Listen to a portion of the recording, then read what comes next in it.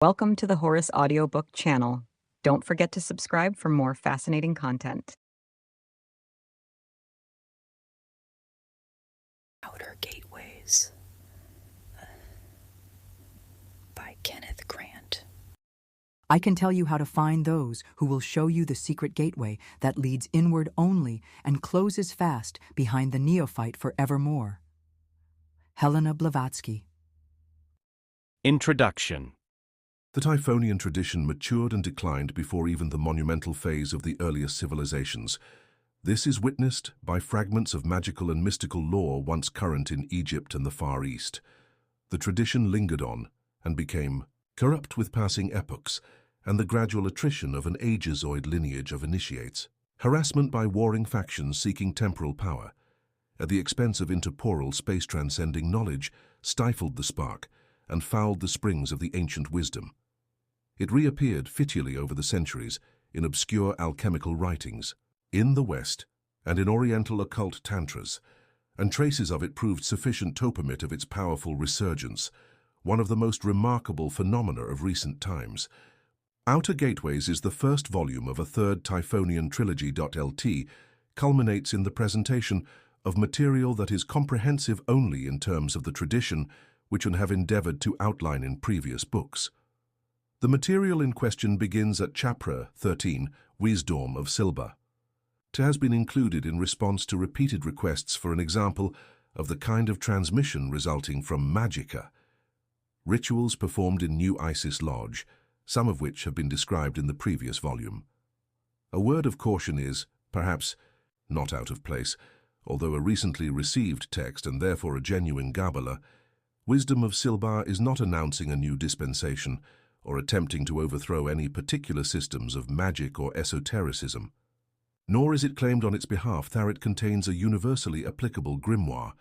It is purely and simply a synthesization of emanations received under curious circumstances outside normally accepted magical procedures and subsequently translated into terrestrial language. LT has been described as a Typhonian Tantra, but a more precise definition would identify it as a text of the Typhonian school, fed by Ophidian vibration emanating from the tunnels of Set. LT contains at its core a metaphysic, a philosophy, and psychomagical formulae which, under special conditions, enable occultists working with the Typhonian current to contact the sources from which it issued. Any trace of the influence of Aleister Crowley, Austin Osman Spare, Howard Phillips Lovecraft and others which the reader may discern are explained by the fact that the wisdom issues from sources identical with those from which these writers drew, and Spare was personally involved in the initial activities of New Isis Lodge, where Silbermanations originally earthed in 1955 through 1962. I should like, therefore, to acknowledge my indebtedness to these writers, as also to those individuals mentioned in the book, who've kindly allowed me to quote from their writings and from the numerous letters have received during the course of the publication of these trilogies. I also wish to thank those who have given me illustrative material, which has been duly accredited. Kenneth Grant. My observation of the universe convinces me that there are beings of intelligence and power of a far higher quality than anything we can conceive of as human, that they are not necessarily based on the cerebral and nervous structures that we know, and that the one and only chance for mankind to advance as a whole is for individuals to make contact with such beings. Aleister Crowley. 1. The Primal Grimoire. A number of arcane texts claiming non-terrestrial provenance are supreme significance in the sphere of creative occultism.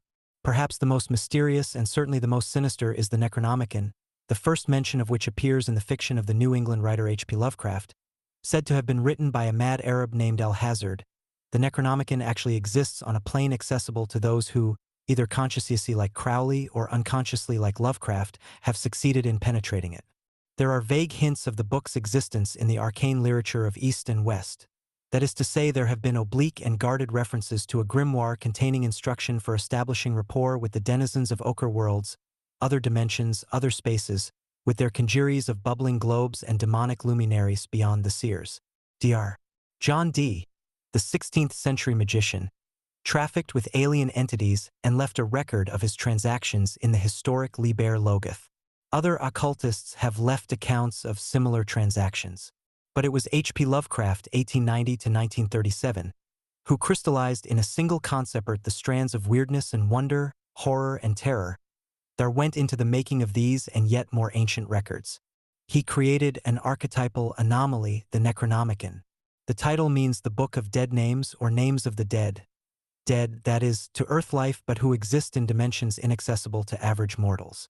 Immaterial as the book is, it has led, inevitably, to far-reaching controversy, and it is no exaggeration to say that many of today's creative occultists have been influenced, not by the presence of the book but by its absence. LT is in fact the concept of magical absence that has proved to be the matrix, the mother void, of those mysterious contacts with alien entities that are Rodé placed within the category of ufology, the lore of unidentified flying or flooring objects. The label is useful for one main reasons. It affirms the anonymity of the entities in question. It further affirms their association with the elements of air and of water, which are the phenomenal symbols of space. For, in metaphysical terms, with the void, typified by the concept of outer space.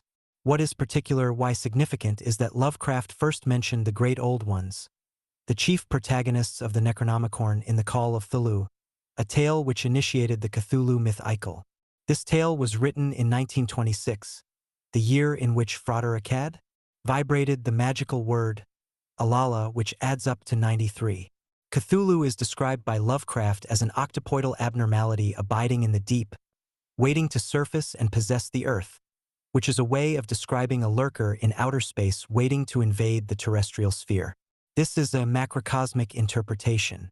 From a microcosmic standpoint, Cthulhu lies dreaming in the ocean, the subconsciousness, awaiting certain astrological configurations that will both announce and facilitate its manifestation on Earth, projected via the minds of its chosen votaries. These are necessarily few and secret. The name Cthulhu, although assumed to be an imaginative appellation created by Lovecraft, bears very close resemblance to Cthulhu, a word that appeared in Crowley's Liber 418, degree which antedated Lovecraft's tale by nearly 2 decades. Here again appears a connection with extraterrestrial entities, for Liber 418-7 is the book of the Aries or zones beyond Earth. Ufology has now infiltrated the contemporary occult scene, and the new lore has lento orders such as the OTO, NIL, and orientations other than those which characterized them in the days Blavatsky, Crowley, Spare, and others. In the present book, these orientations will be examined in relation to areas of magical consciousness hitherto unexplored. We shall in fact approach the gateways between which and humanity there exists a solution of continuity that may be transcended only by the magic of the Mauve Zone. This highly specialized form of occultism, first introduced in Hecate's Fountain, is related to a formula of dream control evolved by the present writer during the years 1955 to 1962, when New Isis Lodge was founded for purposes of traffic with the Outer Ones. The efficacy of the formula will be demonstrated in the present volume, which resumes the results of numerous magical workings and occult experiments. A major facet of the formula is the role of animal symbolism, which is herein shown to illuminate a gnosis more ancient even than that of the beast-masked deities of Egypt, which veiled the mysteries of magical miscegenation. This gnosis, like its later Hebrew reflections, features the zootypes of a force not only pre-human but altogether alien to the human lifestyle. The bestial symbolism masks in its primordial form the mystery of intercourse between non-humans and humanity. Ancient lore is replete with references to the subject. More germane to our immediate concern, however, is a story by Lovecraft written for the celebrated illusionist Houdini, which expresses the undercurrents of a situation not quite so simple as that which Waite and others have supposed. The fact appears to have been overlooked by contemporary researchers that Waite, of all authorities the most unlikely, is vermily alone in alluding, more than fleetingly, to mysteries which are now puzzling empirical scientists and occultists alike. Arthur Machen, also, had more than an inkling of these martas. He was an intimate friend of Waite, and so did Austin Osman Spare. There is evidence that Spare's line of initiation can be traced cruff the New England which covens. It was therefore identical with the most ancient currents represented today by, among other arcane stricams, the Lodge of the Black Eagle, which uses formulae comparable with those of New Isis Lodge. The latter received via OTO, and Zos Kia Cultus Che individual charismara of both. The keys to the outer gateways, the modes of unsealing the cells of Set or the tunnels of Cthulhu repose in the sovereign sanctuary of the OTO, their use varying according to the levels of consciousness involved. The only way of acquiring these keys is, in a sense, by becoming them. This is to say, their acquisition depends upon the ability of the initiate to mold his astral consciousness in forms, frequently zootypical, of the magical zone he intends to penetrate. Zoes, Austin Spare, used mainly feline forms. Crowley, on the other hand, often utilized bird shapes such as the hawk and the ibis. The distinction is significant. The temples of the Egyptian cat goddess Bast were dedicated to the moon and to the Mian, the stars. The temples of the Horus hawk or falcon to the sun. Those of the ibis-headed Ihoth to Mercury. The magical formulae corresponding to these levels are, respectively, of the 8-inch the Ix and of the 8. But this analysis reveals but a single interpretation of such formulae. The solar attribution via Horus might, for example, with equal validity be referred to Mars, thereby changing to 11-inch the formula for Horus. A way of understanding the use of these keys, i.e. by examining their application to the mystices of the Book of the Loss, the Necronomicon myth cycle and Zos Kia Culrus. Is my intention therefore to treat of these aspects before exploring other relevant matters. 2. Cthulhu. The word Cthulhu was heard by Crowley during an initiation into the ether of Za, which he underwent in Algiers on November 24, 1909. LTS appearance in his vision of the 27th air suggests a perichoresis with the Necronomicon current. LT is probable that the word transcribed by H.P.Lovecraft as Cthulhu is a variant form or corruption of Cthulhu, in much the same way that Coranzan is a variant of Kotzer and Coranzane. Crowley stated in Liber 418 that Cthulhu cannot not be translated. The reason for this statement is not clear because in the second ether the word is irranslated without comment. The number of Turulu, which is 66, is a number of the great work, and of new and had conjoined. Had, being identical with the god set, is the throne OC seat of Isis, whose name means precisely Thar. New had is therefore a form of New Isis, and so also is Tuchulu. 66 is the mystical number of the Cliffith, the world of shells which suggests the abode of the deep ones of which Krulu or Tuchulu is supreme. 66 is also the number of the angel Attaum who revealed to Mani the gnosis of the double current. Also, and by a certain system of gematria, 66 is a number of Iwas. Degree, it should be noted that the Lirani contained in Liber 418, which includes the untranslatable word Turulu, is related to a formula of Gemara which indicates the backward way and the path associated with the Tuat, the subconsciousness. Why did Crowley declare Tuchulu to be an untranslatable word? In the second ether there appear the letters Tu Fu Tu Lu, which he translates as, who will shall attain. This was an accurate translation. Tuchulu would then read, who shall attain. This may be interpreted as confirmation of the promise of Thulhu's long-awaited resumption of the throne of the Deep One, i.e., the seat of Nulsis. The inclusion in Tuchulu of Fu, meaning may have decided Crowley against translating Turulu because such a render ing could imply the use of the 93 current by the Deep Ones in their bid for terrestrial supremacy. In Cults of the Shadow, examine the point made by Frater Akkad to the effect Thart Crowley had failed to utter a word. It may be suggested, tentatively, that the word Turulu which Crowley received in 1909 in connection with the 27th ether is the word of the Aeon of Horus, or Set. A full analysis of the word will appear in due course. Here I merely draw attention to the fact that Lovecraft made Cthulhu the star of his mythos. The concept should therefore be examined somewhat closely. The depth, Cthulhu, is reflected in the height, Yog-Sothoth, as Set is the shadow of Horus.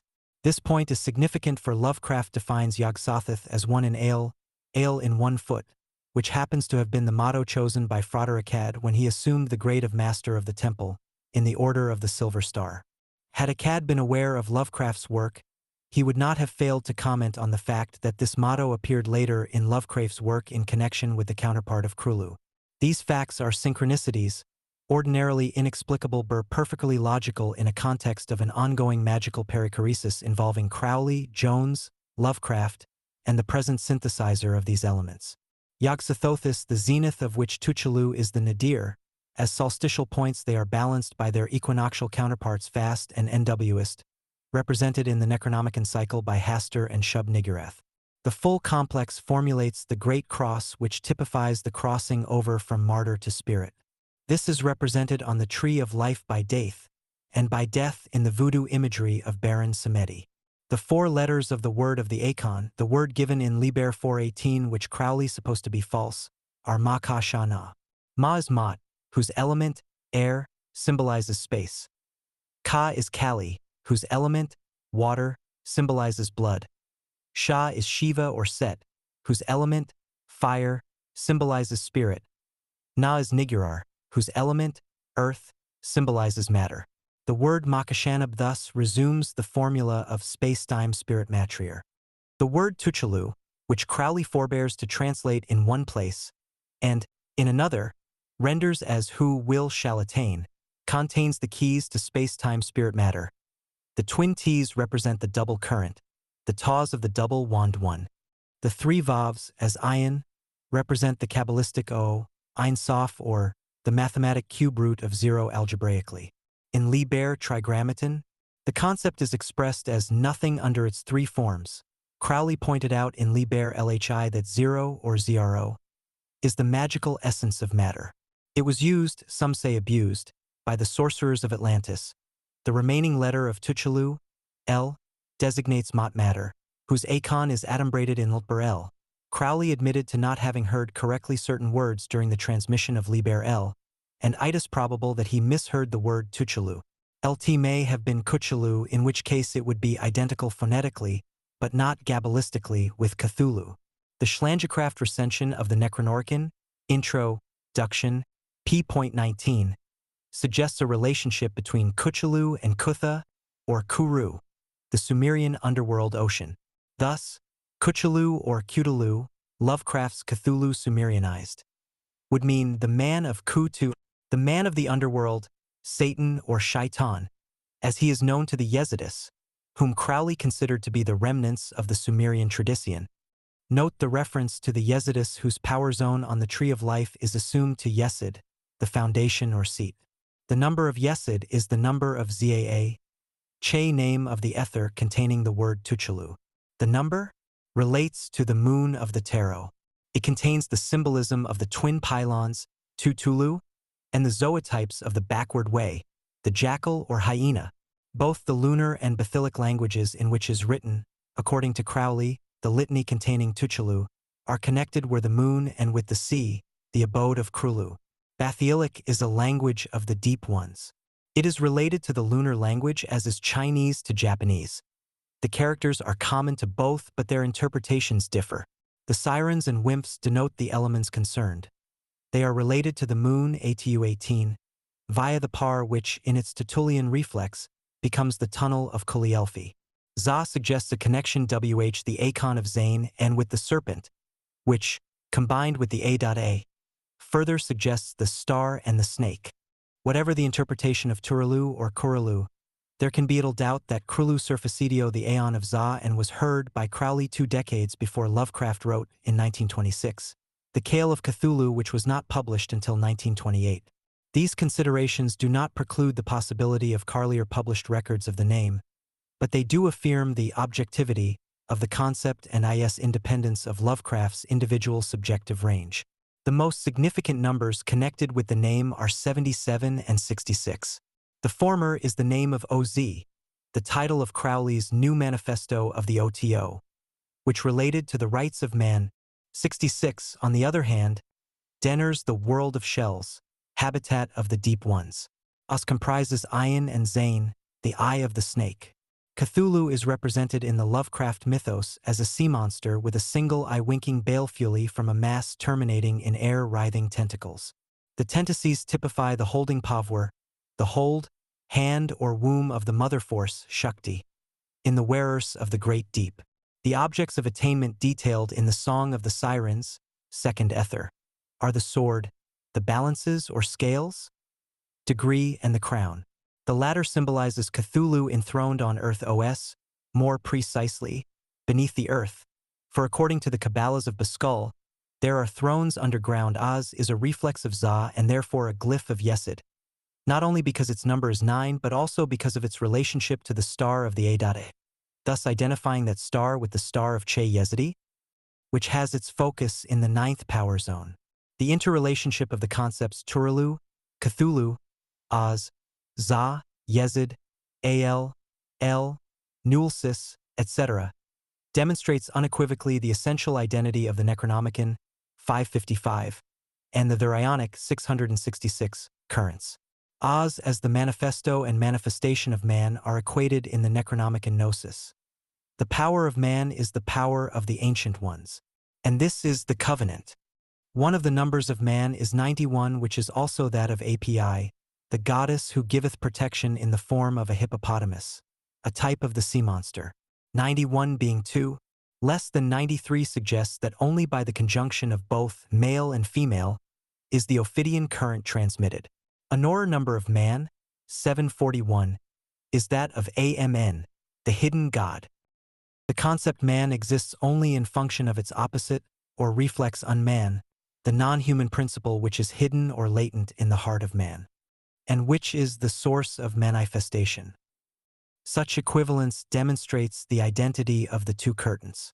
Further proof of identity may be found in the nature of the great work, which comports the exaltation of the daughter to the throne of the mother, which is precisely the exaltation typified by Cthulhu's rising from the deep.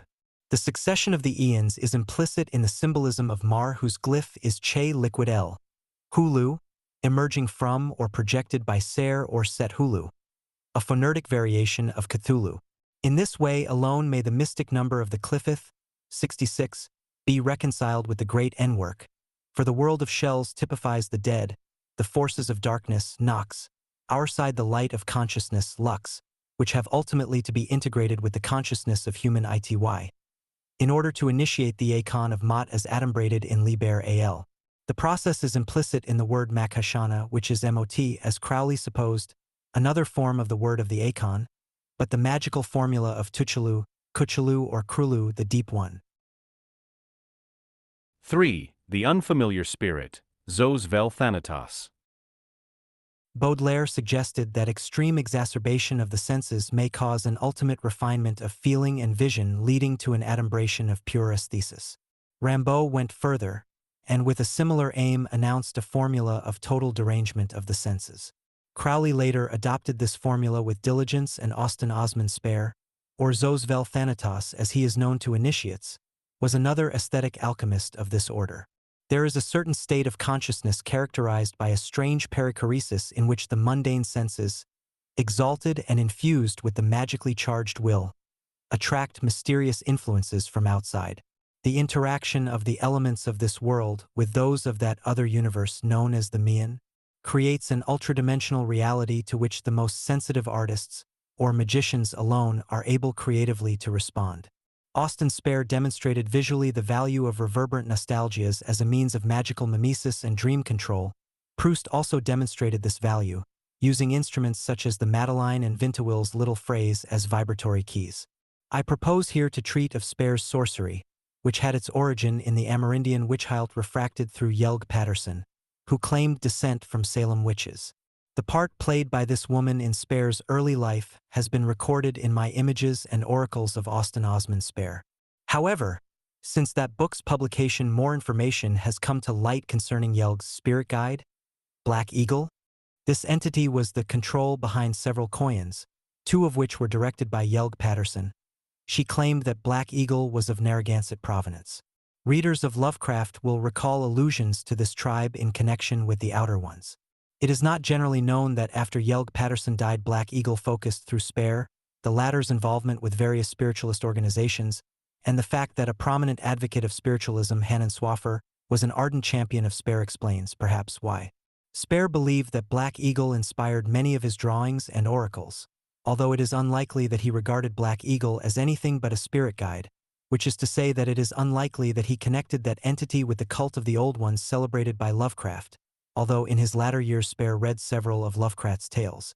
Yelg Patterson was the link between this cult, whose votaries she knew as the Ancient Winds, and several writers and artists in Europe, Russia, and America, such as Blackwood, Romer, Lovecraft, Rurik. Rurik is known to have trafficked with extraterrestrials, and there is reason to believe that Lovecraft experienced alien contacts. The coven headed by Patterson seems to have been a fluid and nomadic group. It was based in South Wales, and she is known to have invoked Black Eagle in a region familiar to the present writer, although he was not aware until long after Spare's death of the locality's connection with either Spare or with Yelg Patterson. The incident occurred in the ruins of a 12th century edifice in the vicinity of which were found, in 1944, a pair of candlesticks which, according to informed opinion, are of Florentine workmanship. They were fashioned in the form of a satyr's head surmounted on a slender plinth. The base is circular and ornamented with twining vine tendrils in bas-relief. I suppose them to have formed part of the paraphernalia of a sabbatic rite celebrated at the ruin in comparatively recent times, as Theat condition did not suggest prolonged interment. At the time of the discovery I had neither met Spare nor heard of Mrs. Patterson, although I had read Spare's books in which there is no mention of her or of his association with a witch.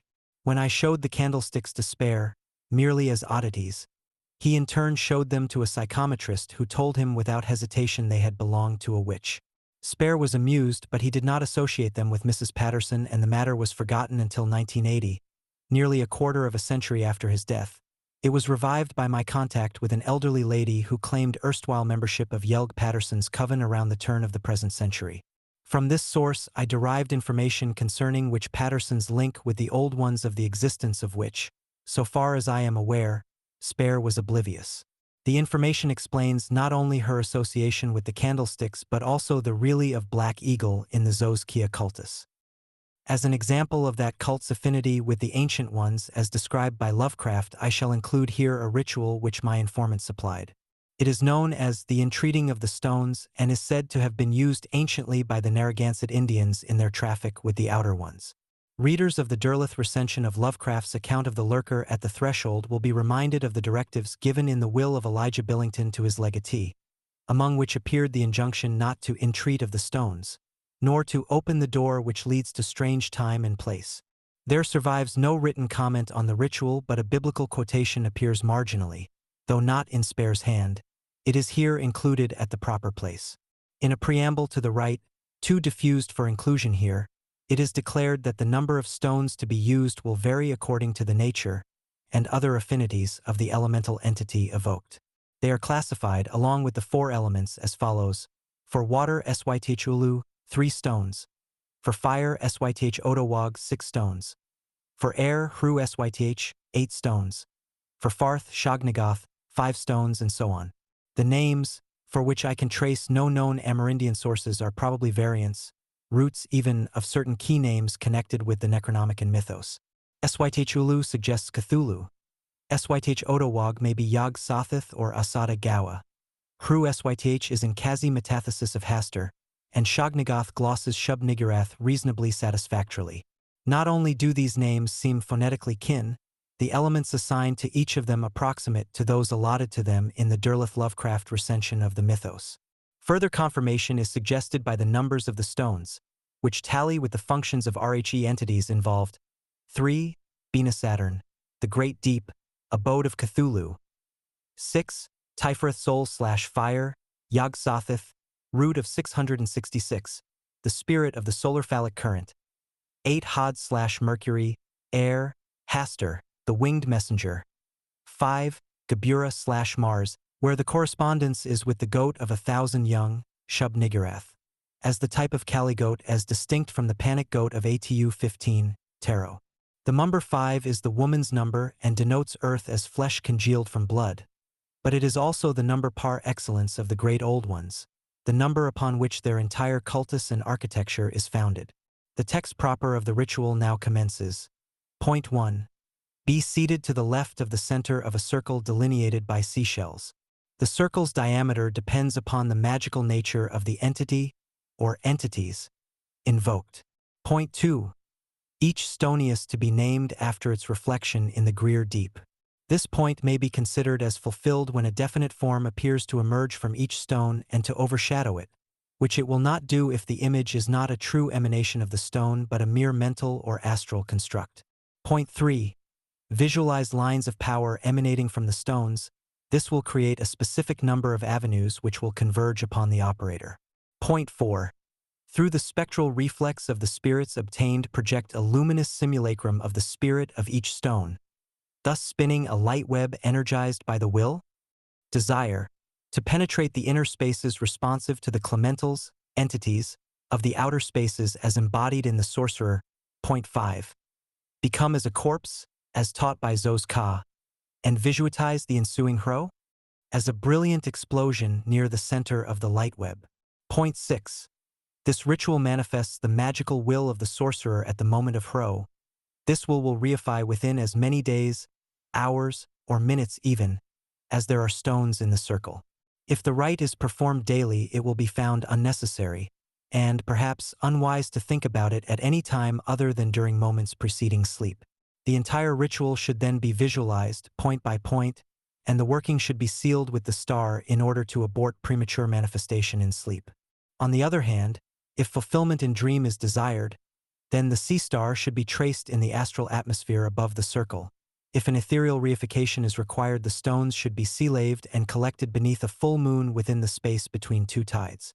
The document is remarkable if for no other reason than the names of the entities invoked. There seems little doubt that they are variants of key names found in the Necronomicon, and it would be of interest to know how Mrs. Patterson encountered them more than 2 decades before their first appearance in a published work. This is a mystery that compares with the inclusion by Crowley in the vision and the voice of the word Cthulhu, already discussed. Syth, set or sit, has the value of 470 and of 710. For 70 is the number of DVR Dvrim, eternity, literally a cycle of cycles, or an aeon of eons, and of oth, time, or a period of time. 710 is the Chaldean Shith, meaning 6. This indicates the solar phallic current of which the lunar form is 666. The spirit of the sun. 710 is also the number of IRK, the thigh, thus indicating the typhonian nature of the current. This is brought out more forcibly in the Christian complex Pneuma Hagen, 710, the Holy Ghost, which is of a feminine nature. 710 is also Druk, the Thunder Dragon, totem of the cult of the Drukpas. Note in the names the recurrence of the letter Tau, which is known as the seal of Set. Crowley observes, magic, page 416 SHT Set, is the formula of this particular aeon, the present aeon of Horus being implied. Note also that Shognagoth contains the word Shoggoth, a kind of zombie encountered in Lovecraft's recension of the Cthulhu mythos. Syth or Seth was a synonym for Typhon, and it denotes, according to Plutarch, turning back and overpassing. The tail or thigh was a type that became the feather of later symbology.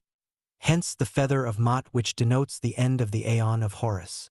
As Set remains a part of his mother, Typhon, her excrement so to speak. The tail indicates the source of manifestation, and as such forms the basis of the formula of the 11-degree OTO. It is emphatically not a formula involving homosexuality. The mouth of the dead was opened by the priest. In a ritual associated with the name of King Amenophis I, the adze, bolt, or instrument of opening is described as the phallus of Set. Set was worshipped as the god of the borderland, not because of an historic association with the desert where his cult centers flourished, but because of his affinity with forces from outside, beyond the borders of the cosmos. Seth is both the thunder god, disturber of peace, and a foreigner, an alien or extraterrestrial force. This explains the god's veneration in terrestrial borderlands. Set is the outsider as the god of frontiers and foreign countries. According to A.H. Gardiner, Salyer Papyrus, the Hyksos, or Hekshus, worshipped Seth. King Apophis made him Seth as lord, and he did not serve any god who was in the land except Seth, and he built him a temple as a perfect and eternal house beside the palace of King Apophis. He appeared at the break of day to make the daily sacrifices to Seth, and the great ones came into his presence with nosegays, as is done in the temple of Reharakti. In his essay on Seth, which suggested some of my foregoing remarks, Velde, wrongly in my view, attempts to equate the Hekshus with the Semites instead of recognizing them as the original Draconians. Speculation concerning Seth as the divine foreigner, in the sense of a god imported into Egypt by the Jews, is erroneous. Seth was the alien or outsider in the sense only of an influence back of the Tree of Life. It was after the worship of Set had become overshadowed by later cults that, from having been venerated as a divine foreigner and dreaded initiator into a different form of existence, he became degraded to the role of a demonic murderer, a chaotic power. With such considerations in mind, it becomes possible to analyze intelligently the names that appear in the Rite of the Stones. Ulu may be valued at 780. The number of Lon, a howling animal of the desert, a name of Baal corresponding to Pan. Lon derives from the Egyptian en, the ape, a type of speech. Lon means to utter, speak, sing, howl, supermeru. The cult center of Set in the 19th nome of Upper Egypt signifies near to the desert. The borderland or desert is the place of the howling jackal, a totem of Set. Veldi reproduces a plate showing an ass-headed entity with a bow in its left hand and an arrow in its right. These are symbolic of Sothis. Beneath the figure, the initials of Coptic words, translated as terrible yelling or howling god, form an acrostic of Seth's name. This deity became the scapegoat of religious zeal for national Egyptian gods, first as foreign or alien force and later as a desert demon evoked only by sorcerers. As in the case of Lovecraft, centuries later, the underlying dread was not of human foreigners but of those alien dimensions whose god was typified by Set. Set's connection with the outside is indicated in a statue of him, now in Copenhagen, which has been transmogrified into an image of Knum, the divine potter or maker of men. Knum is frog-headed, and the frog is a totem of the deep ones and of the vaulters of the paths. Behind the tree of life, finally, the name Ulu Sithalu yields 752, the number of Satan, which is the name given by those fearful of the outer ones to Shaitan or Set. The name Otowog has the value of 936, one of the most important numbers in the Sethian Gnosis, Orthris, the offspring of Typhon and Echidna and the brother of the hellhound Cerberus, also has this number, the full import of which should be studied in connection with the Aeon of Mot. Orthris is the dog star, Sirius, also connected with the hellhound and with Osiris, a metathesis of Sirius, the god of the dead. 936 is also the number of Kether, spelt in full, to which is attributed Pluto, also symbolized by a dog. Another number of Otowog is 696, the number of Ipsos, the word of the Aeon of Mot, and of Nagrik Samisha. Otowog contains the Od and the Yog. The name recalls Satowagwa, the black toad typical of the deep ones and the Batrachian leapers. Hrsyth is a form of Haruset, the twin god, a variant of Hastur of the ancient winds, air being the element of Horus as the Talcon/eagle, and of Set as the crow/raven. The number of Hru-Syth, 681, equals Hrvoh, the sound of a trumpet, king of wind instruments, and of a joyful cry reminiscent of Hrilix, chase shrill scream of orgasm. Hrylan is the word of the dove, the bird of air also attributed to Venus. Its association with the layman of the OTO has been explained in Nightside of Eden. Shognagoth 906 enumerates Thvloth, the worm, the type of the tunneler and haunter of tombs symbolic of Earth's innerness, the inner spaces constituting the fourth dimension of the terrestrial element. The mortuary connection is emphasized by the numbers equation with Chon, a nocturnal bird resembling a vulture, a shape assumed by witches belonging to a secret branch of the South American witch cult. Spelled out as Savgnigvth, Shognagoth is one more than 777, the number of OVLM HQLIPYTH, the world of shells, and of Dgon, Dagon, lord of the deep ones, in this case the inner earth ones. 778 is the number of Staniku, Sataniku, or Pluto, whose secret caverns are filled with abominations. The number indicates emphatically the inner subterranean nature of the Shognagoth. Since the publication of Images and Oracles, 1975, fresh light has been thrown upon Spare's occult affinities with the old ones.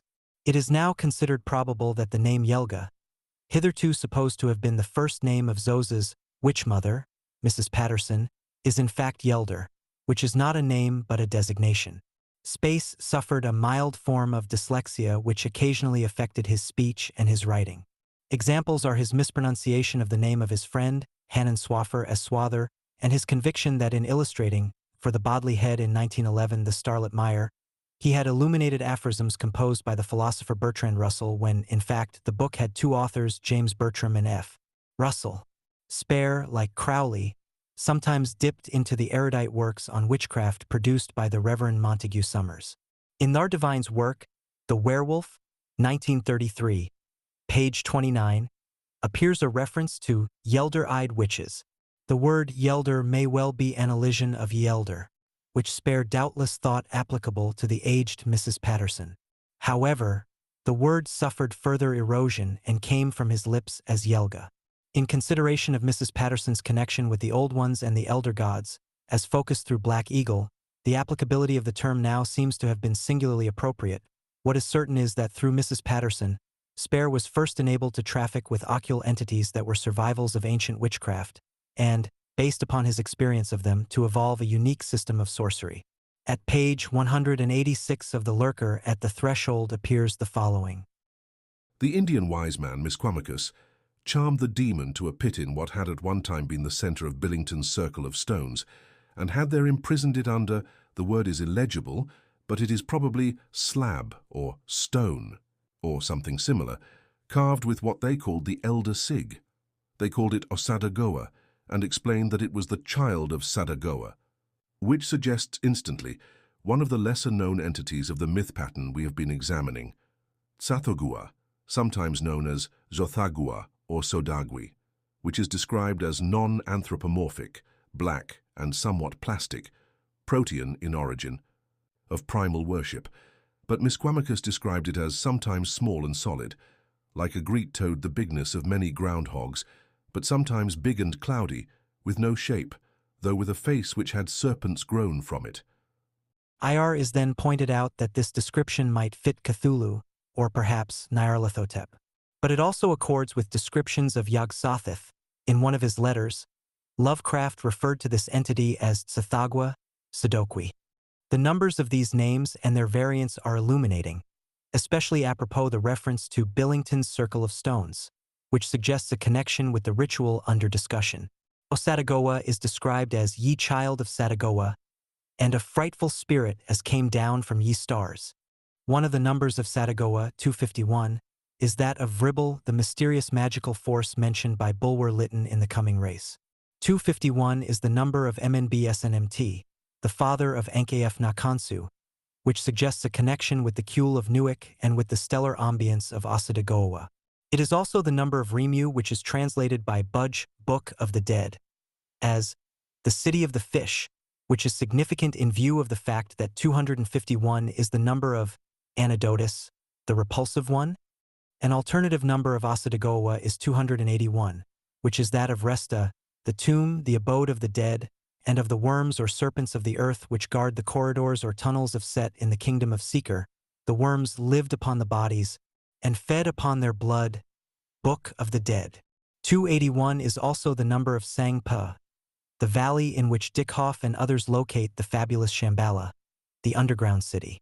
As 461, Osadagoa equates with a form of Aosic, an old one presently focused by the outer head, or the head in the outer of the Ordo Templi Orientis OTO.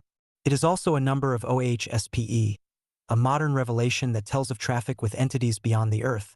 The name Tsathoggua has the value of 574, which is that of a Chaldean word having a general meaning of movement, IRCHSHVN, which is applicable to the toad-shaped leaper, another link with the deep ones.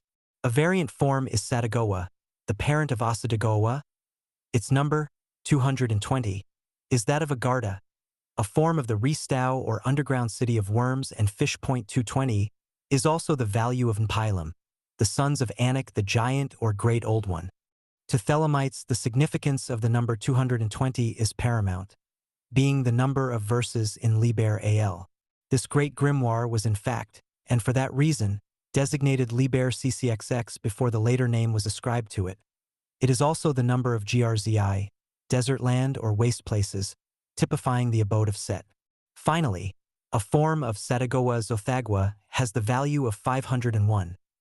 It is described in the Lovecraft mythos as the toad-shaped abnormality from Nkai. Nkai is described as black and lightless, It's from Nkai the frightful Tsithagwa came, the amorphous toad-like god creature mentioned in the Necronomicon. The number of Nkai, 81, is the mystic number of the moon and the formula of witchcraft presided over by Hecate. It is the number of KSA, the full moon, the first day of which typifies the point of turning back. KSA also means a throne, symbol of Isis and of Kulki. The white horse on which Lord Maitreya will appear with a drawn sword blazing like a comet. The sword is Zai. The comet is the vehicle, UFO, in which the Ionic avatar of Mot will return to Earth. When this occurs, Cuthali, Cthulhu, dead, but dreaming, will rise from the deep. Nkai is the deep dark place, the Amenta of the Kamites, the Kia of Spare, the place of shades which is, like the body of Osiris, remembered in the ritual. As it is written in the Magan text, remembering is the most important and most potent magic, being the remembrance of things past, and the remembrance of things to come, which is the same memory. In addition to Spare's formula of atavistic resurgence, there are various systems based upon the magical memory. That they appear to relate predominantly to the arts is due largely to the fact that visual and written records of the processes involved are more likely to survive than less obvious forms. The achievement of Marcel Proust is perhaps paramount. His great novel demonstrates the function of unconscious or involuntary memory awakened by chance sensations which evoke in the present a profound nostalgia potent to reify the sleeping past. As Anna Kingsford observed, He to whom the soul lends her ears and eyes may have knowledge, not only of his own past history, but of the past history of the planeters beheld in the pictures imprinted in the magnetic light whereof the planet's memory consists. For there are actually ghosts of events, mains of past circumstances, shadows on the protoplasmic mirror which can be evoked.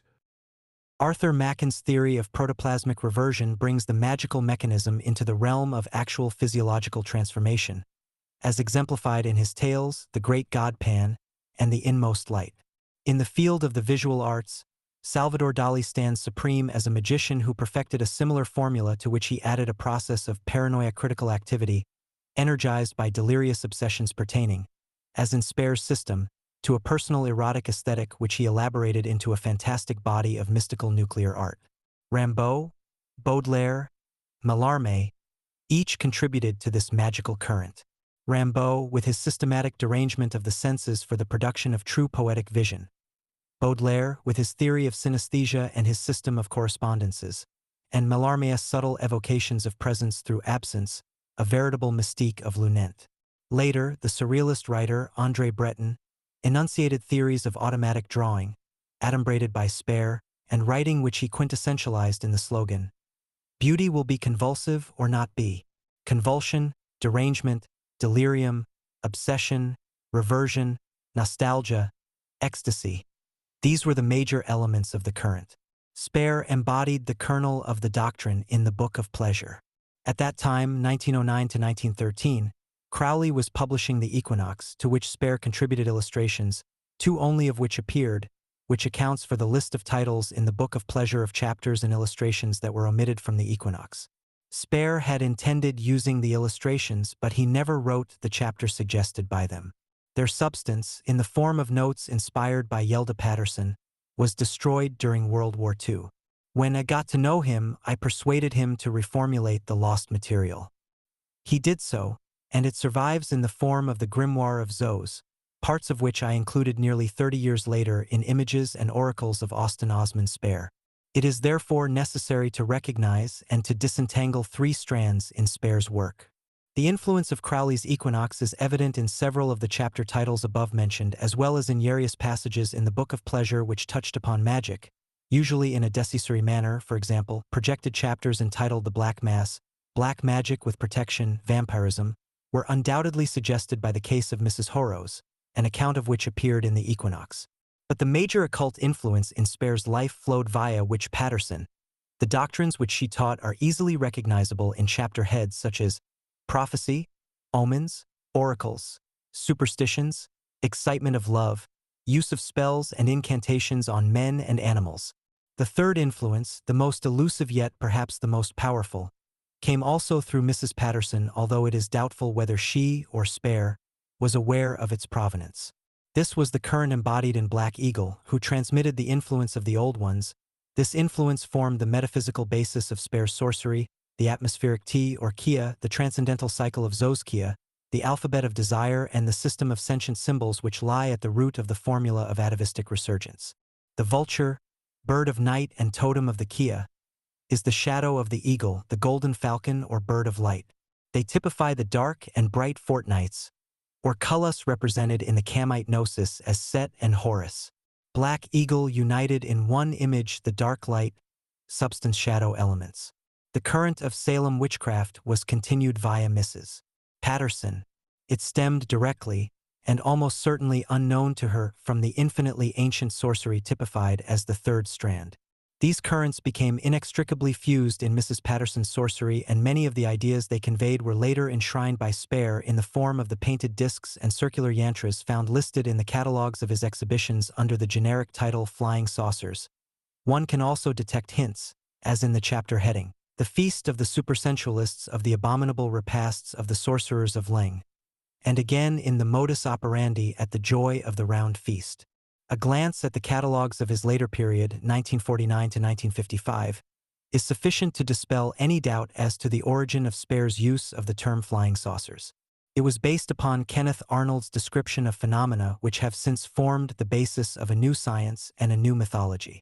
But Spare's adoption of the term was not a merely humorous acknowledgement, but an affirmation of the revival of that ancient sorcery embodied in the magical current transmitted from outside by Black Eagle. In recent years, the occult significance of the eagle has been perhaps best expressed by Carlos Castaneda. But the symbolism of the vulture has not, to my knowledge, been evaluated in terms relevant to the Old Ones.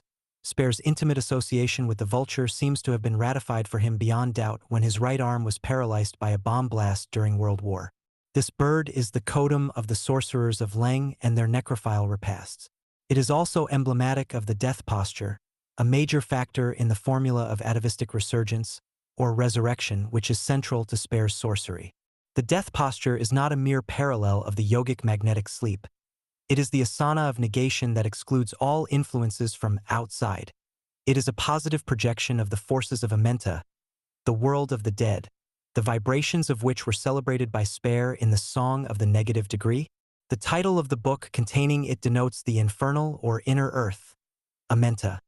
Concerning the symbolism of the vulture, the semantic equation will should be noted. In Little Essays Toward Truth, Crowley identified the Kia with the will, Thelema 93. It is significant that Spare's Kia, the atmospheric eye, has the value of 31, which is the key of the Book of the Law, and which is the root formula of the supernal Trinity Alabama LALA vibrated by Frater Akkad in 1926 as the word of the Aeon of Mot. Spare's Kia may be considered, in this light, as an adumbration of the new Aeon announced by Akkad 10 years later, and it may thus be demonstrated as proceeding from the great Old Ones of whom Black Eagle was a focus.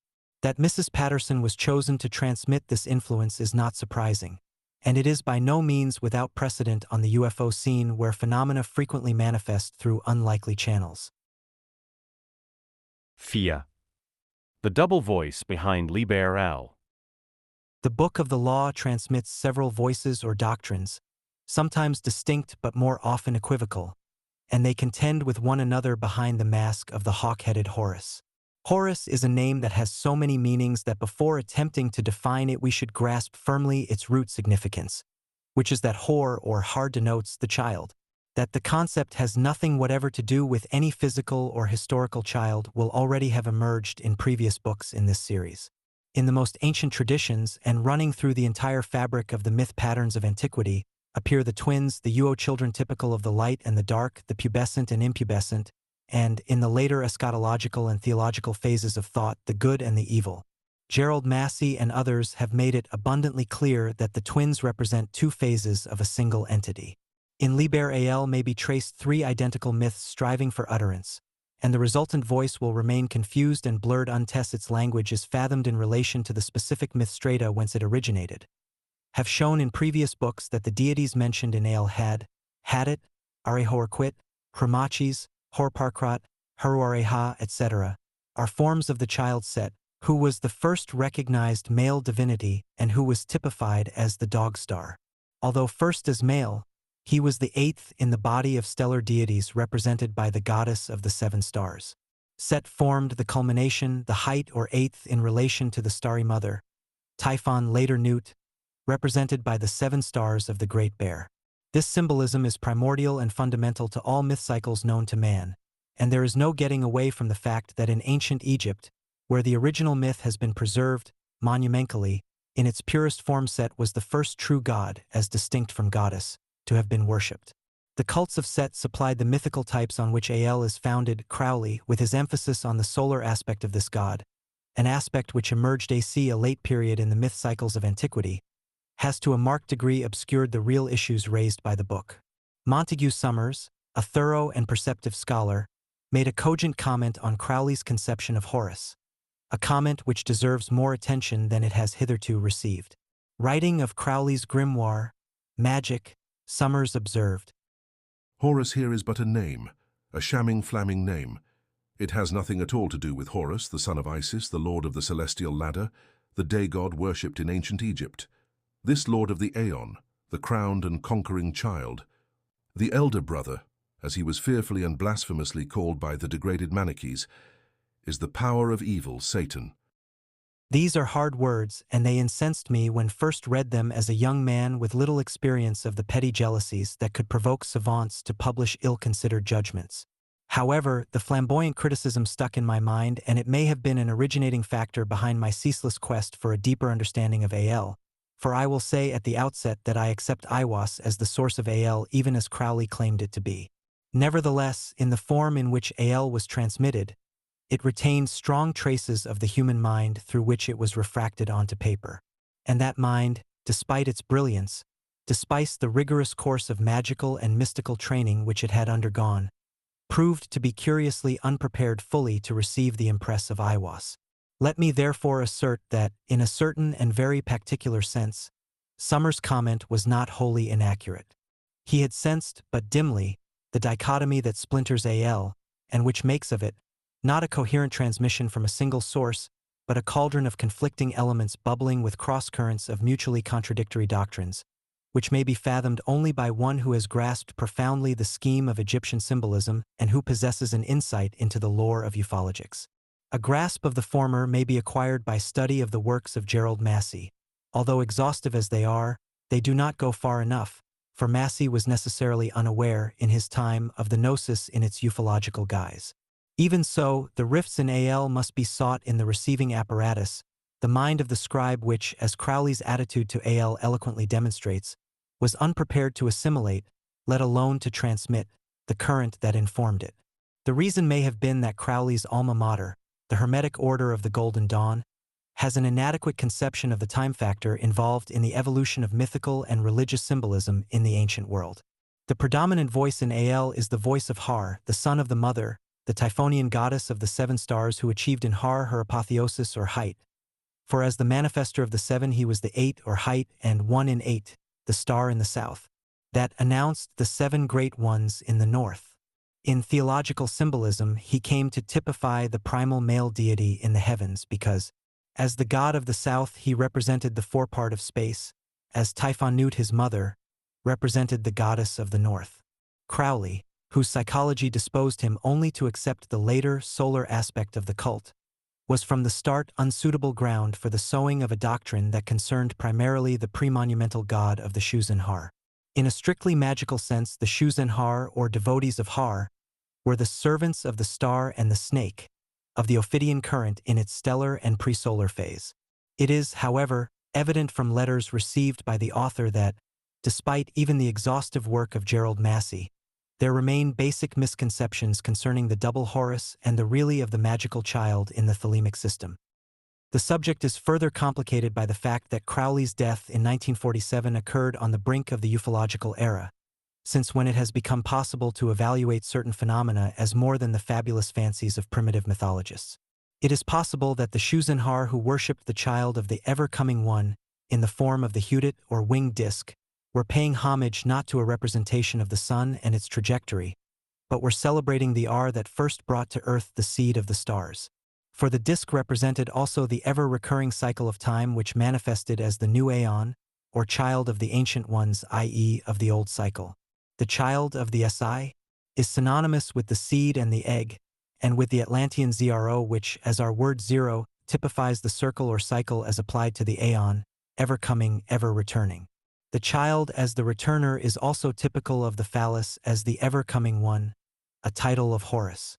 The conflict between the devotees of the two Hars, the Har, son, of the mother, Set Typhon, and the Har of the father, Horus Osiris, was not, as some authorities have supposed, a racial but a religious conflict. Celestial, not terrestrial, lineage was the matter of contention.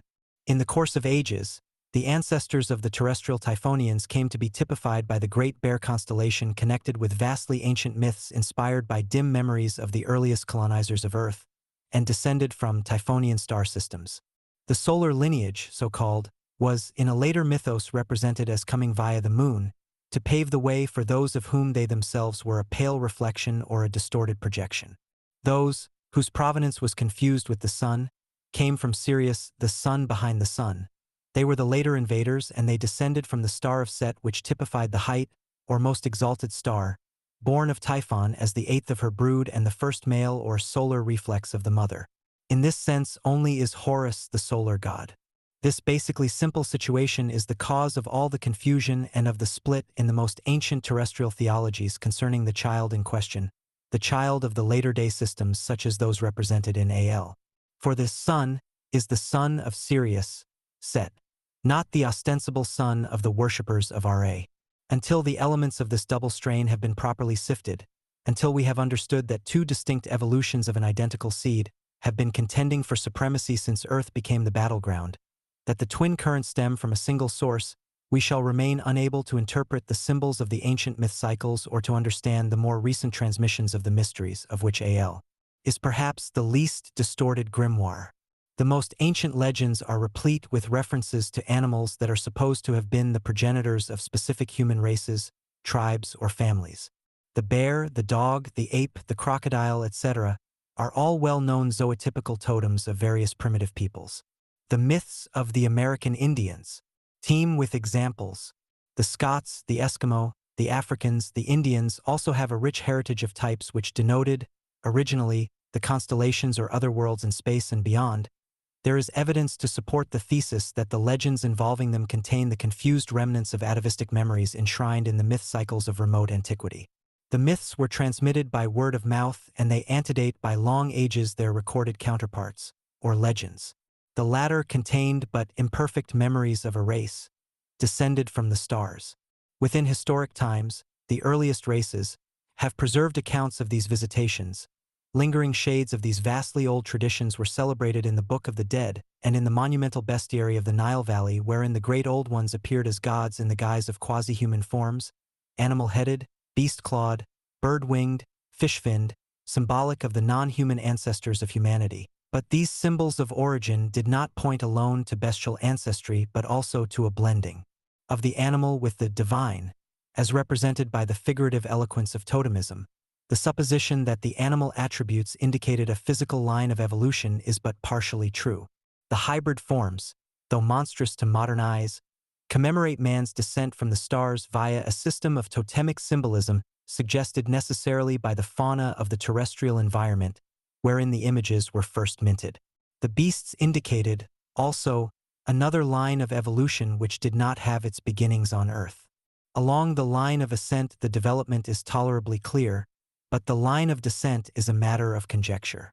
Massey has demonstrated unequivocally that Egypt preserves indubitable evidence of two distinct traditions. Adherents of the one claimed descent from the mother alone. They were the Typhonians. Those of the other claimed descent from the father. They were the Ammonites and Osirians. For Massey these traditions were wholly terrestrial, whereas they are here interpreted as signifying descent from the stars via Sirius, and from some unspecified locus symbolized by the sun via Orion, a line emphasized in the Central American mythos. For Massey, again, the conflict comported disruption caused by a clash of rival theologies on Earth, those which based their sociology on the primordial descent from the mother, and the later line depending from the masculine or solar sociology. But within the framework of Massey's interpretation, in what precisely did this conflict consist? It consisted in the distinction between the son of the mother and the son of the father after the physical causes of paternity had become known, i.c., after lineal descent had been transferred from the female to the male line. In astronomical terms, between the descendants of Ursa Major and Sirius and the descendants of Orion. The latter were subsumed to the sun and itis this ascription that has created confusion. It becomes apparent, therefore, that the object of veneration of the so-called Aten or disk worshippers signaled the reintroduction of a vastly ancient cult. The disk typified, not the solar orb but a cycle of time described in space, literally by the revolution of the 7 stars of Typhon, who brought to birth, and was thereby manifested by her son, Set or Sirius. Massey observes that the word Aten derived from Az, an ancient name for the child and of the god Har, or Horus Behudit, god of the hut or magical disk. The winged disk, or disk borne on the wings of the vulture, Horus Behusit, is thus the original of Horus Behatit, the Hadit of Al of, the disk of which Horus exclaims, "Therein am as a babe in an egg," and with whom he identifies the hidden or invisible god. Amen.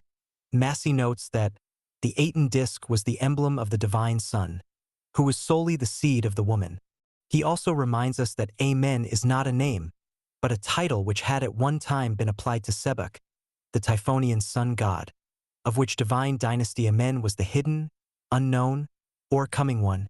The seed is synonymous with both the woman and the child.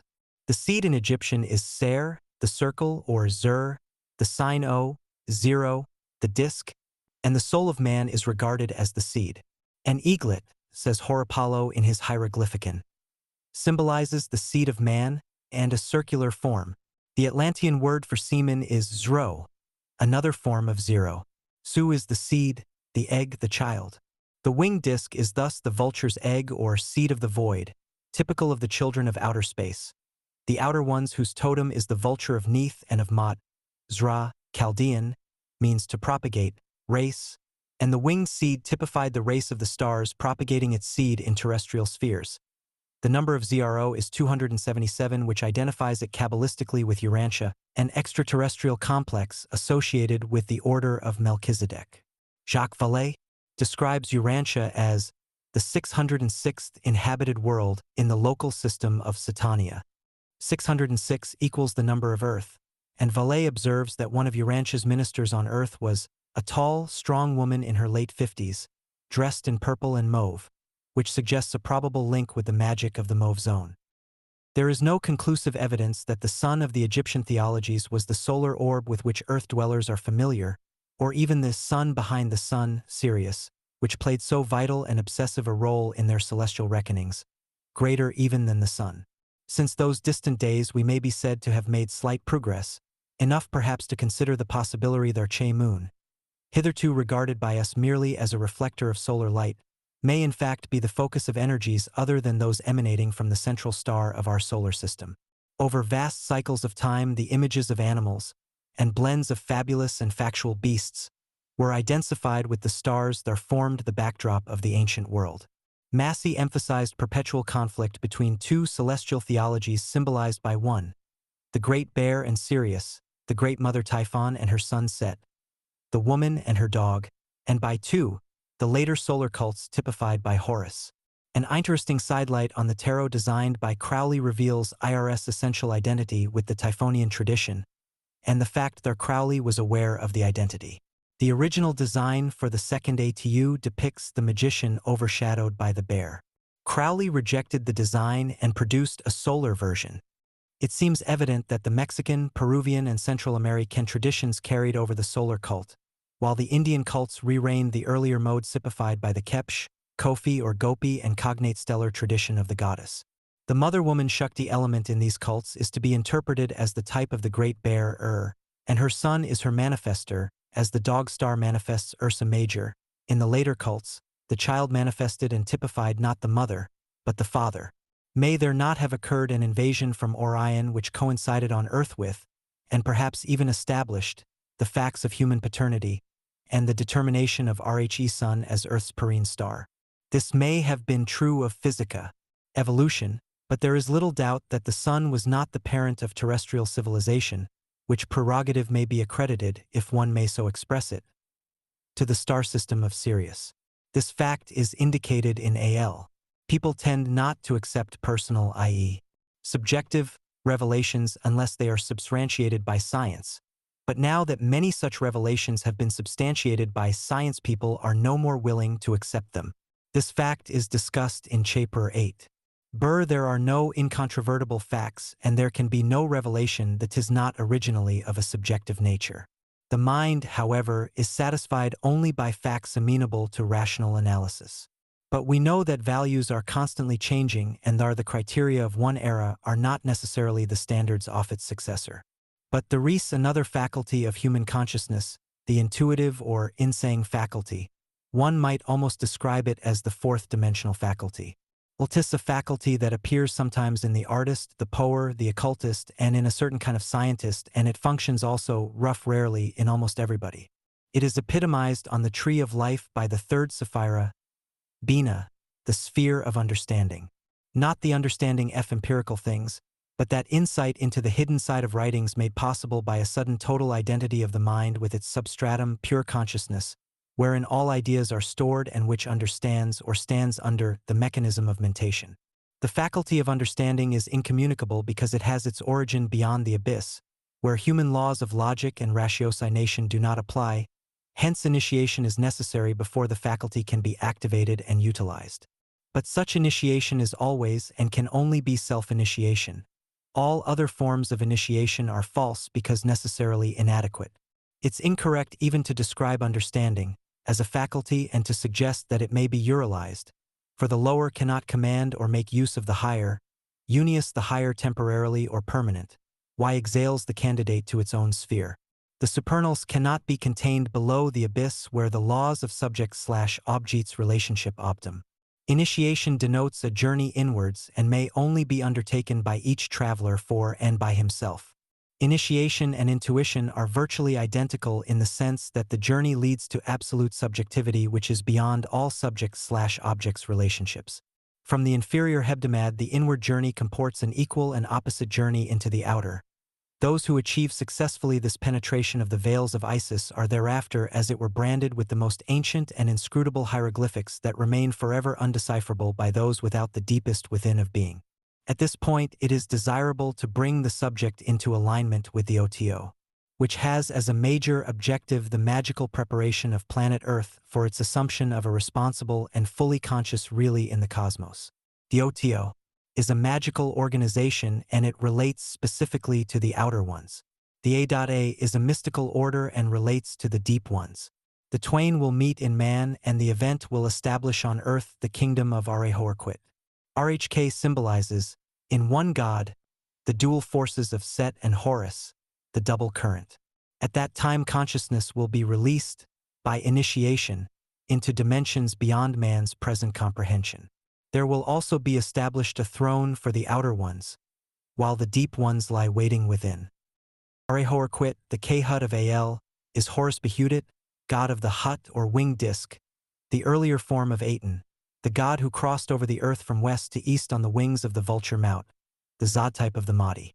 Maut conveyed him over the water of the void where the Apep lurked. This is figurative language for the journey from the mother star, and concerns the cult that used the Apoph or Ophidian current and which thus antedated the solar phallic cults of the later Horus. The name Arahorquit, which is also a magical formula, synthesizes the vastly ancient elements of the Typhonian tradition.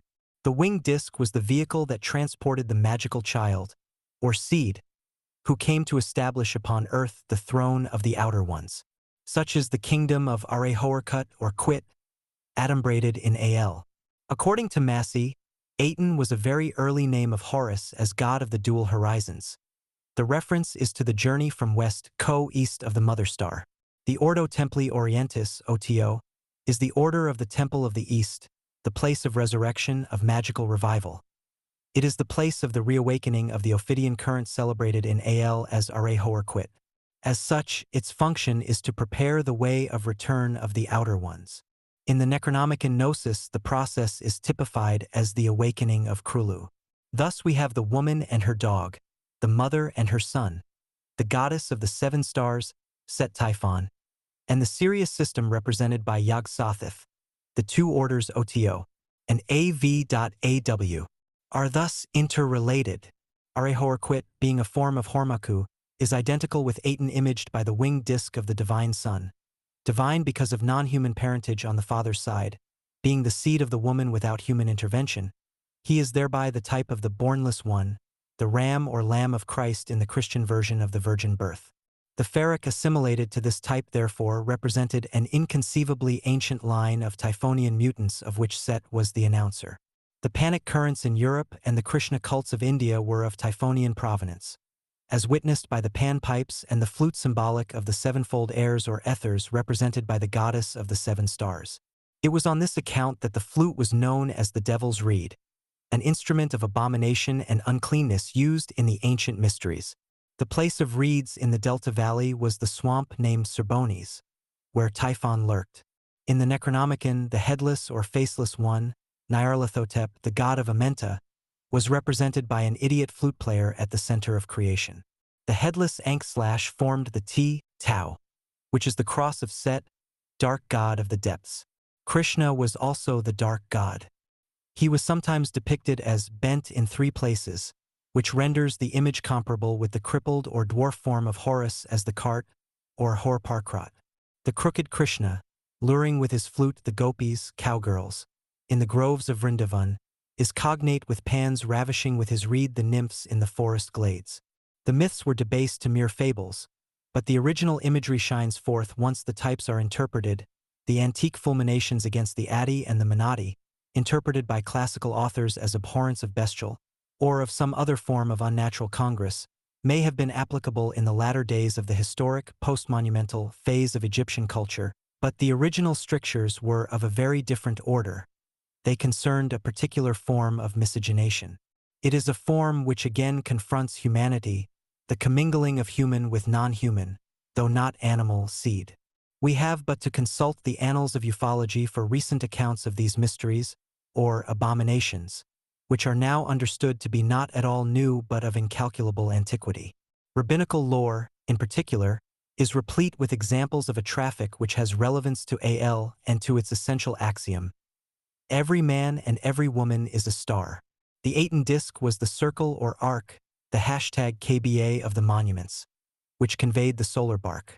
But this was an eschatological interpretation of the disk, for the circle, arc, or bark that typified both the circumpolar stars of Typhon and the first embarker or barker, Sudanubis, was imaged by the dog that announced the advent from the deeps of space of the extraterrestrial disk, spacecraft, bearing its star seed. Its terrestrial analog, Anubis, announced on Earth the rising of the Nilotic waters which literally deposited, and then fecundated, the land of Kem, Egypt, the black or dark land.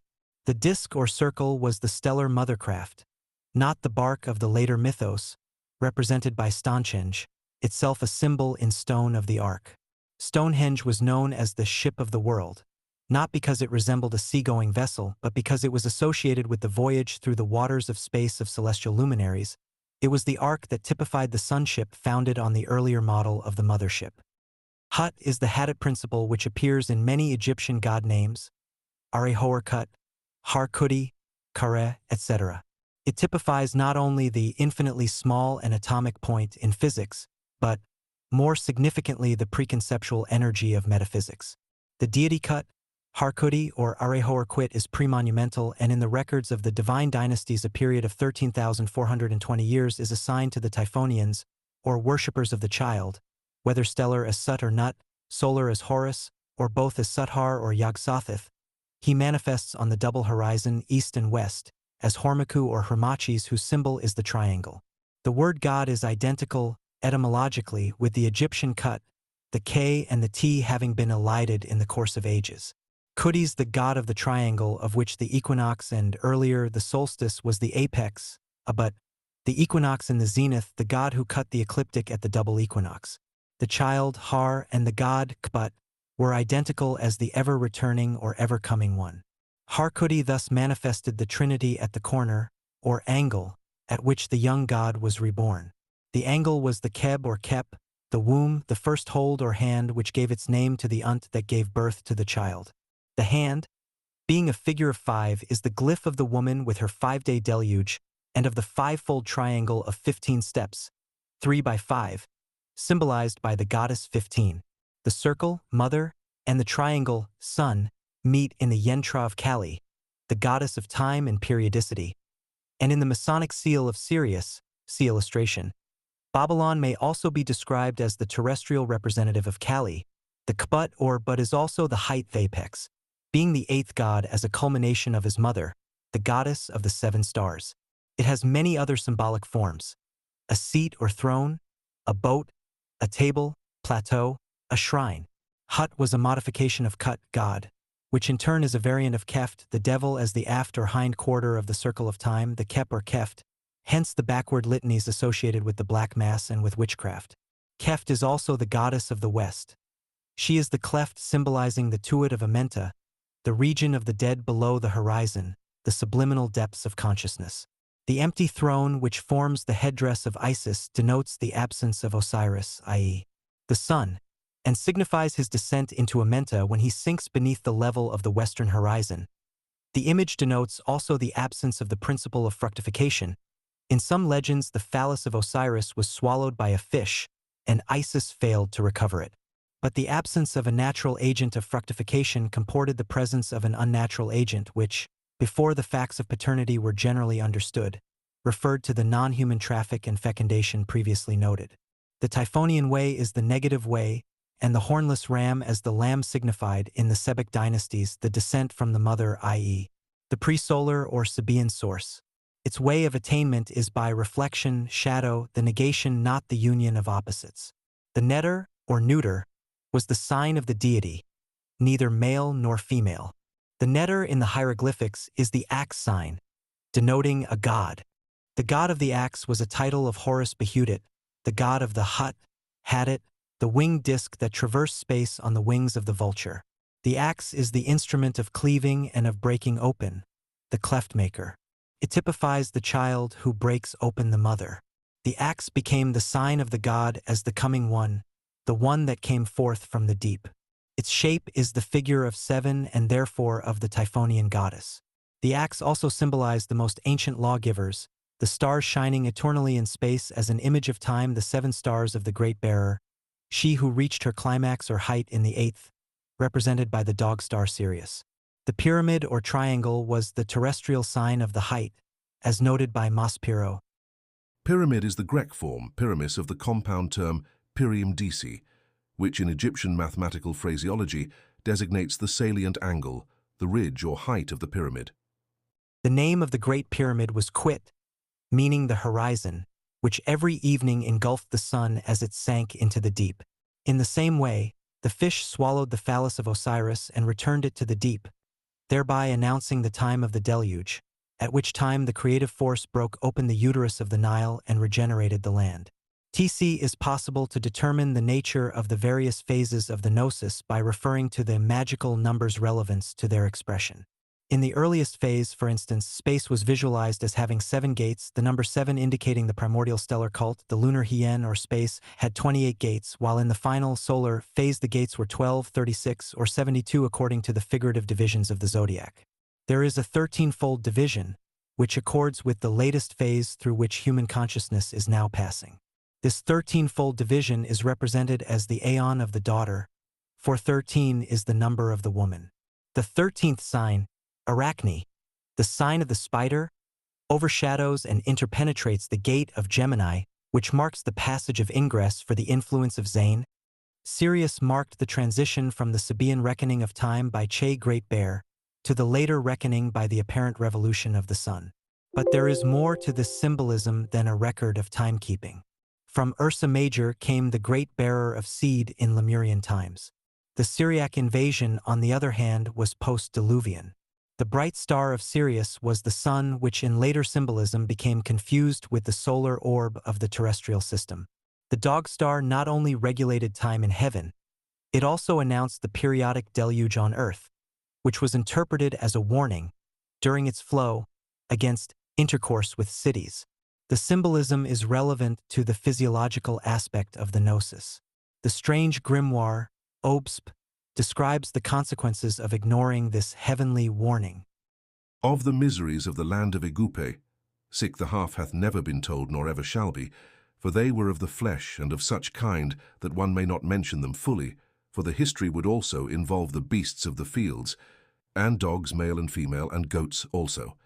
Suffice it, the people were victims of evil spirits, and had descended to such unnatural practices as poisoned the flesh, which became inhabited with vermin, and they had running sores, and only evil practices alleviated the pains. The people were subject to entrancement by evil spirits, and the latter appeared among the people, taking to themselves corporeal forms for evil's sake, also eating and drinking with mortals daily.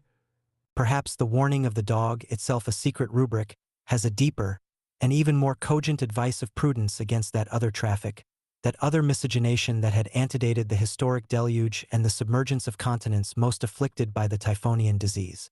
This surely is the proper significance of the dog that appears in Masonic lore, where it is in fact a symbol of prudence. But the moral leprosy, the dark rites, mentioned by Massey and described in OSP, were not the scars only of physical diseases.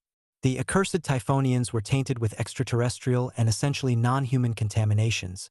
Although the present state of our knowledge renders speculative any such interpretation, there is strong evidence to support the suppositions involved.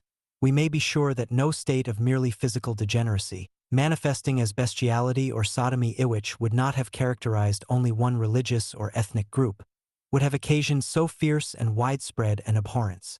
As Massey has made abundantly clear, the records of entire dynasties were destroyed, their monuments defaced, in an effort to erase all traces of the Typhonians. A sledgehammer to annihilate an ant, if merely physical factors were involved. But there is ample evidence to show that the Ammonians or Solarites owed more than half their pantheon to a strange and ostensibly repulsive form of magical miscegenation of which the quasi-bestial deities of the Nile Valley are thinly veiled mementos. The great old ones appear in ancient lore, first as the superhuman powers represented by Typhon, Ursa Major, and the dog star, Set. They are described by the Welsh bard Taliesin as the sluggish animals of Sut, or Satan. They were vilified as the backsliders by the later theologians because these constellations were seen to lose time as compared with the solar timekeepers. In the Gnosis, this backsliding was associated with bestial cult practices. But that is merely an interpretation of types which reflected, perhaps, the ignorance of the interpreters. It referred, rather, to an essential nostalgia for the Typhonian Gnosis which was antediluvian, premonumental, and which predated the earliest known mythologies. A glimpse of the true situation is revealed in OSP. I teach both angels and mortals they shall not worship any one born of woman.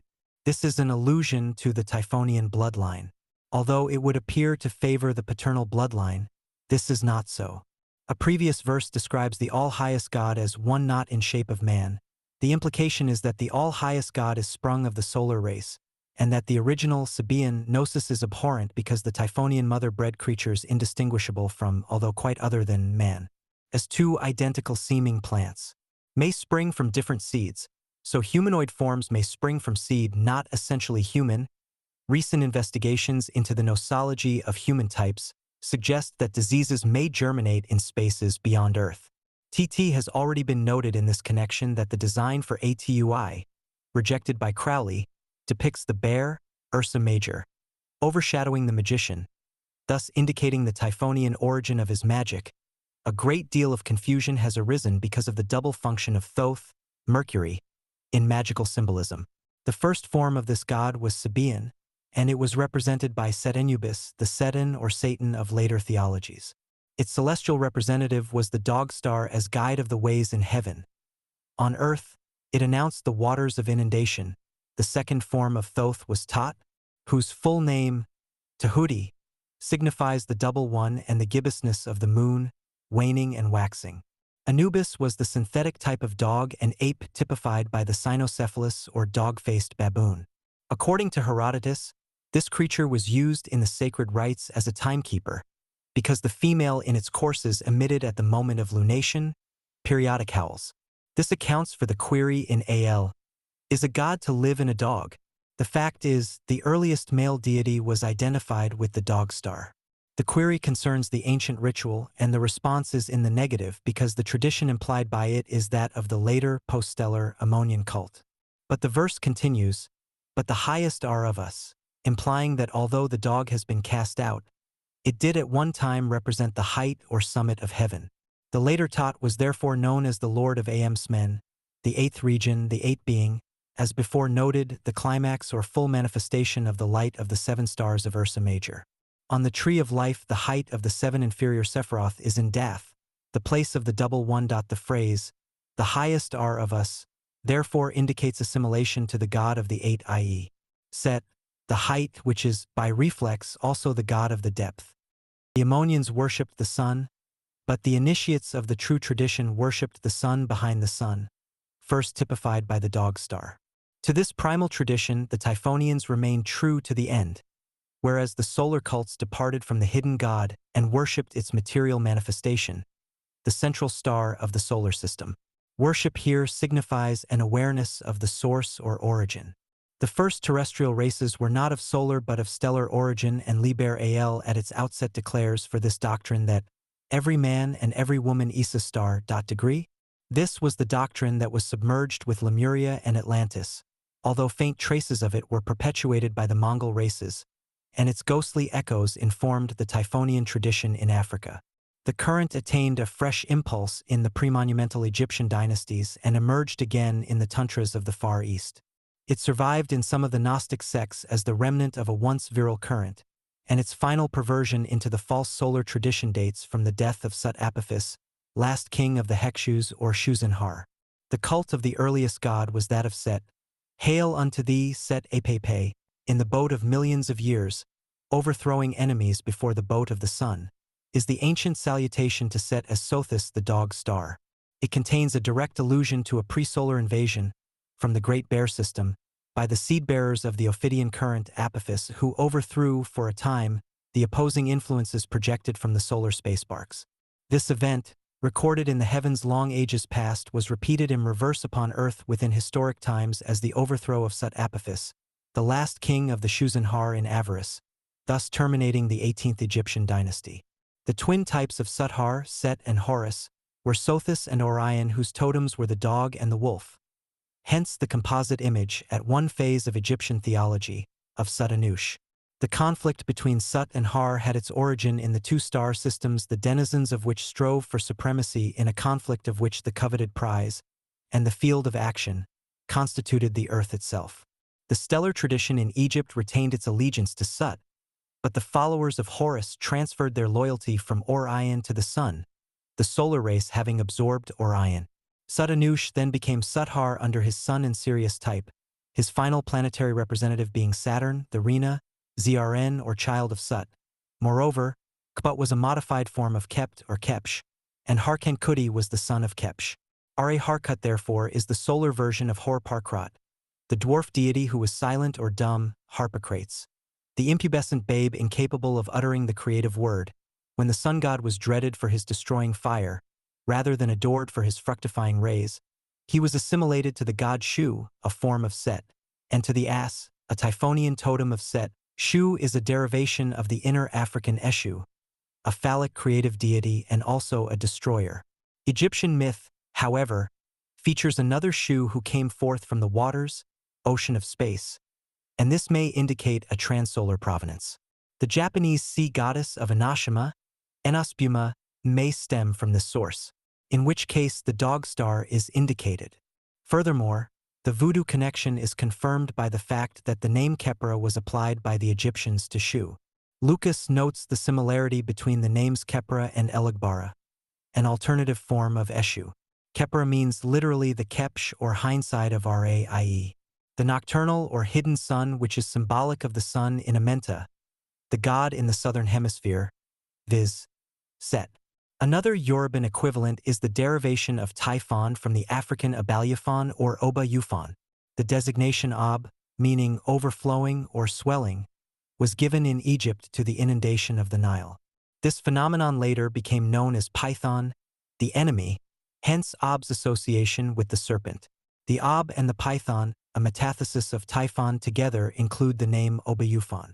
According to Bailey, the word Python is derived from pytho grk, to putrefy, by which is understood the corruption of the waters. Typhon is a species of fever. occasioned by the effluvia arising from either animal or vegetable substances in a decayed or putrid state, and hence it is that in low and marshy countries it is apt to be prevalent when intense and sultry heat succeeds any great inundation. This is a perfect description of the miasmata arising from the Nilotic Delta during the dog days. In magical terms, therefore, Typhon resumes the formula of putrefaction represented by Scorpio and allied to the alchemical figure known as the Black Dragon. IC is significant that the canopic jars containing the entrails of the embalmed mummy were named after Cano, the father of the dragon, or the measure of the overflow. Canob derives from cane, a perch, a fathom, rod, or cane, to measure, and from ob, dragon or serpent. The canopic vessels are therefore related symbolically to the rise and overflow of the Nile, heralded by the dog star, Set. This shows that Typhon and Set were as intimately related on earth as in the heavens, as the dragon of the seven stars, the primordial woman and her dog, Sothis. When the mysteries were no longer understood, the formula worked its way, in a twisted fashion, into the bestial practices for which the Typhonians were condemned by the Ammonians and the later Solarites. However, all genuine magical formulae are multivalent, and the dog and the woman comported a use of the Ophidian current which was known to have great efficacy. Putrefaction breeds the phosphorescent phantasms reflected into the astral light as miasmata arising from the stagnant waters of the land of reeds, the swamps of Serbones, the lake in which the fabled Python is said to have died. Serbones supplied the Egyptians with the bitumen and sulfur used to arrest putrefaction of the dead. The canopic jars were sealed hermetically by stoppers shaped in 4 different forms. 1. That of the dog, the barker who warned of the approaching inundation. 2. That of the hawk signifying the flight of the Aresian wind that swelled the waters. 3. That of the heron which denoted the south wind, propeller of the waters, and 4. That of the virgin. For when the sun had passed her house degree, the inundation had all but subsided. The reference to the winds recalls the legend familiar to Masons.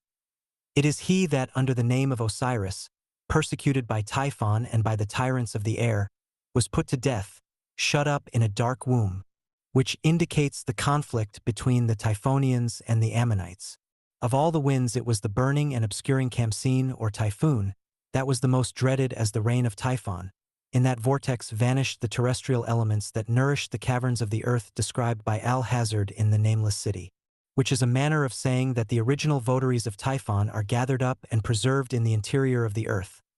Likewise, the minions of Cthulhu lurk in the depths of unfathomable waters before rising once more to repossess the planet Earth. These aerial currents are represented in the symbolism of the magician's wand by the wings surmounting the mercurial caduceus. The wand, staff, or scepter became in eschatology the emblem par excellence of the sacred person or holy one, the kadosh or kados, hence caduceus. The wind regulated the increase of the floodwaters, which, in the formula under discussion, refers to the peak period of the flowing or flowering priestess. It was also the magical controller of the lunar waters, typified by the rod, cane, or measure of the Nile, held in the paws of the dog-headed Anubis, who typified, in the Masonic mysteries, prudence, the regulator of moral conduct relating to the tides of human passion. The Abbé Plush claims the reed or cane to have been the prototype of the caduceus of Mercury, Anubis. John Fellows notes that this emblem is indicated in the Freemasonic degree of Grand Elected Knight of Kadosh. To the question, "Are you Kadosh?" the candidate replies, "Yes, Lamb," and places his hand upon his forehead, on which is a plaque bearing the legend Nikum Adonai. The serpents entwined about the rod denote the Ophidian current, the work of the wand and the work of the sword, which Crowley, as the scribe of Ael, was to learn and teach. The work of the sword has been treated elsewhere. The work of the wand involves the double use of the kadosh as the solar phallic wand of the magician and as the regulator or controller of the waters. The insignia of Che Royal Arch degree embody the glyph of stellar gnosis, typified by the 7 stars of Typhon and the blazing star Sirius, Set. In the modern or Masonic recension of this rite, the insignia are merely ornamental, and rare is the Mason who can give a satisfactory account of the pre-solar provenance of the mysteries of his craft. One of its advocates declared, "We discover in the Ammonian and Egyptian rites the most perfect remains of those original to whom our society refers." Copyright, the same authority stated, "We derive from the Druids many of the Ammonian rites. This is as far back as the Masons can go, for the original Gnosis had been blotted from the land long ages even before the Druids floated their mother ship, although it is probable that the son of the Druids was the child of the mother alone. There was an ancient Egyptian belief that the creation of the earth occurred at the precise moment of the sun's rising in the house of the lion Leo. This was preceded by an earlier Gnosis in which the serpent or dragon determined the moment of creation. These traditions were blended in the image of the lion serpent, which was attributed by the Chaldeans to Tur, the ninth letter of the magical alphabet. Taith combines the lion and the serpent in a single concept. There is herein a subtle mystery, for the letter Tau, adopted by the Masons as the letter of life, is also the letter of Set. The triple Tau of the Archmasons is evidence of the Fakir. Fellows notes that, with the Hebrew, the Tau was the symbol of life, whereas with the Greeks the letter Theta, Taith, was that of death. The confusion of meanings is apacent only, for a deeper mystery is here concealed. Elii. Verse 6 is relevant. 1 am life and the giver of life, yet therefore is the knowledge 0 f me the knowledge of death. The Tau of the Masons is in shape the headless cross. Tr denotes the god below the horizon, the phallus bearer of the ties. *LT also denotes the 9 dry months, the period in Egypt when trade and communal intercourse proceeded undisrupted by the inundation. The 3 arms of the T represent each 1/4 of the full cycle or 12 months. The Greeks who, like the later Solarites, had lost the keys to the primordial gnosis, identified the sun in Amenta with the Typhonian child or babe of the abyss, while Che Egyptians exalted the lion as a type of inundation because the plenitude of the Nile occurred when the sun entered the constellation of Leo. This made the lion a type of death for the Greeks, whereas for the Egyptians it was a type of life. The 3rd degree of Masonry, which equares with the grade in the system of the Golden Dawn, resumes the gnosis of the death of the sun, and it reflects the entire doctrine, split by the conflict between the Typhonians and the Ammonians. The sun's resurrection from the bed or coffin was his regeneration into a new world. It was virtually the same as his return from Hades, his liberation from the womb of the ship goddess. Fellows thus expresses the kernel of the matter. In Masonry, the true God, who according to pagan theology resides in the immensity of space, is kept out of view, and Osiris the sun is substituted in this place. Why? Because the original God was the sun behind the sun, viz. Sirius, or theologically speaking, Set. Tyrants of the air, see page 53, is a curious phrase which assumes today a sinister flavor reminiscent of the passage in AL 2.34, fresh fever from the skies. Fever is a characteristic of the Typhonian current as expressed in the image of the swamp Serbones. Furthermore, it is not a far step from the ship goddess to the mothership familiar to ufologists. The ship or ark containing Horus, the Har or sun, is depicted in the heraldic arms of Dunwich. The Dunwich in question is in Suffolk, England, not in New England, where Lovecraft placed it as a setting for several tales of the Cthulhu mythos, where it appears as a center of pestilence, of alien influences. The important factor is that the notion of one god compounded the greatest secret of antiquity. It formed the basis of Druidism. But ages earlier, the Typhonians had been first in the field with Sut Typhon, the mother and child in a single image.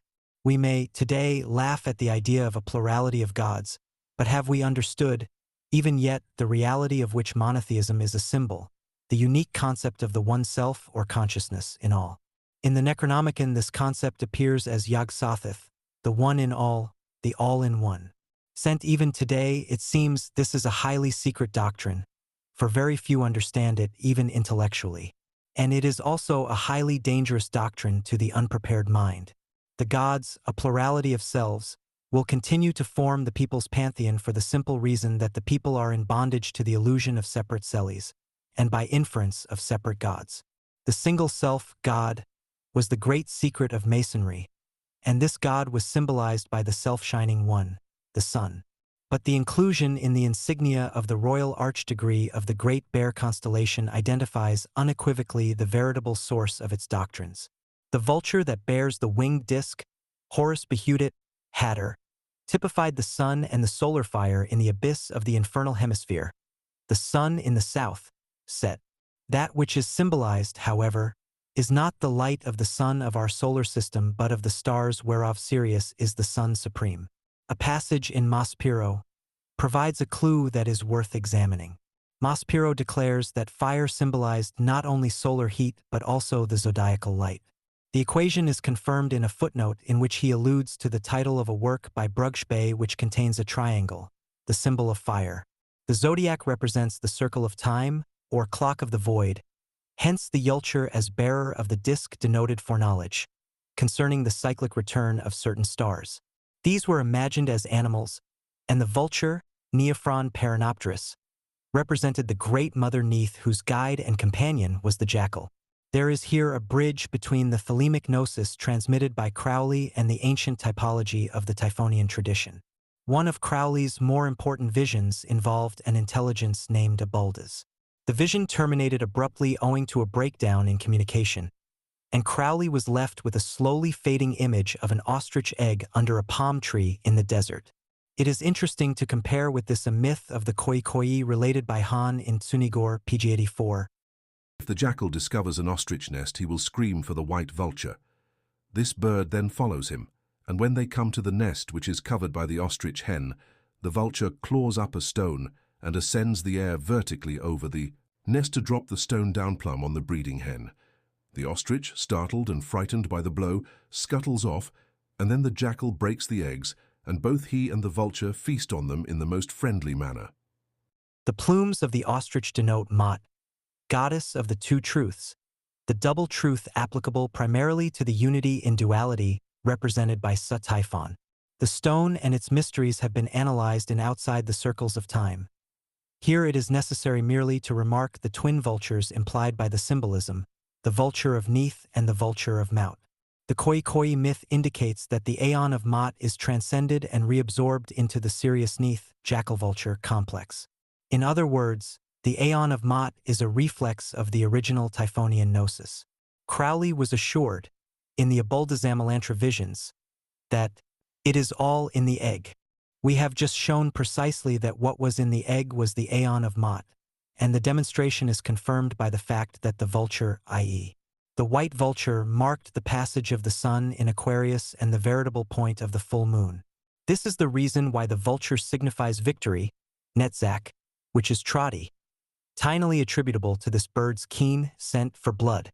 It is the mother blood that is indicated, the blood of Neith, but Aquarius involves both Mot, mother, and Ma or Mu, daughter, the black and the white vultures of the primordial gnosis.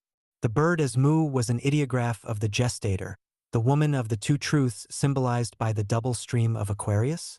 On the other hand, the Nu or Neb, the letter of the black vulture, denoted the foul bird St of Set, the sun. Both leaders, Mu and Nu, typify water. The letter N typifies the great fish, symbolic of the deep ones. Their combination Mn equals 90, which is the number of Tzadi, the fishhook that saves souls, fish, from the deep. In New Aeon terms, the Tzadi represents the magical implement that fetches from the ocean of space the spirits of the deep ones. Ready to incarnate again upon earth, it is written in Al. Tzadi is not the star of Newt being the source of the spirits shining upon or manifesting on earth. According to Horapollo, B.K. Lee, the white vulture was believed to have been impregnated by the wind. The wind typifies the activity of certain forces in space known as the outer ones. According to occult lore, the outer ones coupled with terrestrial entities, Massey notes, significantly for the present thesis. This kind of spirit not only entered the womb of Neith, Isent also went out of the human body in a whirlwind. The process was symbolized by the spiral-necked vulture who bore the winged fire, the butet or hadit. Not the fire of the sun, but the familiar zodiac ale associated with the star of Set, Sirius, one of whose types was the radiant triangle known as the Kuti. Hence the connection between Ra, the ancient one, the sun, Horus, the sun, and Kuti, the stellar radiance resumed by the formula of the sun behind the sun, Arehoarquit. This team, heavily loaded in Thelemic tradition, is amenable to a variety of interpretations, all of which comport predominantly Typhonian factors. Massey notes, the hawk or vulture on the pedestal or papyrus was indefinitely older than the human type of Horus, the child in Egypt.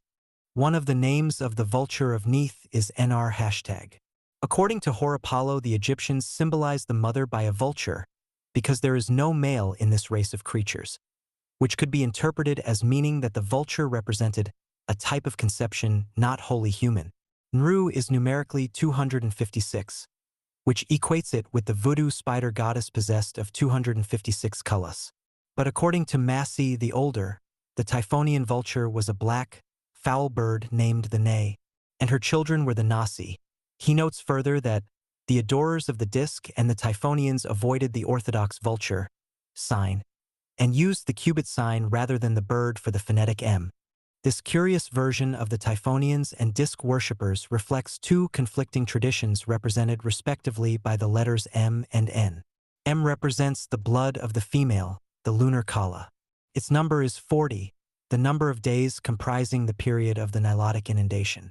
It is also the number of weeks required for the gestation of the human fetus. The letter N, 50, represents the number of the gates of Bina, whose name is death. Bina is specifically the power zone of Set, whose planetary representative is Saturn. The gates of death, or Dath, swing both ways, for they can also admit influences from outside. 50 is the number of the Arabic Khamsin, Hebrew, Kamshin, which is derived from the Egyptian Kamsin. The Kamsin, or winds of the 50 hot days, dog days, are associated with Set and the dog star Sirius. They are equivalent to the 50 gates symbolic of the return of man to the heights by the operation of Shekinah. The first gate is in matter, and the last is in God. The last gate, which resumes them all, is in Bina, so that God is attained by mind and because of Shekinah, for which reason her number is said to be 50. According to rabbinical lore, Moses failed to open the 50th gate because he had ceased to live with his wife. The union of the Yod and the Ha produced 5 lights which gave birth to the 50 gates or supreme lights. The light of the mother above reaches man by the 50 gates. He who devotes himself to the law opens the 50 gates of Bina, Saturn Set, which correspond to the Yod multiplied by the Ha. They are in the region of the Great Mother who gives power to the Shakti below. The letters M and N comport predominantly negative concepts. M is represented by the wave of water, as exemplified in the astroglyph for Aquarius. The undulation of the reptilian or Ophidian current employed by terrestrial adepts. N represents the absolute negation that obtains beyond the abyss. The difference between the two sets of symbolism is paralleled by the difference between the hanged man of the tarot, the one who makes the crossing, and the crossing itself. In terms of Liber Al, N represents the ordeal X, which is the ordeal of the crossing. The orthodox letter stood for the white vulture of Neith. Its Typhonian equivalent was the black bird of Set, whose symbol was the Tau, which typified the 9 dry months. Plus, on the other hand, M typified the waters of the 3 months inundation. The dry land is the desert, the empty or deserted land, the terrain of Set. The only shapes there are the mauve shadows cast by sloughed thought forms that linger as shells bereft of true vitality and reason. There is here no flesh, merely the wraiths of egoidal or personal consciousness. The vulture reigns in this realm, as the bloodless shells testify. Hence the bird is symbolic of victory, the title of the 7th Sephira, Netzach, typified by the raven or blackbird of Set. The denizens of this desert are drained of blood, hence the vampire type as lord of the mauve zone, the vulture as the type of the mother, Typhon, the dog as the type of the sun, Set. Resume again the symbolism of the woman and her dog, a symbolism that has descended to the present day. In a Thelemic context, the Nabsi are the dogs of reason, for reason is typified by Dath, beyond which the human intellect cannot penetrate. The mauve zone marks, on its terrestrial side, the limits of the rational. The Neb veils the mystery of the double negative glyphed in Egyptian by the new sign, a wave of water, the mystical water symbolizing blood. The Nu or Nu has the same function, metaphysically speaking, as the double negative of the Chan Buddhists who transcended phenomenal existence and who make the leap to the other shore. It is due merely to the availability of types that caused the Egyptians to denote the process by the image of the foul black bird. The notion of annihilation was anathema to the Ammonites, who did all in their power to preserve egoidal consciousness, and all because of a mistaken interpretation of the ancient symbolism. This it was which caused them to embalm the physical body in the erroneous belief that the process was essential to the continued existence of the body's metaphysical counterpart. The extreme lengths to which they went to ensure the preservation of the mummy and the name are matters of history. There was a time, however, in the prehistory of Egypt when the mummy was viewed merely as the symbol of the shade, or astral vehicle, which survived the death of the physical body and which lived on in Amenta. The Ne and the Nasi, therefore, were ideographs of abhorrence to those who, having lost the true gnosis symbolized by the disc, sought in the preservation of the body mummy, a magica basis for the immortalization of the soul. The Solarites, the Ammonites, the Osirians lost the key to the primal gnosis, which the Typhonians alone preserved in the symbolism of Sut-Typhon, their Bayun god. Such was the situation in terms of theology. In terms of astronomy, Sut-Typhon represented Sirius and Ursa Major, whose earthly representatives are the dog and the woman, the sun and the mother. In magical terms, they are the practitioners of the 11 degrees O.T.O. In Taoist terms, the subject, i.e., absolute subjectivity, and all objects. In Tantric terms, they are Shiva and Shakti, and, mystically, the one deity in all deities, the one self in all selves. And this sole deity, this one self, is not. As A.L. declares, I am alone. There is no God where am. 2 verse 23. This is pure Typhonian doctrine. Having discussed the more important Afro-Egyptian strands woven into Liber A.L., we shall now consider some of the book's Oriental components, which demonstrate even more sharply, perhaps, the double voice behind A.L. 5. The Madhyamaka and Crowley. A major element in the magical philosophy of A.L. is based upon the formula 0 is equal to 2, which is fundamentally identical with the Hegelian dialectic. Since Crowley's death, however, it has been demonstrated physically that the realm of phenomenal structure is not transcended by a synthesis of two opposites to produce a third, but by the abolition of both components.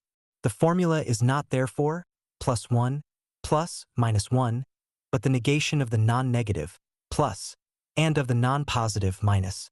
The resulting absurs is total absence without trace of duality. This is not the case when 0 equals 2.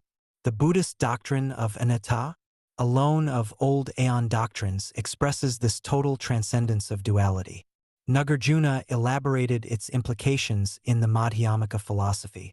It is worth remembering at this juncture that Blavatsky, whose work Crowley continued, was instructed by Buddhist teachers. But although Crowley claimed to have continued her work, he did not in fact base his system on anatta but upon the Hegelian dialectic. Nagarjuna's Madhyamaka, on the other hand, contains an effective means of liberation from phenomenal existence, which positivist systems cannot achieve, nor can they ever do so. Corazon, the functional aspect of the negating factor, is now forcing its entry into the terrestrial sphere. The system of occult philosophy represented by Blavatsky was reared upon the Buddhist doctrine of anatta, and it can in no way be reconciled with the positivist systems. Madhyamaka maintains the proposition of absolute 0. Crowley's essay on ontology degree tended to confirm this, but he did not continue long to uphold this position. Instead, he adopted the Hegelian dialectic with its union of opposites of which the product can be only and inevitably yet another entity. The result of the union of two phenomenal entities is a third phenomenal entity. Even when this is not, it contains within itself the seed of duality. For on this system 0 is equal to 2, and we are not thereby released from the phenomenal framework. The doctrine of Chan, known sometimes as the wordless doctrine, is suggestive of the wordless aeon, which involves the negation or resolution of phenomena. The process is symbolized by Corazon or Coranzane, a name which signifies the perichoresis of two distinct dimensions, the phenomenal and the noumenal. Zane or Zein is the serpent of chaos typified by the ion, the I. Noumenally, the T. Crowley notes that the only power that may overcome Corazon is silence. This is because silence is his ultimate nature.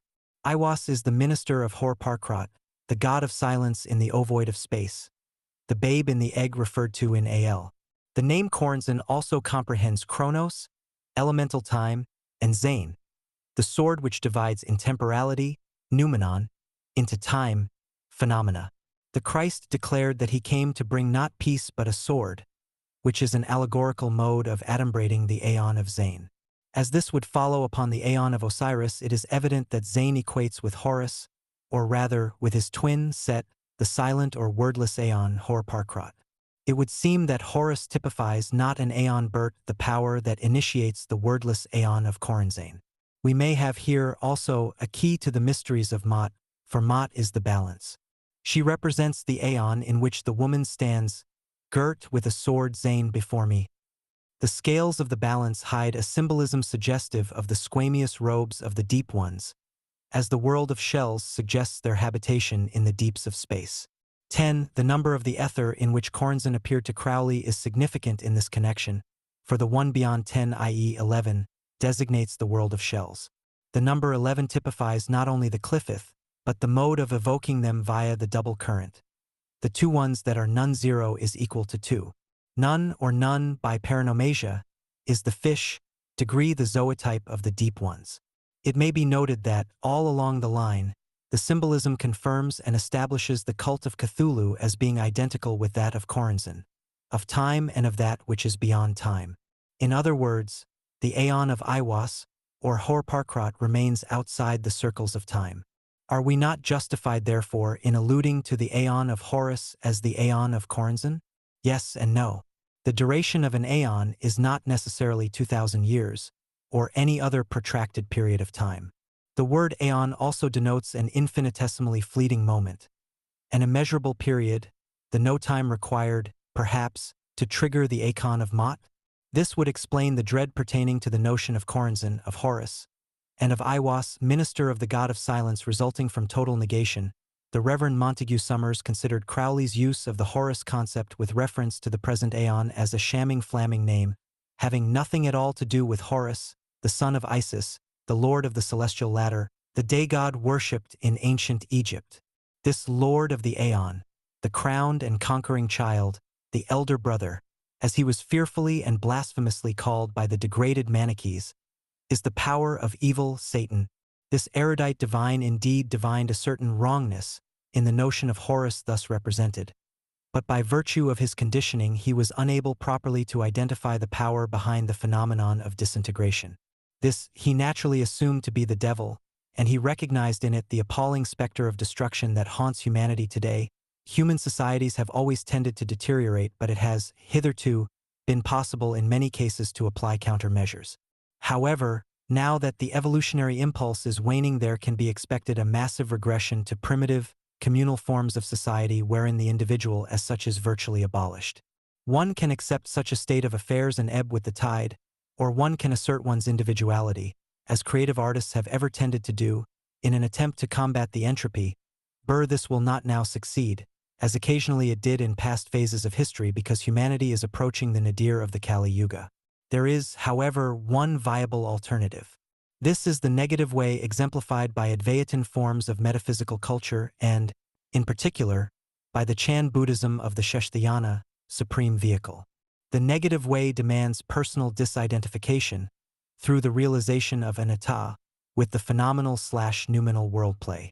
It is noteworthy that Exata equals 71 equals Lam, and that Anatma equals 102 equals Lamal, a palindrome that expresses the true Qul of Lam as the transmitter to Al of La, not via Ma. 102 is the number of Nu plus Mu. Asterisk Mu is a synonym of Lemuria. It is significant in this connection that the Aranakala hill in South India dates back to Lemurian days. Asterisk the Vedantic form of Anatta, i.e.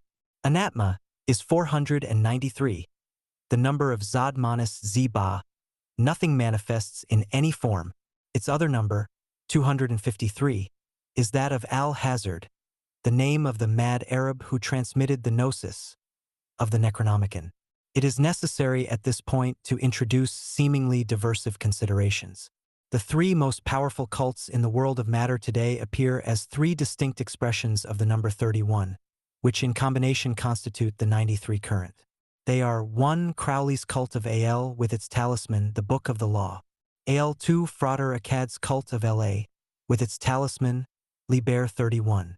3. Austin Spare's Zoskia cultus, with its psychology of ecstasy culminating in the neither-neither in cults of the shadow indicated affinities between the cult of Ma 46 and Akkad's concept of 31 as the negative reflection of Al.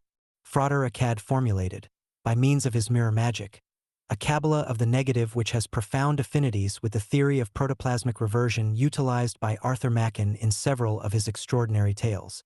At about the time Crowley embarked upon his equinox period, Austin Osman Spare was elaborating his doctrine of the Kia, which he described as the philosophy of neither-neither.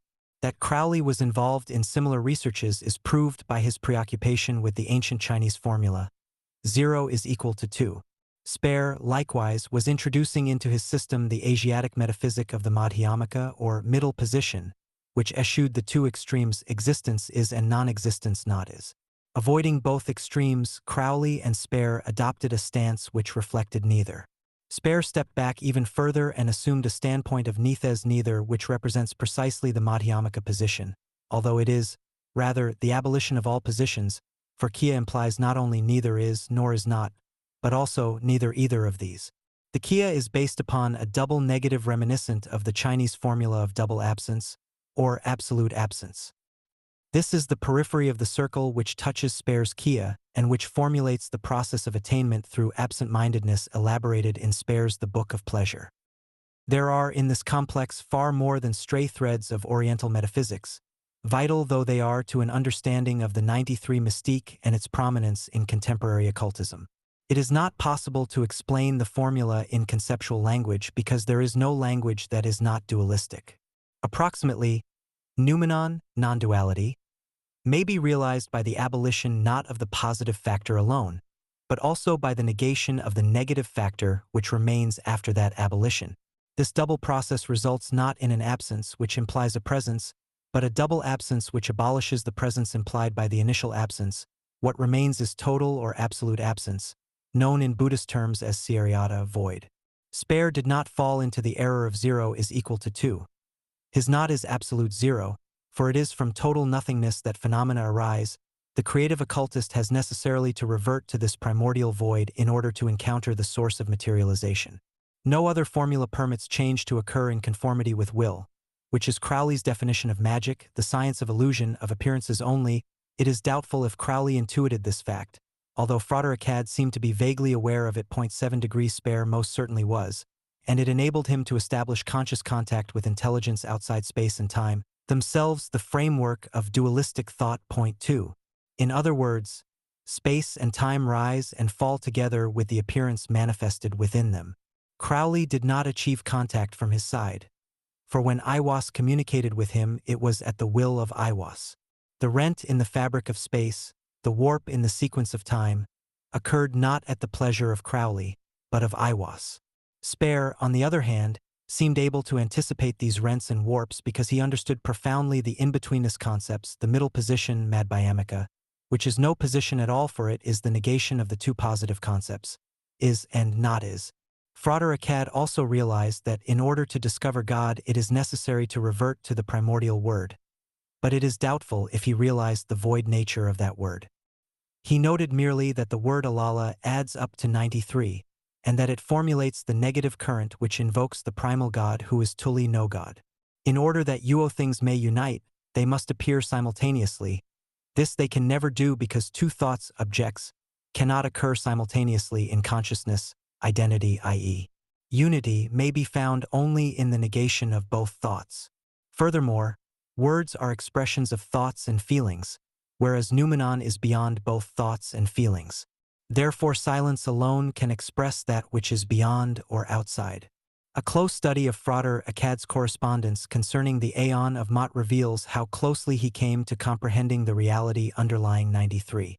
However, he seems to have understood it as a combination of positive and negative elements, rather than as neither positive nor negative. Although I did not know Frater Akkad personally, knew both Crowley and Spare, and my feelings are that Spare was aware that reality was neither AL nor LA.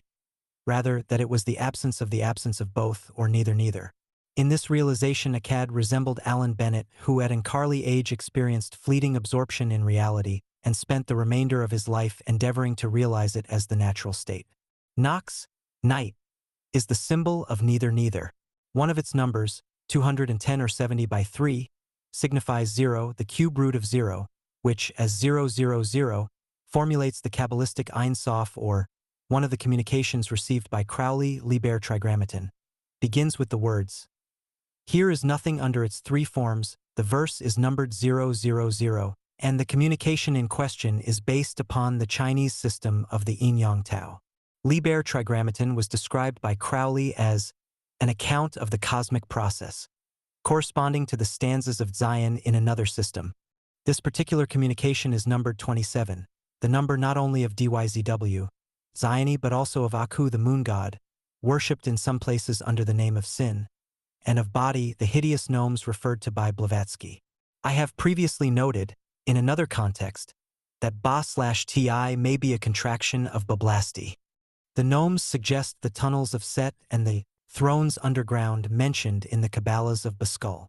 That Crowley was aware of the implications of this apotheosis of the irrational is evident from a passage in his Confessions. The meditation of this afternoon resulted in an initiation so stupendous that I dare not hint at its word. In a single instant, I had the key to the whole of the Chinese wisdom.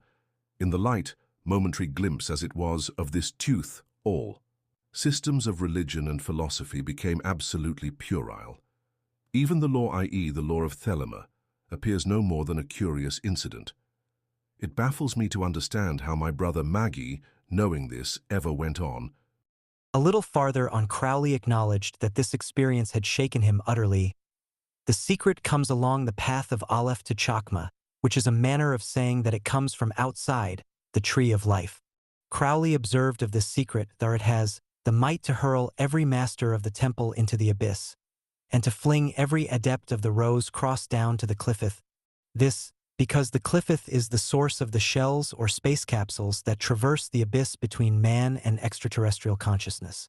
There is a solution of continuity between the upper triad of the tree, resumed by the Kether-Chakmabina complex, and the terrestrial human power zones.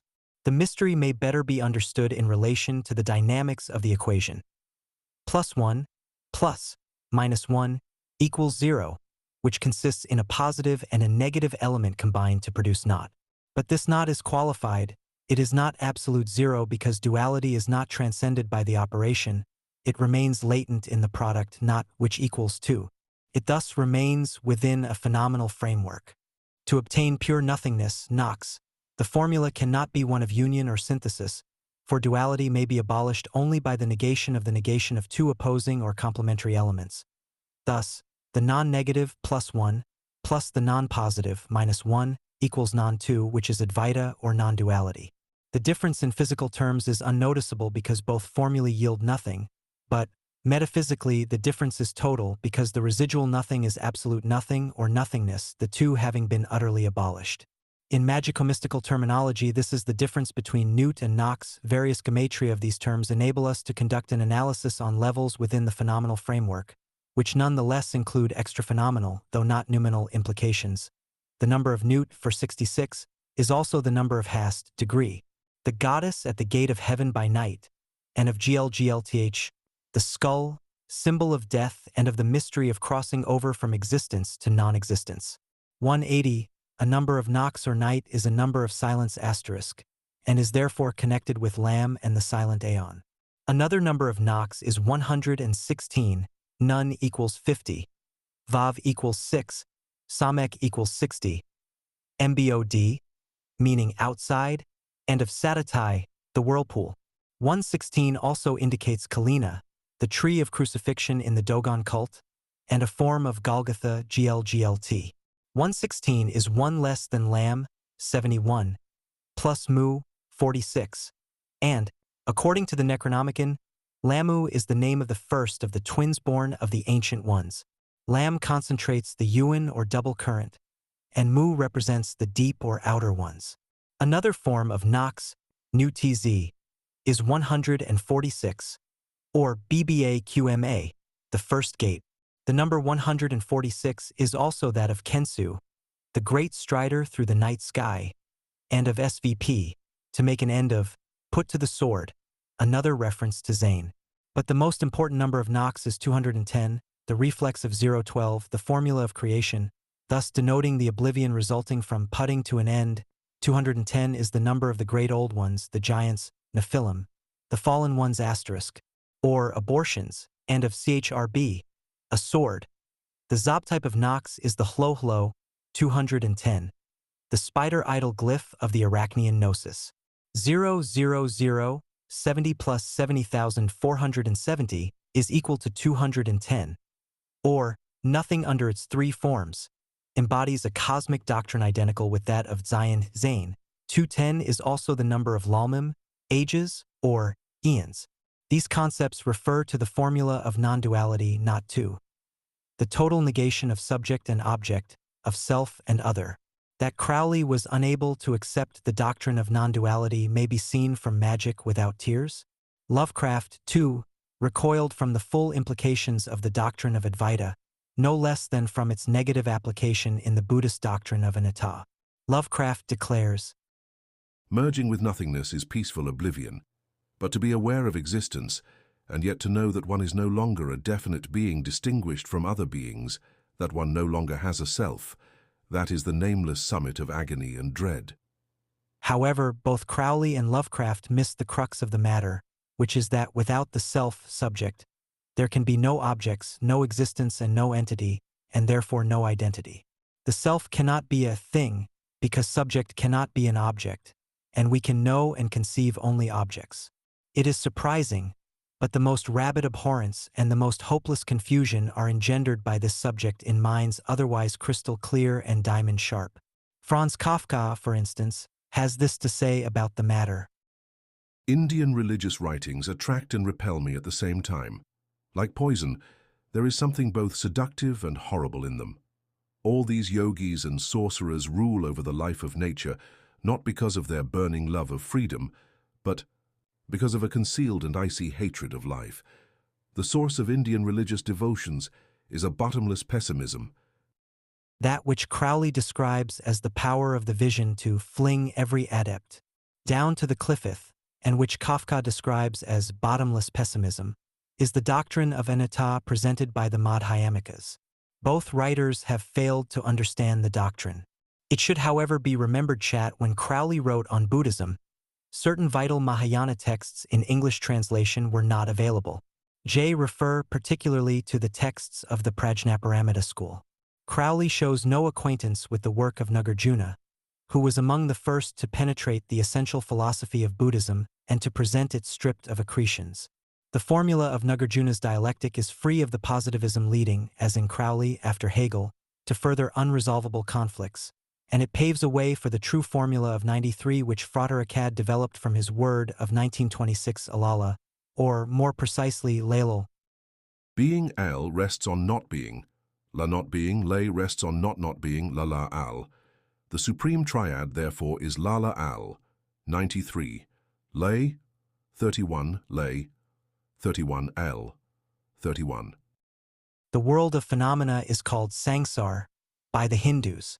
It means the moving or the mobile. Motion, however, is illusory because there is no thing, no object to move. Objects are mere objects of consciousness and cannot exist apart from it. The illusion of movement is created by the mind's inability to entertain more than one thought at a time.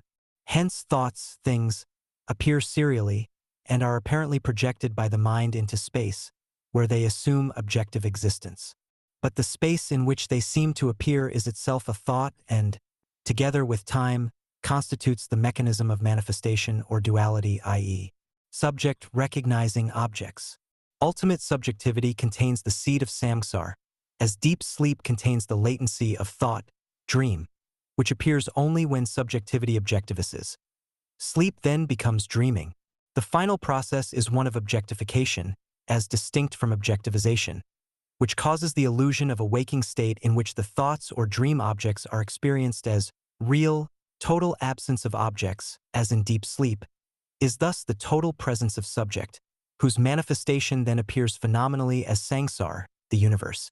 But this fact is lost sight of when subject objectivizes, i.e., dreams, or objectifies, awakens. Total absence of sangsar is therefore total presence of self, and vice versa, which explains why the Jivanmukta sees nothing objective. Time and space rise simultaneously with the ego, which splits subject, self, into subject and all its objects. The universe therefore appears to exist in totality, although the mind, ego, can but serialize it sequentially. It is this process that creates the illusion of movement, of time, past, present, future. In deep sleep, all this is latent. I hashtag Toto, as in the acorn is the oak with all its branches, leaves, and twigs. It evolves or appears to emerge only when thought produces the illusion of movement in coasciousness, and thus comports the notions time and space. When these appear, then Sangsar appears, but all three are just that, mere appearances. The eighth sphere mentioned in the older occult writings is typified on the tree of life by the 11th Sephira, death. This is the eighth sphere, counting upwards from the earth. It is also the height or summit so far as concerns the human life wave, for there is a solution of continuity between the 7 spheres below the abyss and the upper triad.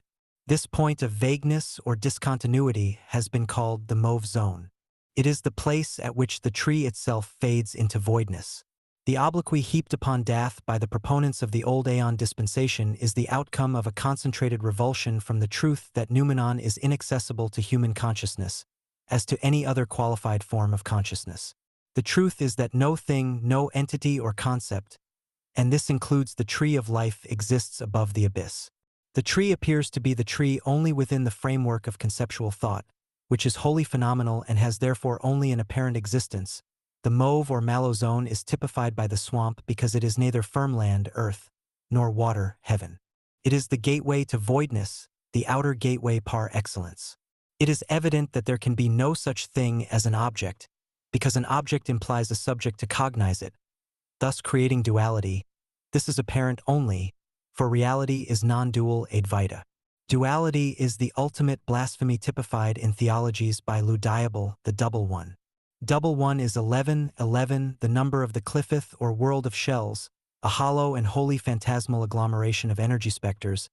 There is no subject, only subjectivity. Objectivity is merely its apparent objectification. The process of objectification is known as the ego-making faculty. By it is reified what is visualized or thought. 6.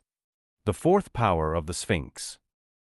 The sonic vibrations of the Ophidian current are beyond the range of sound audible to the human ear. In the Book of the Law, Aiwas is described as the minister of Horparkrat, the god of silence, a fact not fully understood by many contemporary exponents of the current. Sound in its gross or audible manifestation is inimical to the manifestation of Horparkrat, or Set, the god of the wordless aeon. The great masters of wisdom taught through silence. Dakshinamurti and the Buddha, whose silence concerning certain matters has been largely misinterpreted, are the better-known historical examples. Dakshinamurti was an avatar of Shiva, incarnated in recent years as Bhagwan Sri Ramana Maharshi, who taught also by silence. His gift of grace was Mauna Diksha, initiation through silence. His discourses were almost entirely in answer to questions, as were his books. He did not preach or lecture in the sense in which these words are usually understood. Spiritual culture is entirely a matter of individual development. It is not amenable to mass distribution. The way in which a question is framed is a key to the receptive aptitude of the questioner and an indication that he may understand its answer. But the voice of the silence is rarely heard today, and if it is even more rarely heeded. The fear of silence is in fact so acute that it has exploded in the noise which finds expression in the cacophony characteristic of much contemporary music. Distorted vibrations are triggering all manner of nervous and psychic ills. Never before have diseases of the soul spawned by dissonance been so prevalent or so widespread. They are the audible reflexes of explosions which rent, in the 1940s, Earth's auric shell, and which drew into the visible spectrum UFOs and other magical manifestations. But although the latter may reactivate in humanity long-dormant faculties of psychic awareness, the cacophonies can only rupture the astroetheric envelopes which are the vehicles of such manifestations, both in a cosmic and a microcosmic sense. TT may be noted in this context that in the sphere of musical expression the rhythms of jazz, which carried a positive creative charge, did not survive the 40s. It is also noteworthy that the classical current did not similarly degenerate but has developed along lines consonant with the unfoldment of human consciousness towards the silent aeon. Harmony is a form of silence, disharmony its disruption. The wordless doctrine inheres in some European classical music, and is expressive of a space-time awareness of the void revealed by intervals which are subtle indications of the in-betweenness state, the neither-neither. The African Petro and Rada cults of voodoo contain the cosmic harmonies which were later incorporated in jazz, swing, and the jump rhythms exemplified by Count Basie and others, of the power and value of silence, of the in-betweenness and spatial sonic alignments. Francis Bacon was aware when he wrote in 1624, We have also sound houses, where we practice and demonstrate all sounds and their generation. We have harmonies which you have not of quarter sounds and lesser slides of sounds. We have also means to convey sounds in trunks and pipes, in strange lines and distances. The degeneration mentioned above has not been confined solely to music. Human speech also is violated to the point not only of unintelligibility, but to a warping of sense which betrays a profound disorientation of consciousness leading to distorted communication. People have always tended to talk too much, but the tendency to defame, denigrate, curse, blaspheme, and wound has never been so universally rife as it is today. Deformations of speech are a direct expression of the malformations of the subtle fabric of sound caused by the devastating detonations of destructive and corrosive nuclear radiation. Kafka said of certain forms of speech, Swearing is something horrible. Swearing destroys man's greatest invention, language. It is an insult to the soul and a murderous offense against grace. But so is any use of words without proper consideration. Words involve a decision between life and death. i.e. may seem to a casual reader that rock music and the abuse of speech is of laughable inconsequence compared with the urgency and imminence of nuclear devastation. But the more perceptive reader is aware that the effect of certain vibrations may be as fatal as the more obvious military missile. Vibration is the basis of the science of mantra. Malefic mantras correctly vibrated are as destructive to the subtle envelope of the earth as are nuclear necromancies, pollutive poisons, and sonic radiation. To abuse language, rhythm, harmony, is to pervert and to warp the subtle grid or yantra on which phenomenal structure is based. Kafka again. Language is only lent to the living for an undefined period. All we have is the use of it. In reality, it belongs to the dead, and to those who are still unborn. One must be careful in one's possession of it. An offense against language is always an offense against feeling and against the mind, a darkening of the word, a breath of the ice age.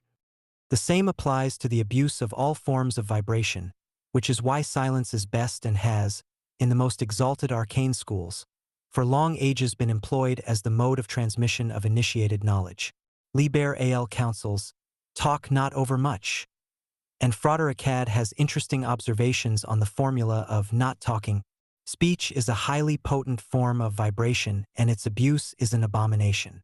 As Wei Wu Wei has observed, Talking is probably the greatest hindrance to the development of man's spiritual possibilities, and of all the forms of activity, the one which most efficiently bars his way to that higher state of consciousness which is his unique possibility, his right and his only certain justification. The Chan masters evidently knew it. The fact is recognized in Christianity by the Trappists, and in India, yogis impose on themselves long periods of silence. people talk too much. This is by far the most common cause of mediocrity and leakage of magical energy. By talk is meant any agitated projection of energy, because this is always accompanied by vibration, of which speech is a form. Silence, true magical silence, is creative. It is not a matter merely of saying nothing. The silence must be total if it is to open the ultimate gateway. At the threshold, not only speech but thought as well slips into perfect quietude. The vow of silence, in its outer form, is merely symbolic of the resolution to approach the source of creative energy which abides outside space and time and which is consciousness itself. We can experience it because it is our true nature. We can even express it, but we can never define it, for it is not a thing, a state, an entity, or an object of any sort. Thought and its handmaid, speech, do but veil it, but it is discovered in the timeless interval between two successive thoughts or at the moment of waking from dreamless sleep. It is apperceived in the split-second instantaneity of preconceptual awareness. We cannot cognize it because it is all that we are. We can realize it only when thought ceases, when perfect silence prevails, as in dreamless sleep or in samadhi of the highest, i.e., non-volitional, kind. It is the aim of all genuine spiritual cultures to realize our true nature which, in the Typhonian tradition, is represented by Hoare-Parkrot. His god form is that of the child seated upon the lotus blossom, with thumb or forefinger pressed against his lips. He is the Lord of silence and of strength, and he epitomizes the lightning path. Strength, Oz, is 77, the eye, and the sword degree, representing the Ophidian current vibrating in the void. The serpent power hidden in the flower eye of the deep. 77 as Nubti is a title of Set, and a number of Nuth, Greek form. It is also a number of Cthulhu, Cthulhu. Of all the gods and spirits, Cthulhu alone cannot be summoned, because he is the sleeping lord. He is the very fire of the earth, and power of all magic. When he joins with the abominations of the sky, the outer ones, Tiamat, will once more rule the earth. This is an adumbration of the aeon of Mat, Tiamat. 77 equals MDLG, leaping, which comports the formula of the Voltigas. It is also a number of MDGL, the tower sacred to Baal. The latter is the god form of the Baals or outer ones, who inhabit a planet in the star system of Proxima Centauri. But the most significant meaning of 77 in the present context is MZL, Mesla, the influence from Kether, which typifies the outermost gateway of the known universe. These mysteries obtain beyond the veil of the abyss, beyond the mauve zone and the veil of sleep, which is why yogis aim at inducing a state of waking sleep or sahaja samshar, for any inferior samadhi is as intermittent as sleep itself. The melodious flute of Sri Krishna, which causes the river Jumna to recoil upon itself and to take a contrary course, is an invitation to swim against the current of the senses, Rebhours. Such a contracurrent, Mivriti Marga, carries the devotee to the player of the flute at the still center where, at last, is obtained a firm footing in the turbulent stream. Sri Hernath compares Kali, as woman, to both the natural and to the countercurrents. Those who are not favored by UIE, by woman, can never run against the current. He exclaims how few heed the call of the flute and struggle deter mindly Rebhours. Crowley described all magic as being a reversal of the natural order, and he envisaged the receptacle of the force as being somewhere outside, i.e., contained in the body of an independent entity, his magical partner or scarlet woman. He was thus obliged to resort to a form of Lambika yoga in order to retrieve the force for transformation. Advanced yogis conserve the life force and transmute internally into the nectar of the lunar kalas, the chandra kalas, the solar phallic fire. Outwardly expressed or flowing, the energy becomes suitable for magical or worldly purposes, but when the current is reversed it becomes spiritualized and productive of the elixir of immortality.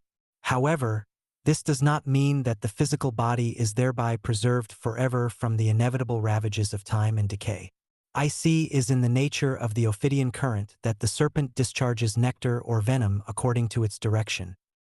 If one lift up my head, I and my Nuit are one.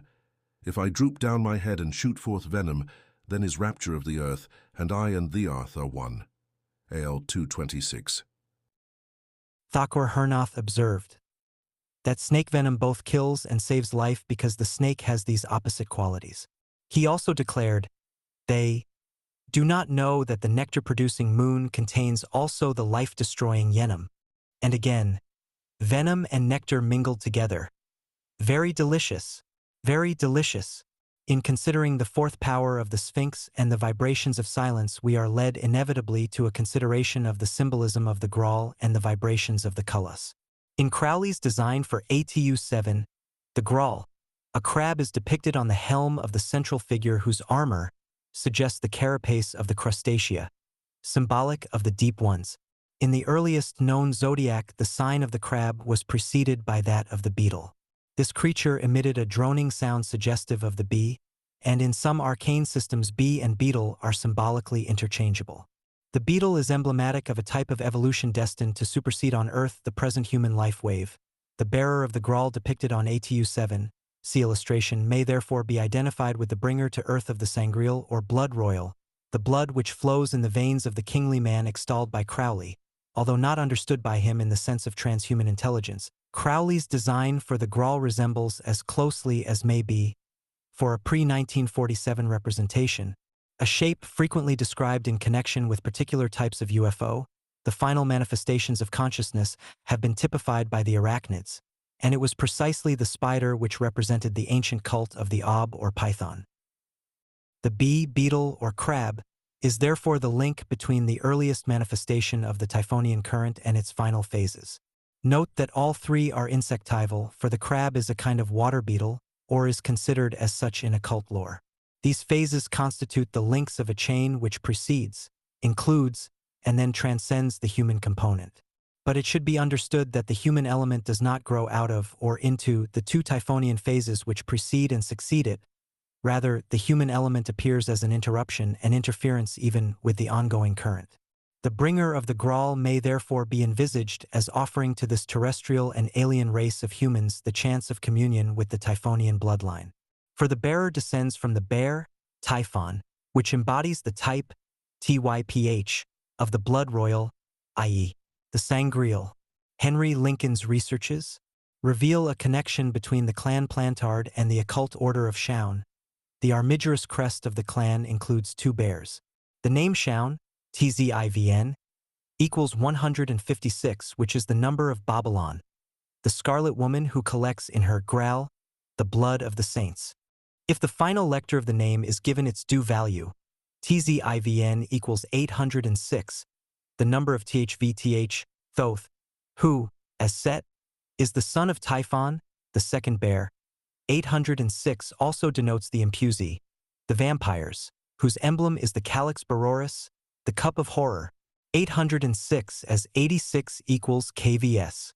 Cup, KVS, Kush, is the Chaldean form of the Egyptian Kepsh, the haunch emblematic of the Thigh constellation, Ursa Major, the Kepsh being the place of outrance on Earth for the seed of the stars.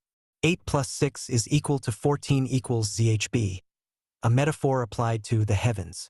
14 denotes the door or gateway, and as such it is a concentration of 86. 14, 1 plus 4, equals 5, the number of the old ones, and the basis of their Kabbalah. It is also the number of woman, the cup. 5 suggests the Quinator, a beast of Neptune, which, Lincoln tells us, was the designation given to the marine entity connected with the founding of the Merovingian dynasty, which plays a vital role in the Graal Gnosis. Lincoln also tells us that one of the most sacred of Merovingian symbols was the bee. Lincoln's researches have undoubtedly illumined certain phases of an ancient myth cycle intimately associated with the Typhonian current. They reveal a possible connection between an historic lineage, the Merovingian, and the Typhonian tradition.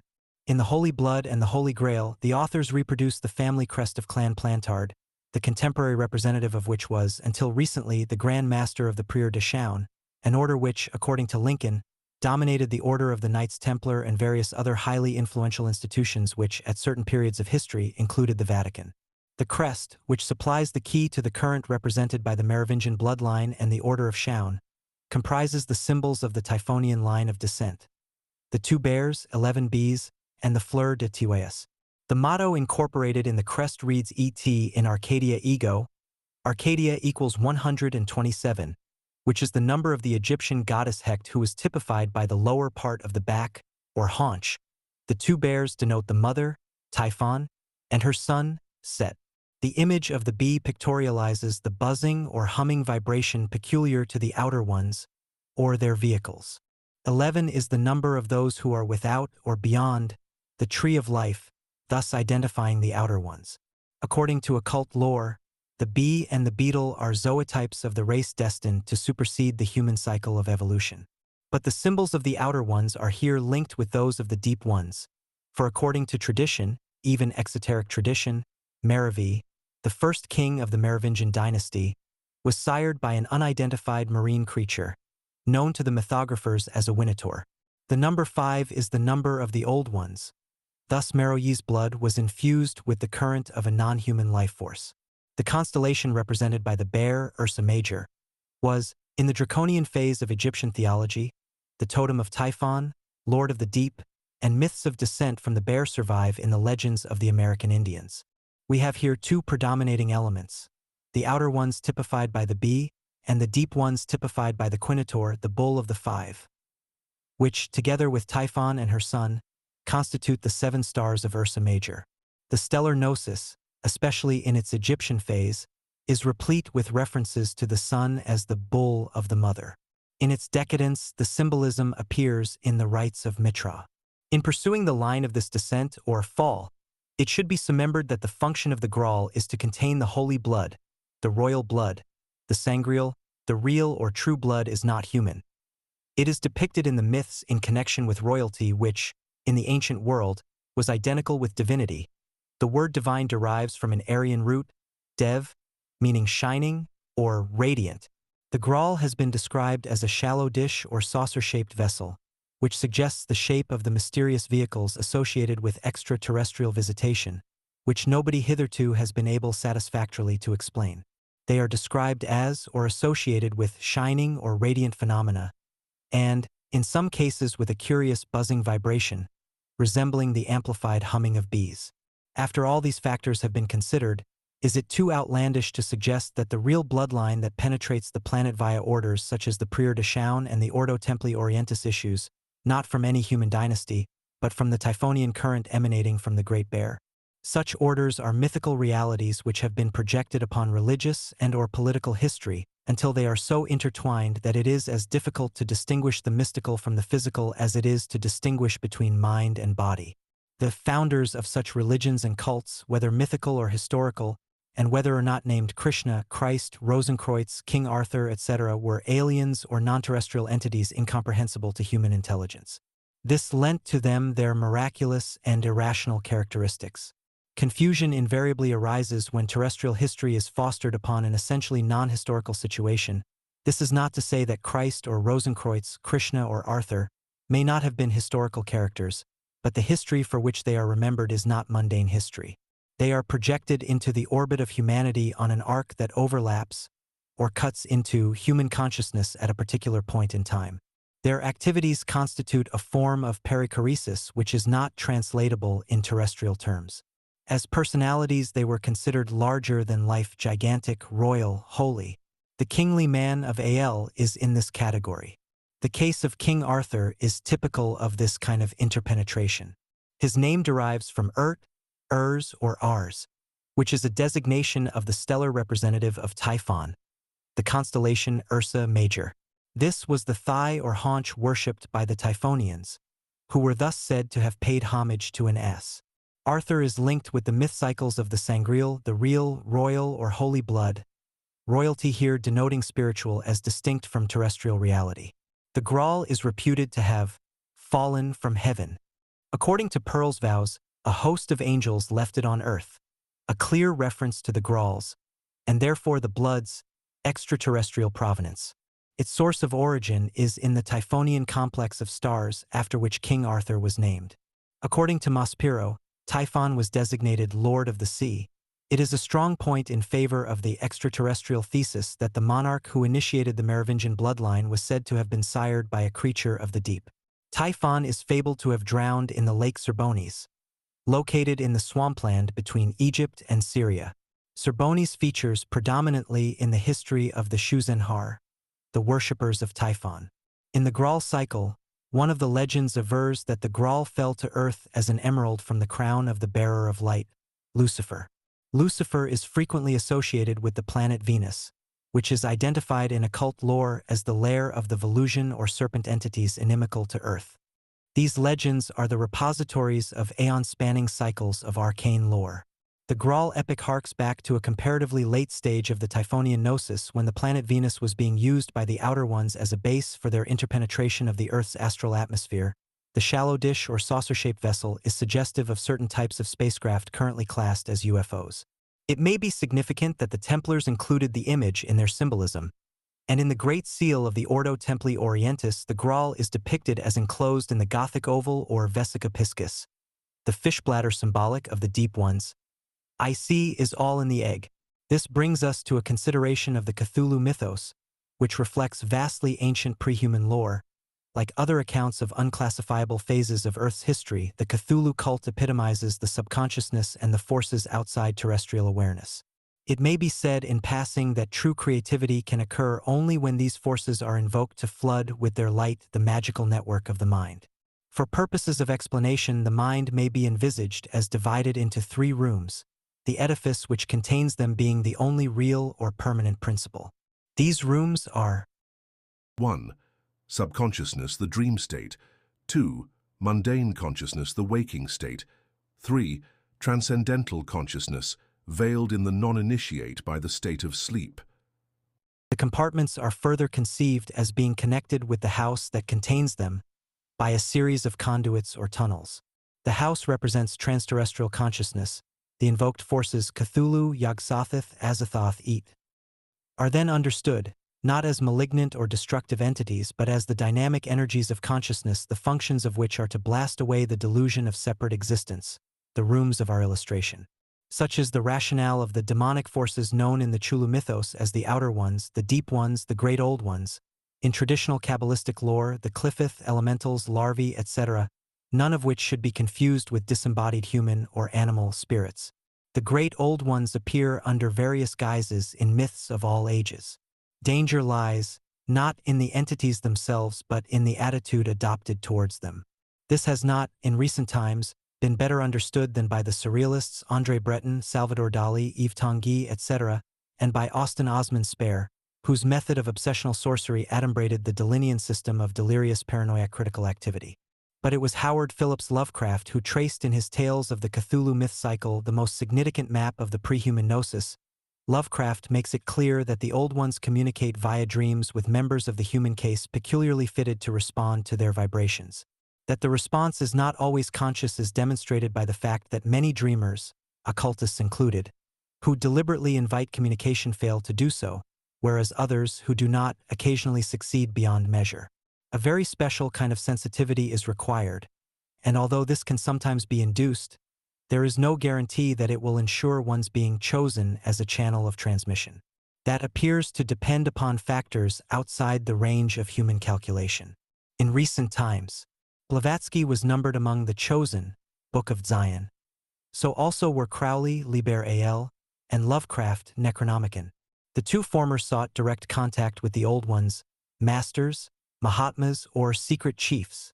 The latter denied that they had any but a conceptual existence. Nonetheless, Lovecraft's writings suggest that he was appointed to a very special purpose. Did he not set upon the trail of the elusive Necronomicon and host of prospective contactees? Today, nearly 50 years after his death, the answer to that question is demonstrably positive. The deep ones of inner space, dream state, the outer ones of outer space, sleep, are represented by depth and height. They must be invoked in the waking state. When this occurs, and when the stars are right, the great old ones will manifest again upon earth. That is, in the waking state. This must be a conscious invocation, i.e., a deliberate act of will. Then the eye will open. The significance of this formula is implicit in the initials, OTO. In this context, the two OS underscore denote the old or outer ones. O is the eyes or eye, and the T typifies the headless or faceless god, Nyarlathotep, who is the messenger or underscore Mercury of the Old Ones. He is described as a black god. The initials OTO spelt in full, i.e., Ayin Tau Ayin, equals 666, the number of the beast. Underscore the headless cross, or Tau, T, is the symbol of Set, the dark god of antique chem. The addition of a third O, placed on the T as its head, would formulate the loop-handled cross which is used in the secret rites of banishment to outer space. The phallus of Set, the headless Tau, is emblematic of the blind or black Horus, for the phallus has an eye that sees in the night of the womb inner space, which it floods with light. The phallus is the great seer of the unseen.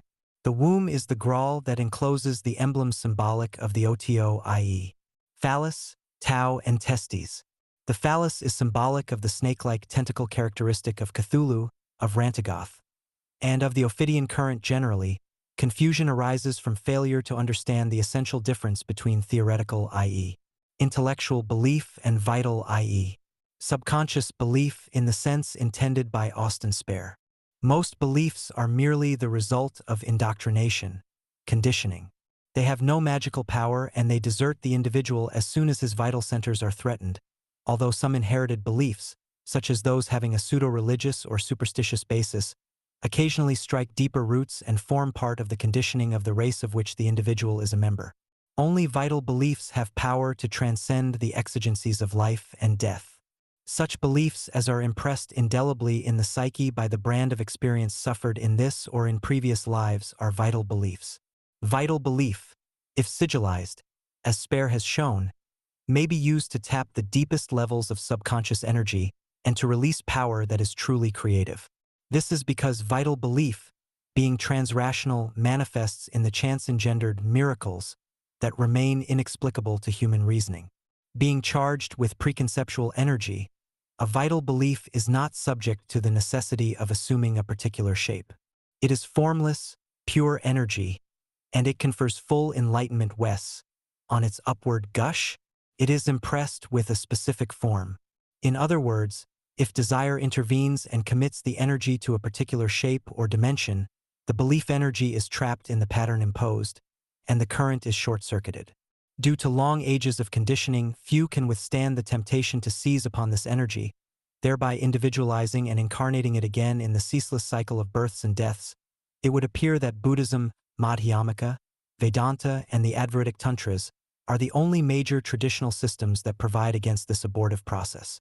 The foregoing digression was occasioned by the need to define somewhat precisely the type of energy and belief system which informs the Cthulhu mythos and renders it today a vital magical reservoir of cosmic power. Let us now turn to the significance in the mythos of the Tower of Silence. The tower symbolism suggests the Mayacian gnosis as reflected in ATU 16.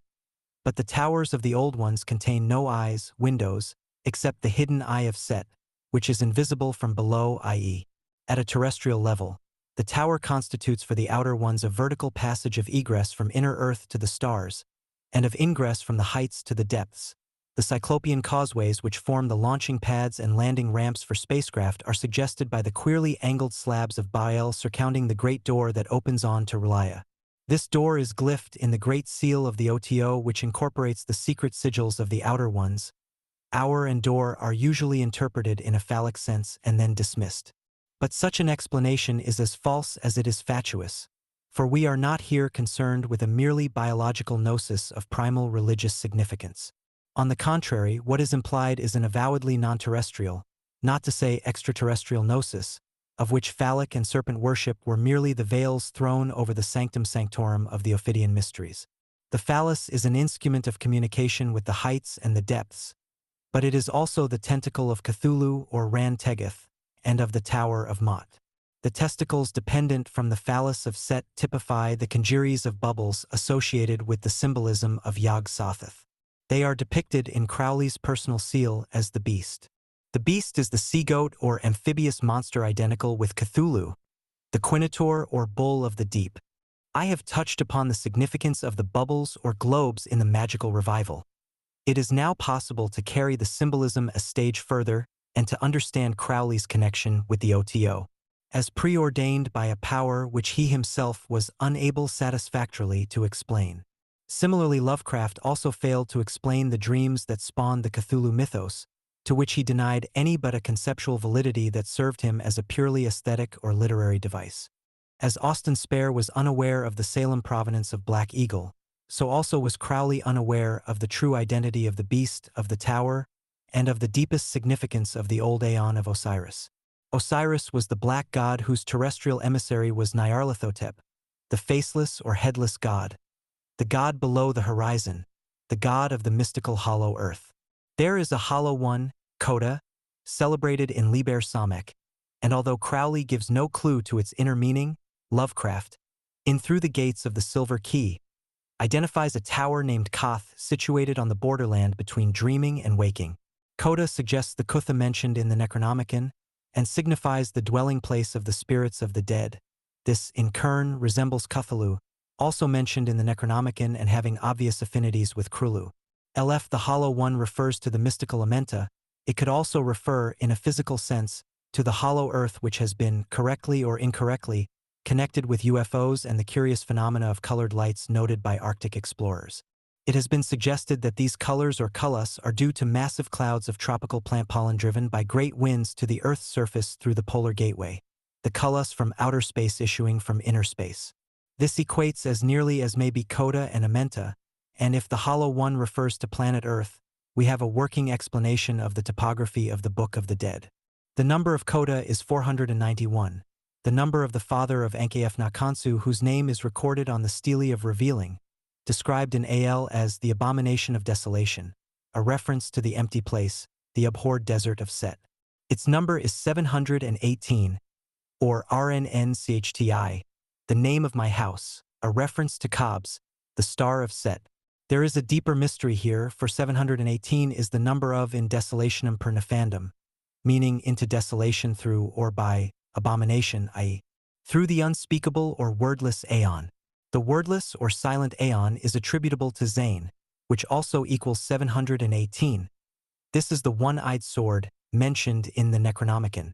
The above correspondences link irrefragably the Necronomicon, Kamite, and Thelemic currents, showing the three strands as a continual linear development, in both a chronological and a magical sense. Tay is unlikely that Lovecraft, who was a voracious reader, should have missed the works of William Reed and Marshall Gardner, but if he did, Lovecraft's At the Mountains of Madness and scattered reference to Eskimo lore in various of his stories are evidence that he came near to pinpointing a hidden terrestrial outpost of the Great Old Ones. The Amenta of the Egyptians is identical with the Agartha of the Mongols. The latter, with their pre-Buddhistic Bon complex and shamanistic rites with Tantric implicits, produced a weird combination of sage grotesquerie and the profound metaphysical adumbrations of the Snyadavada.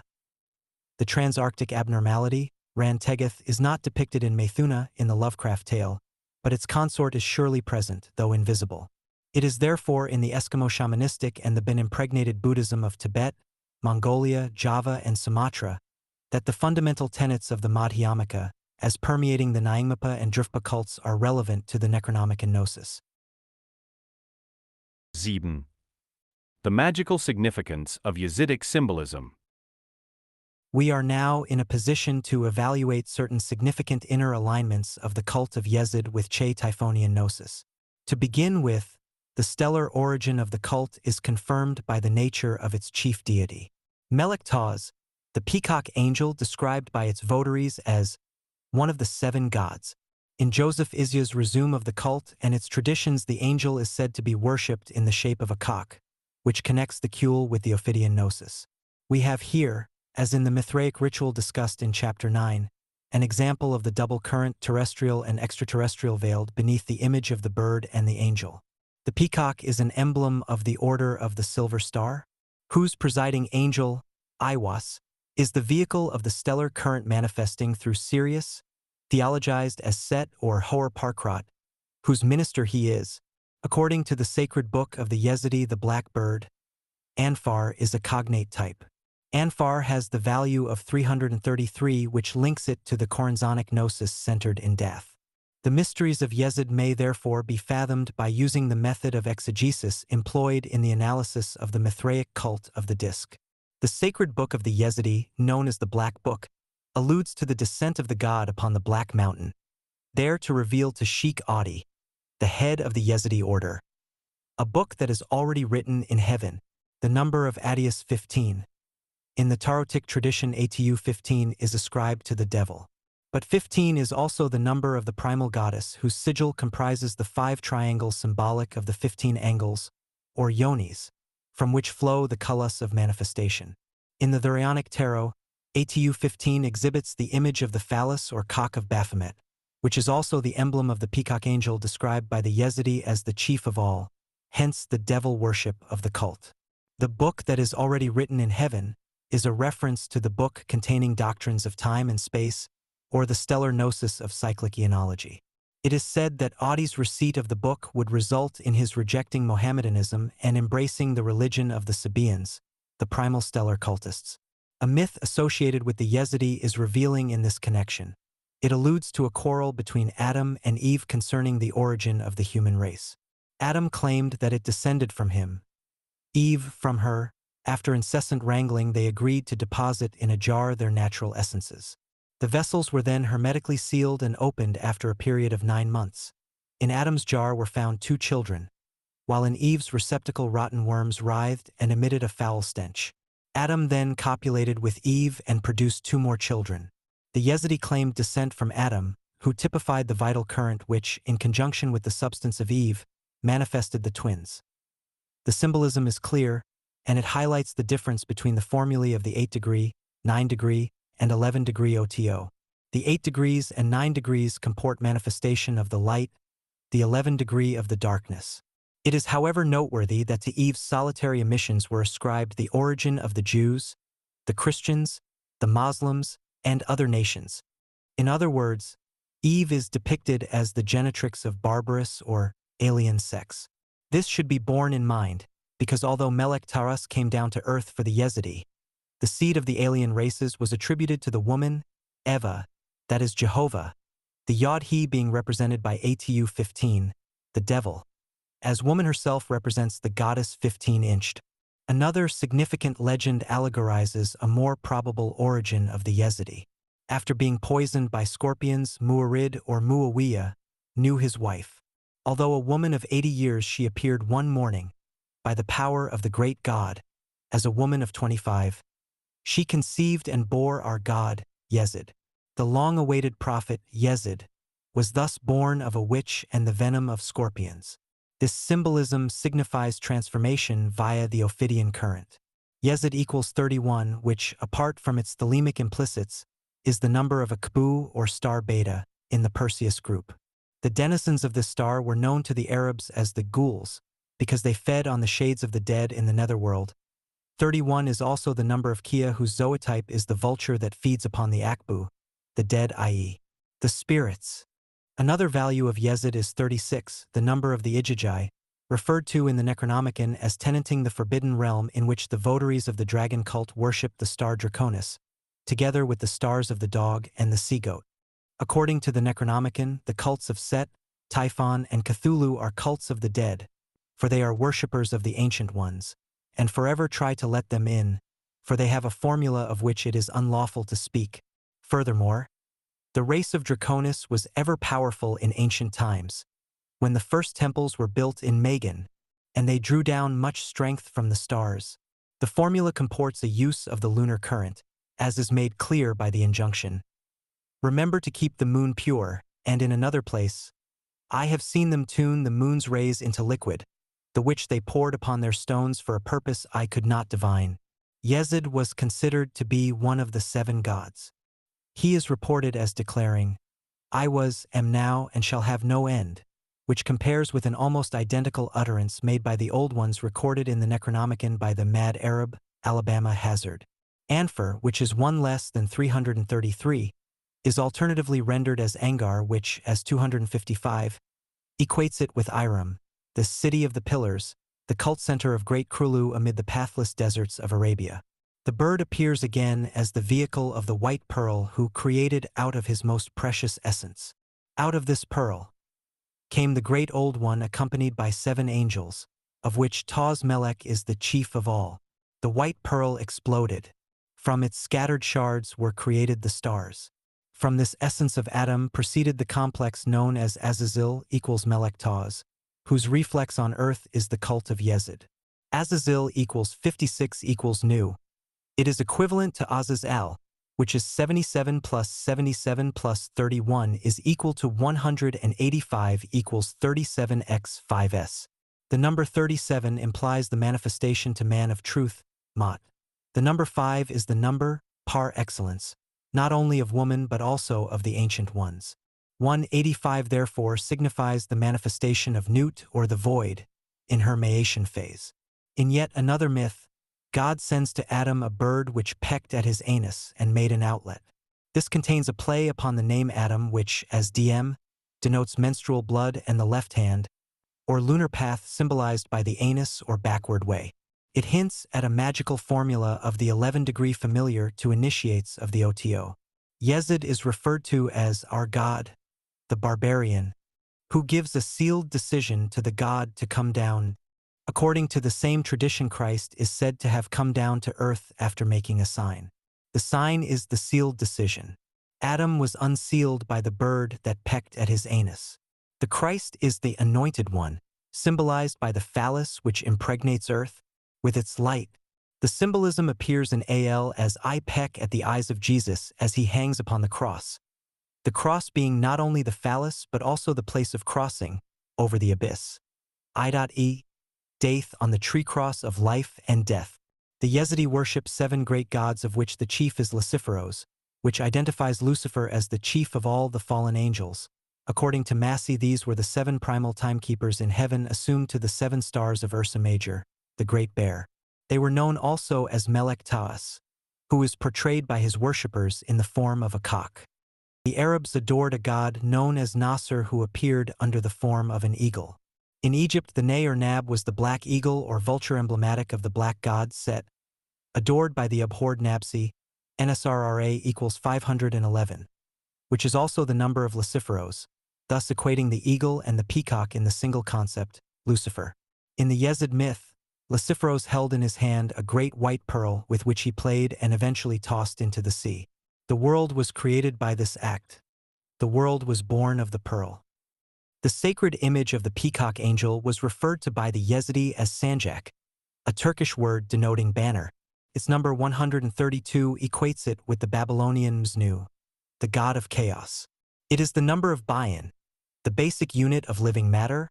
132 also equals 93 plus 39, i.e., the 93 current born along by the affirmation of the aspiring soul. 2 elements in the above equation comport the notion of the primal curse. 132 is the number of LQB, ad maledicendum, and 39 equals LT, he cursed. Both have lunar implicits which indicate the formula of the 11 degree. According to more than one tradition, the great god created the Yezidi as a peculiar people of Azazel. Zazel equals 55. Azazel equals 563. 55 is the number of KLH, the bride. KL signifies all, i.e., pan/God. The addition of the feminine letter, H, reveals KLH, Kala, as Kali, goddess of the Kalas. 55 is also the number of the Nagas, which are described as human serpents especially associated with the worship of dragons, i.e., the Ophidian current, the Nagas incarnated as the semi-fungoid, semi-crustaceous entities known in Tibetan lore as the Migo. They were inimical to the Great Old Ones and differed from them in material constitution, coming as they did from remoter gulfs of cosmic space. According to Mohammedan tradition, Azazel was the original name of the devil, and the Amerindian traditions refer to a people of the bat, their great devil Zats, as the Zatzel. As Romer noted, the bat was a primal symbol of the unclean rites of voodoo. The symbolism has been explored in Kujts of the Shadow in connection with the formula of Viparita Methuna, or upside-down sexual congress. The peacock, the eagle, the vulture, the bat are key Zod types in the Yarius recensions of the typhonianorder. Another value of the name Melek Taus is 100 plus 707 is equal to 807, alternative values being 176, 416, 567. Considered in combination with 5556, these numbers constitute a comprehensive survey of the Ophidian mysteries. 807 combines Dath, 474, and Kornzan, 333. It is also a number of An and Wn, Hades, or Tartarus. Furthermore, Dath is the desert of the abyss, the mauve zone, and Shugal is the desert fox or jackal that is its zootype, the hound of hell. 176 is a number of jasmine, the perfume associated with death, and 416 enumerates the Eskimo elder devil, Tornasuk, who is said to bear a striking resemblance to certain hideous bas-reliefs depicting the Great Old Ones. H.P.Lovecraft included 416 among his special numbers. The number 567 denotes the black crow, Morvran, identical with black wings, the evil spirit Adu of Celtic mythology.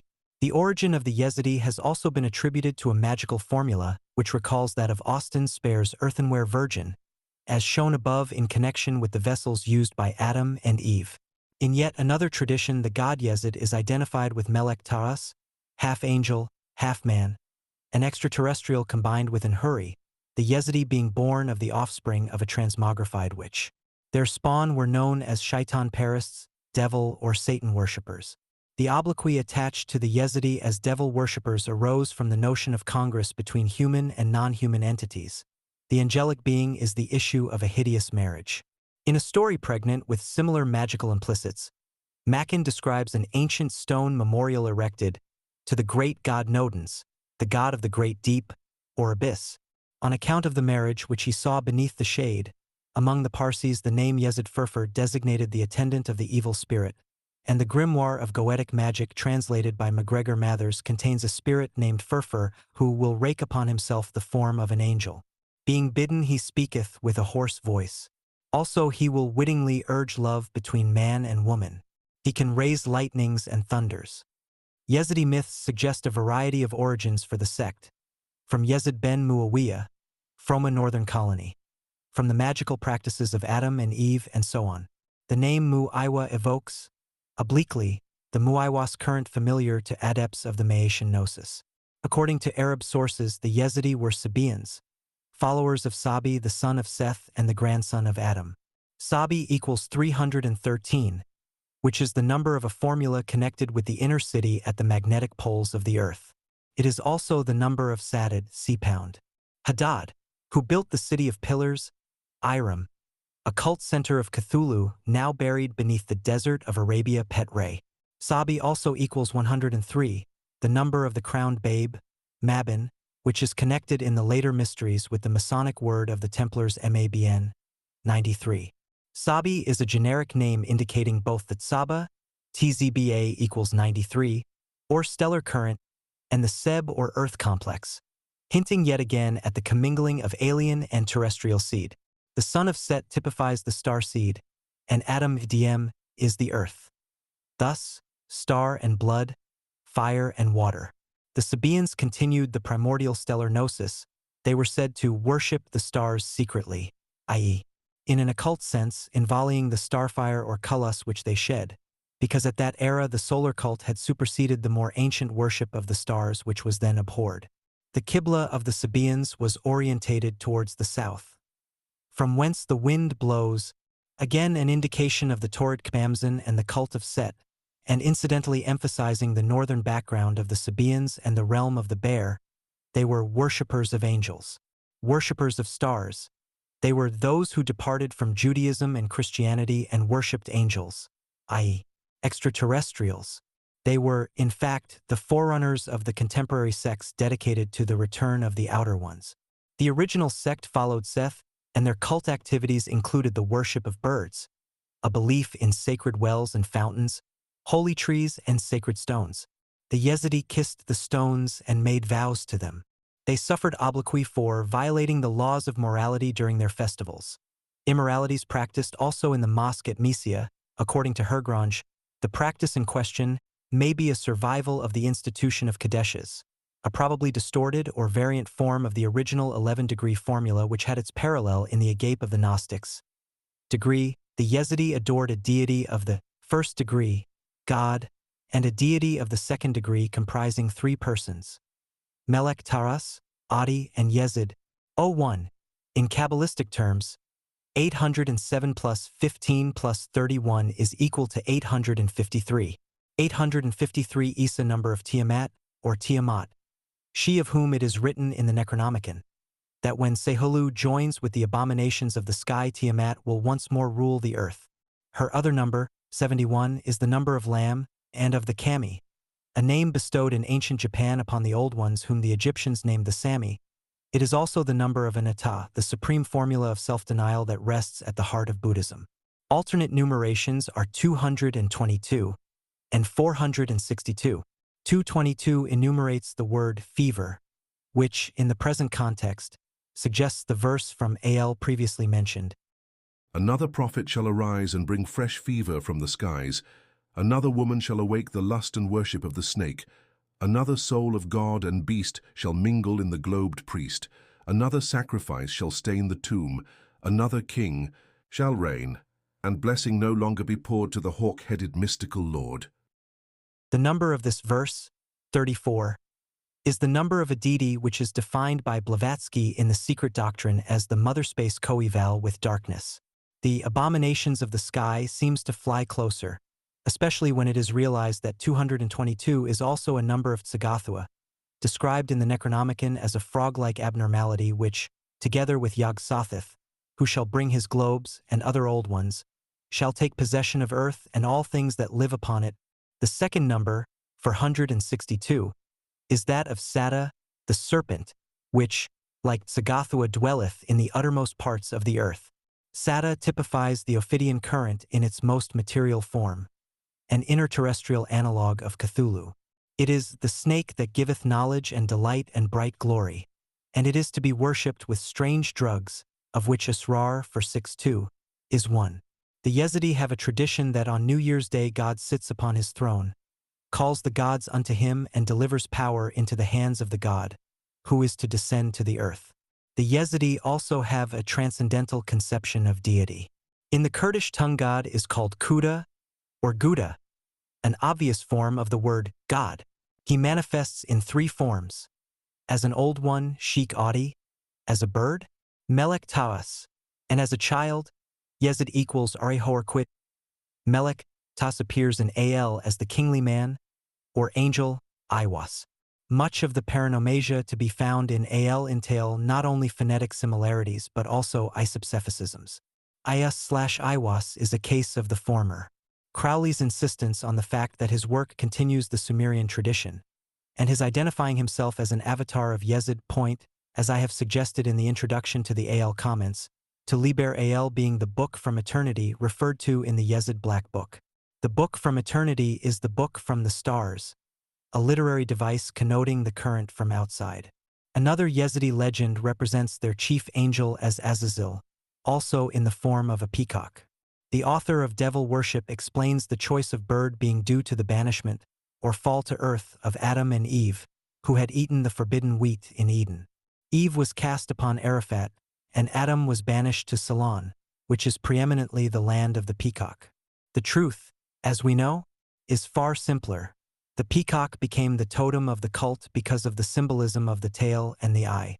The tail typified the Kepsh or haunch constellation, Ursa Major, and the eye was the eye in the triangle, the meatus of the phallus, which is why the cock was typical of Yezid.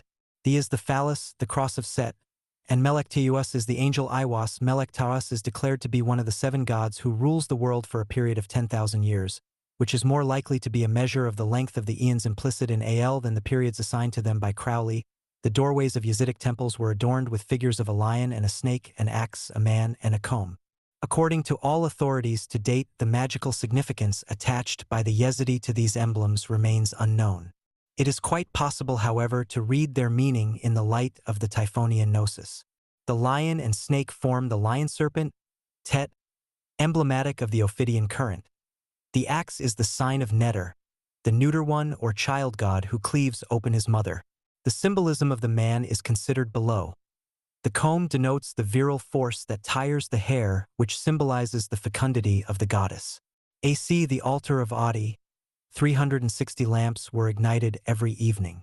360 denotes the full circle, cycle, or perfect aeon. It is also the number of HMSHIH, the Messiah, and of Shin, a later form of the Atlantean Zin, a name of Typhon and of the moon. Of the name Psi, George St. Clair tells us that it comports a certain forcible and impeding check, opposition, a turning upside down, which immediately suggests AL.1.41, the word of sin, and the formula of Karetza in conjunction with that of Viparita Mithuna, all of which concepts point to the secret gnosis of the cult. 360 added to 15 Adi yields 375, which denotes Sekbem, the place in which magical operations are performed upon the spirits of the dead. Sikkim also denotes the power of resurrection, of rising in a subtle body of light which has been typified by the erectile power of the phallus.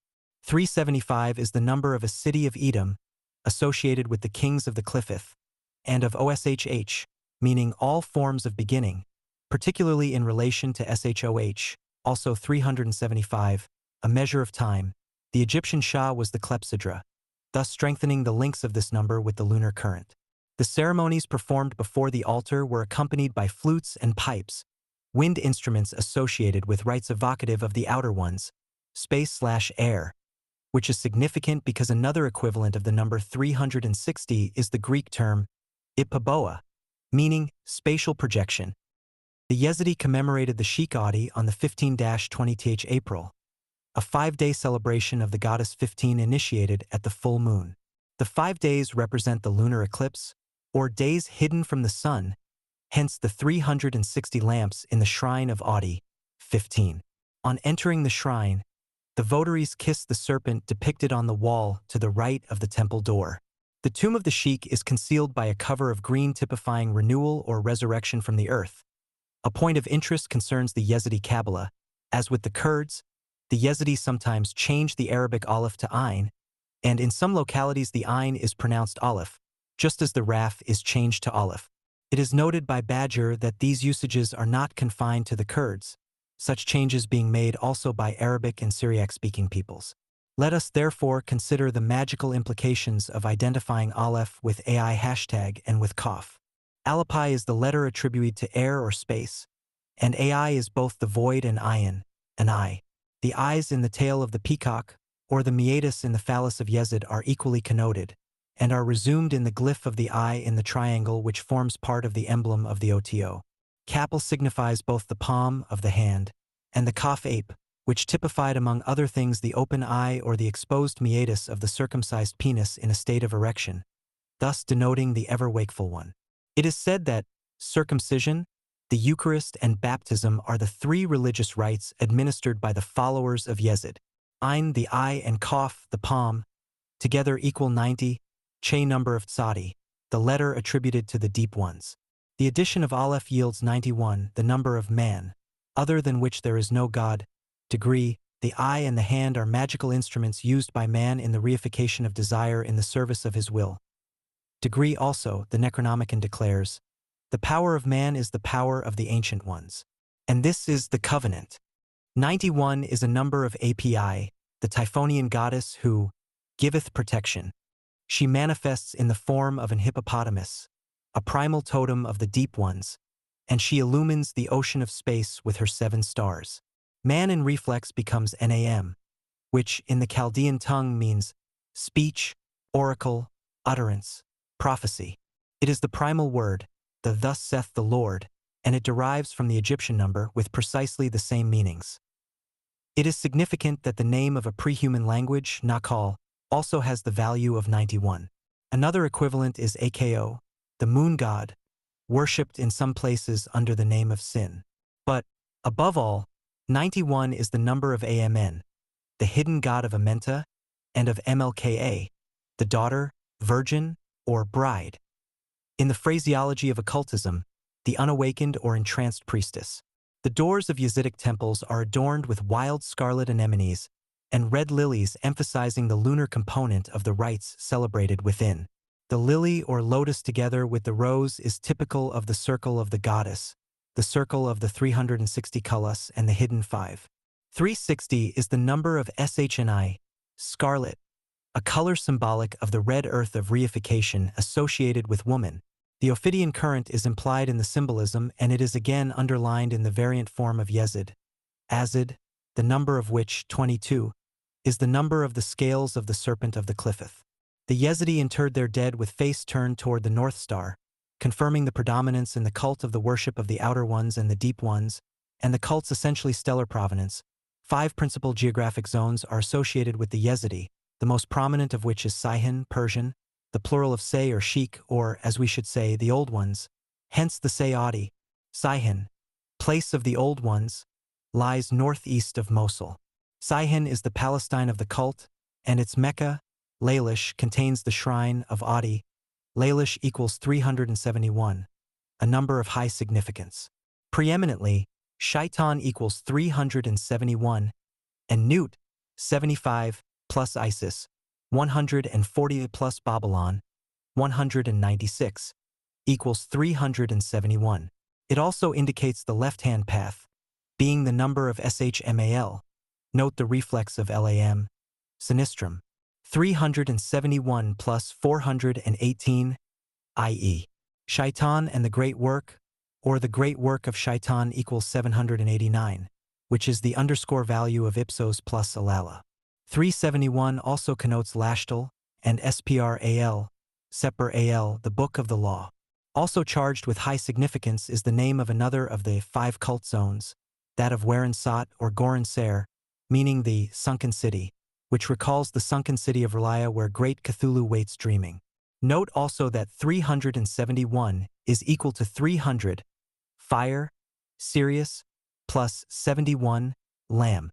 We are now in a position to appreciate Crowley's claim to have continued in and through thelema, the major tenets of the Yesidic cult. It was mentioned in footnote 53 that the Tau cross of Shaitan appears as thou in the Thelemic precept in Al, the text of which Crowley may have accepted as the book that is already written in heaven, and awaited by the Yezidi.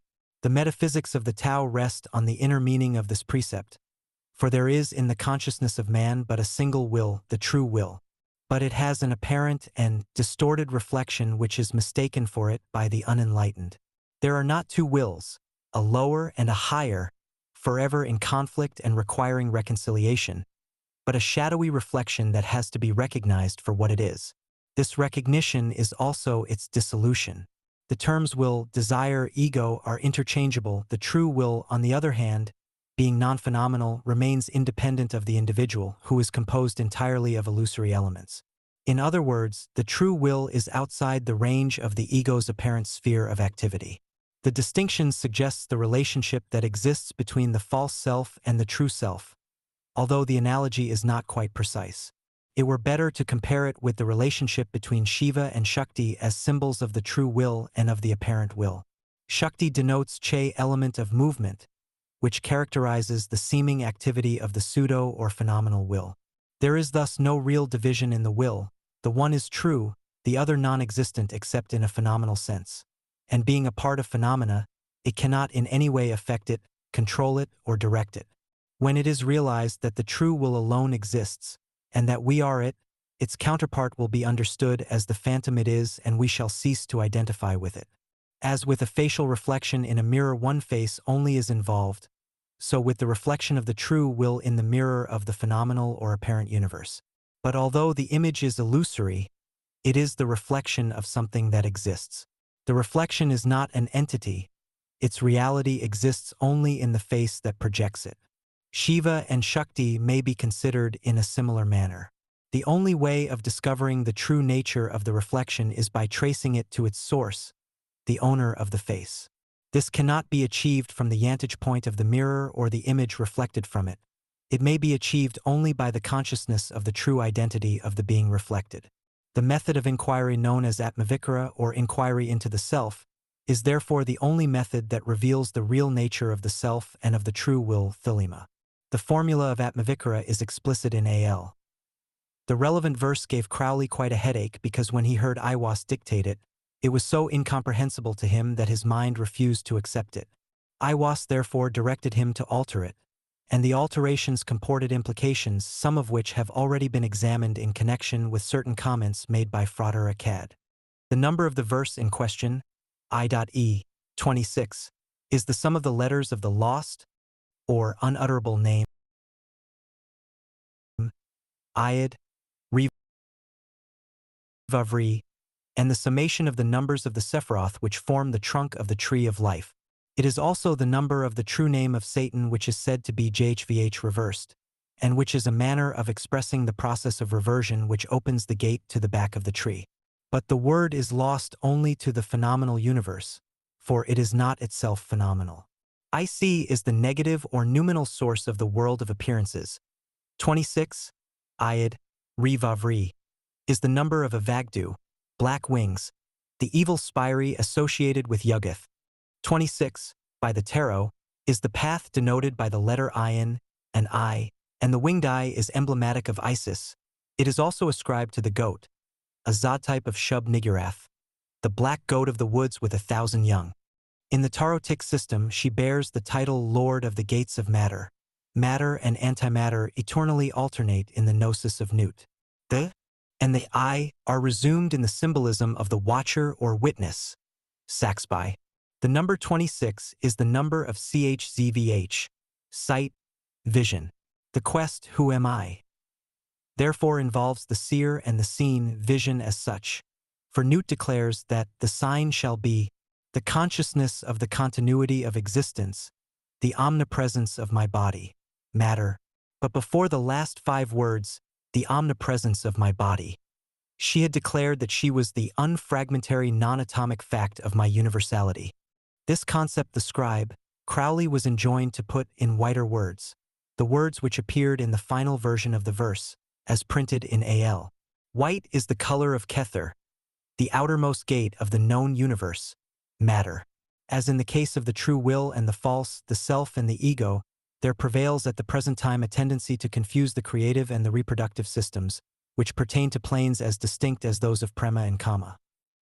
This false identification bedevils the whole subject of the true will and of the magic which is the means of its expression.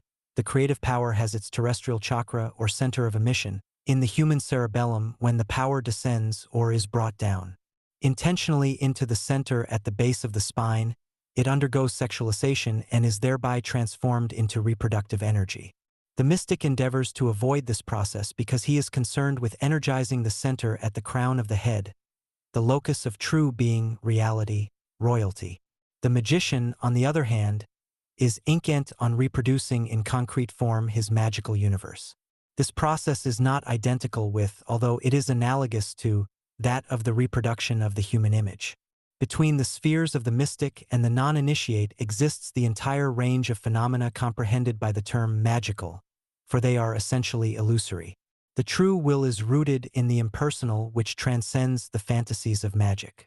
Nevertheless, we speak loosely of creative occultism, meaning thereby reproduction, not of the human but of the magical child, which is a mental as the former is a physical product. Yet they both exist within the sphere of illusion, and in both cases the creative energy has been activated by love under will. The foregoing notwithstanding, there is a very special magical operation which manifests a child of an altogether different order of existence. This is the child, crowned and conquering, celebrated in Al. It is the magical child par excellence, the image of light born not of the union of opposites and complementary polarities, but of the negation of both. The designation crowned indicates the true royalty, the reality that interpenetrates the human life wave only at the highest center, crown. This transcendental chakra at the Kether sphere is the seat of enlightenment in man, the seat to which Isis has given her name.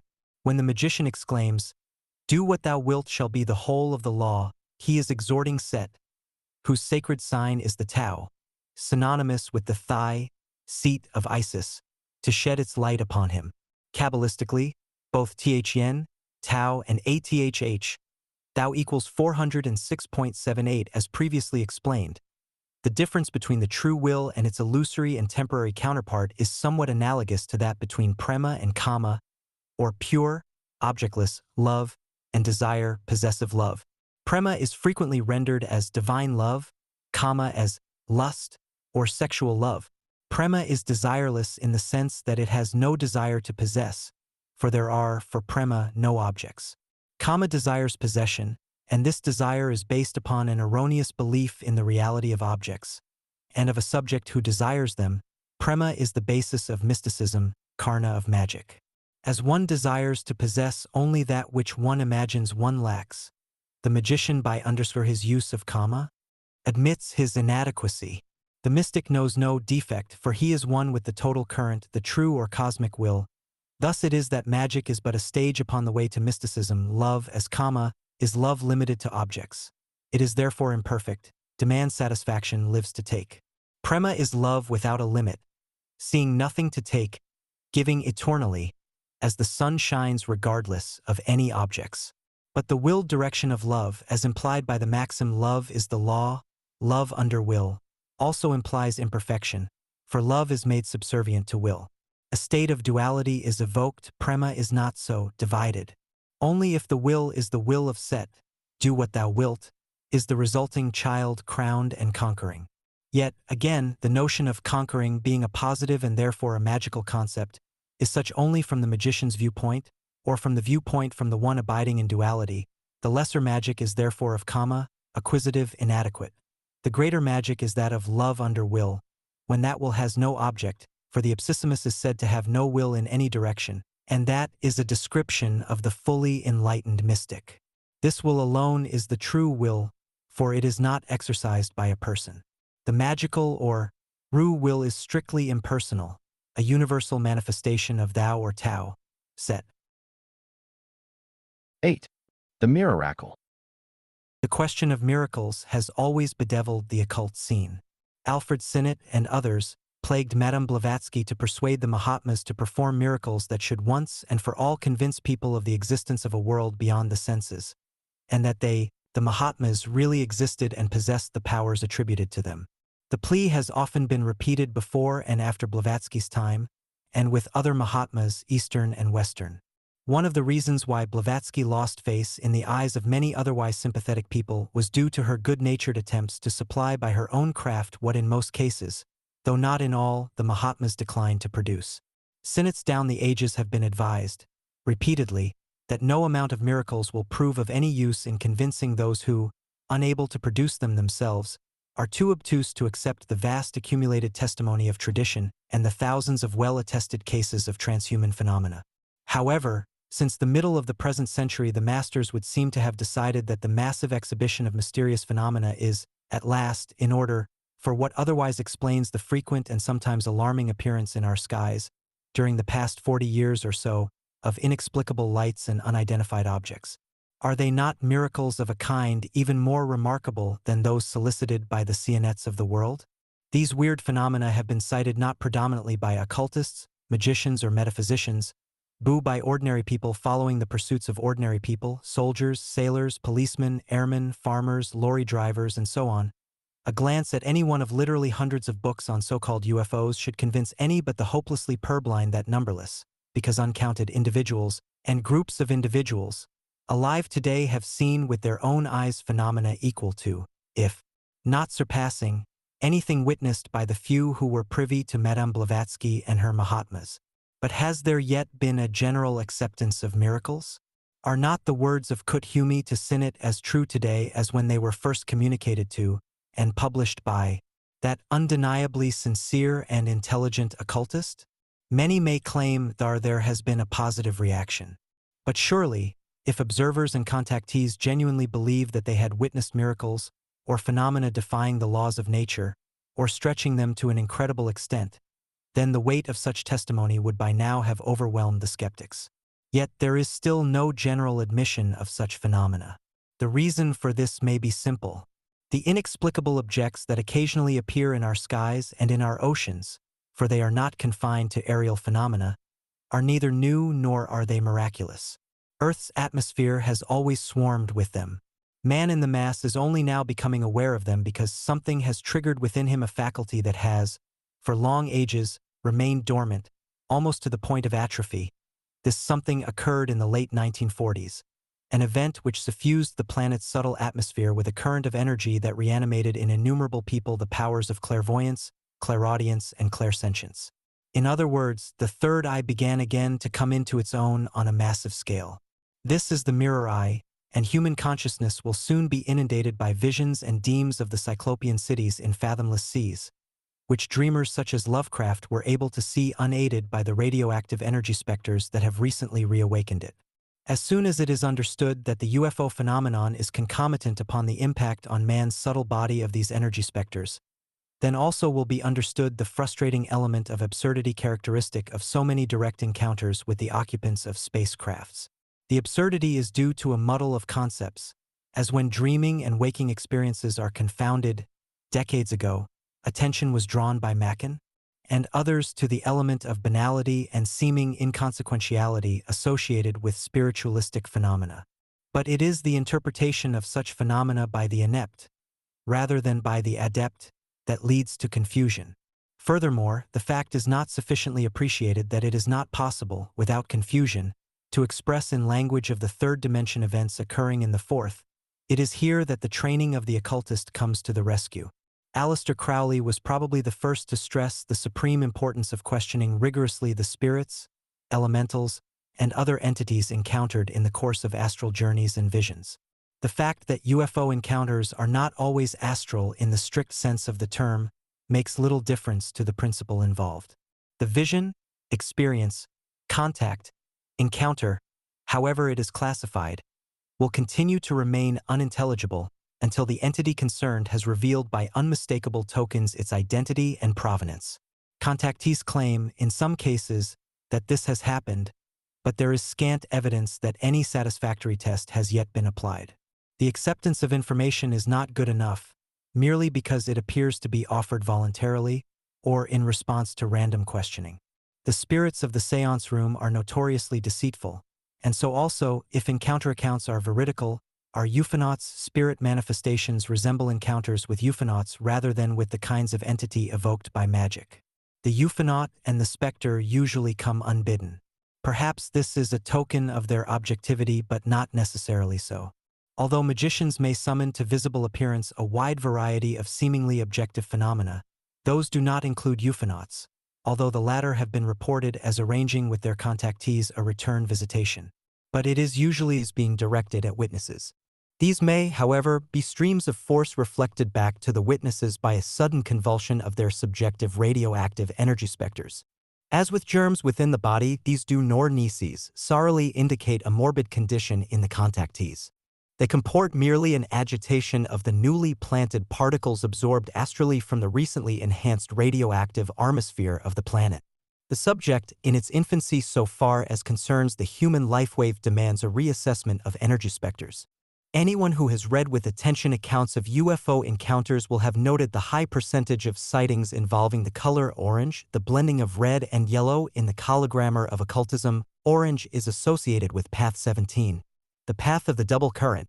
LTS magical aeon or angel is Zain-sipified by the sword or scimitar. UFOs are frequently reported as being crescent-shaped when not egg-shaped or lenticular. The sword and the egg play a dominant role in Crowley's Amelantrobulda's visions.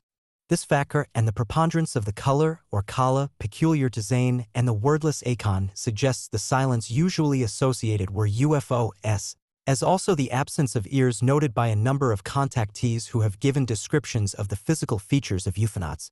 The carless and egg-shaped head of Lam is one of the masks of Iwas, minister or angel of the god of silence, Hoa Parkrat, 71. The number of Lam is the mirror number of the path of the twin or double current, Zain. The sensation of fear induced by encounters releases in the astral consciousness the demonic specters reflected in the auric shell of the contactee. Che blue devils are a product of this fear, relevant in this connection ace the words of the psalmist. The fear of the Lord is the beginning of wisdom. Of all the emotions, fear is primal and itis the most portent factor involved in opening the outer gateways. Wisdom is attributed to Chakma, the cult center of the starry wisdom sect. This cult projects through the veil of the mauve zone the vibrations that are sensed within the blood as fear or terror, which is denoted by the word PCHD, a name of the power zone of Mars. PCHD is 92, the number of SBKI, the killer of the giant, the Sebacaw or crocodile dragon, typical of the Ophidian current. Sensations of panic charge the system with radioactive energy specters.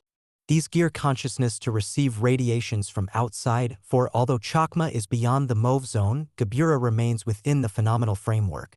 Great skill is therefore required to transmute into space capsules or vitality globules the vibrations of this turbulent zone. Hence the fanaticism, violence, paranoia, and general imbalance of so many who fall foul of this path. Which explains why, in a contexture of encounters, the corresponding contact is invariably seen as hostile, abduction, rape, physical assault involving severe burns from radiation, and, frequently, loss of blood. Some contactees complain of having been used as guinea pigs, blood, semen, menstrual fluids having been extracted from them.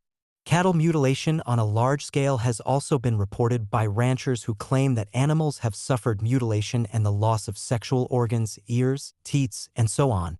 It is difficult to know where paranoia begins and how far the experiences, though genuine, are misinterpreted through lack of correct and the abundance of incorrect information. The undoubtedly sexual nature of many of these depredations is the sole element of certainty. It may be a morbid terror that causes people to sec in space for marauders whose handiwork identifies them rather as denizens of Earth.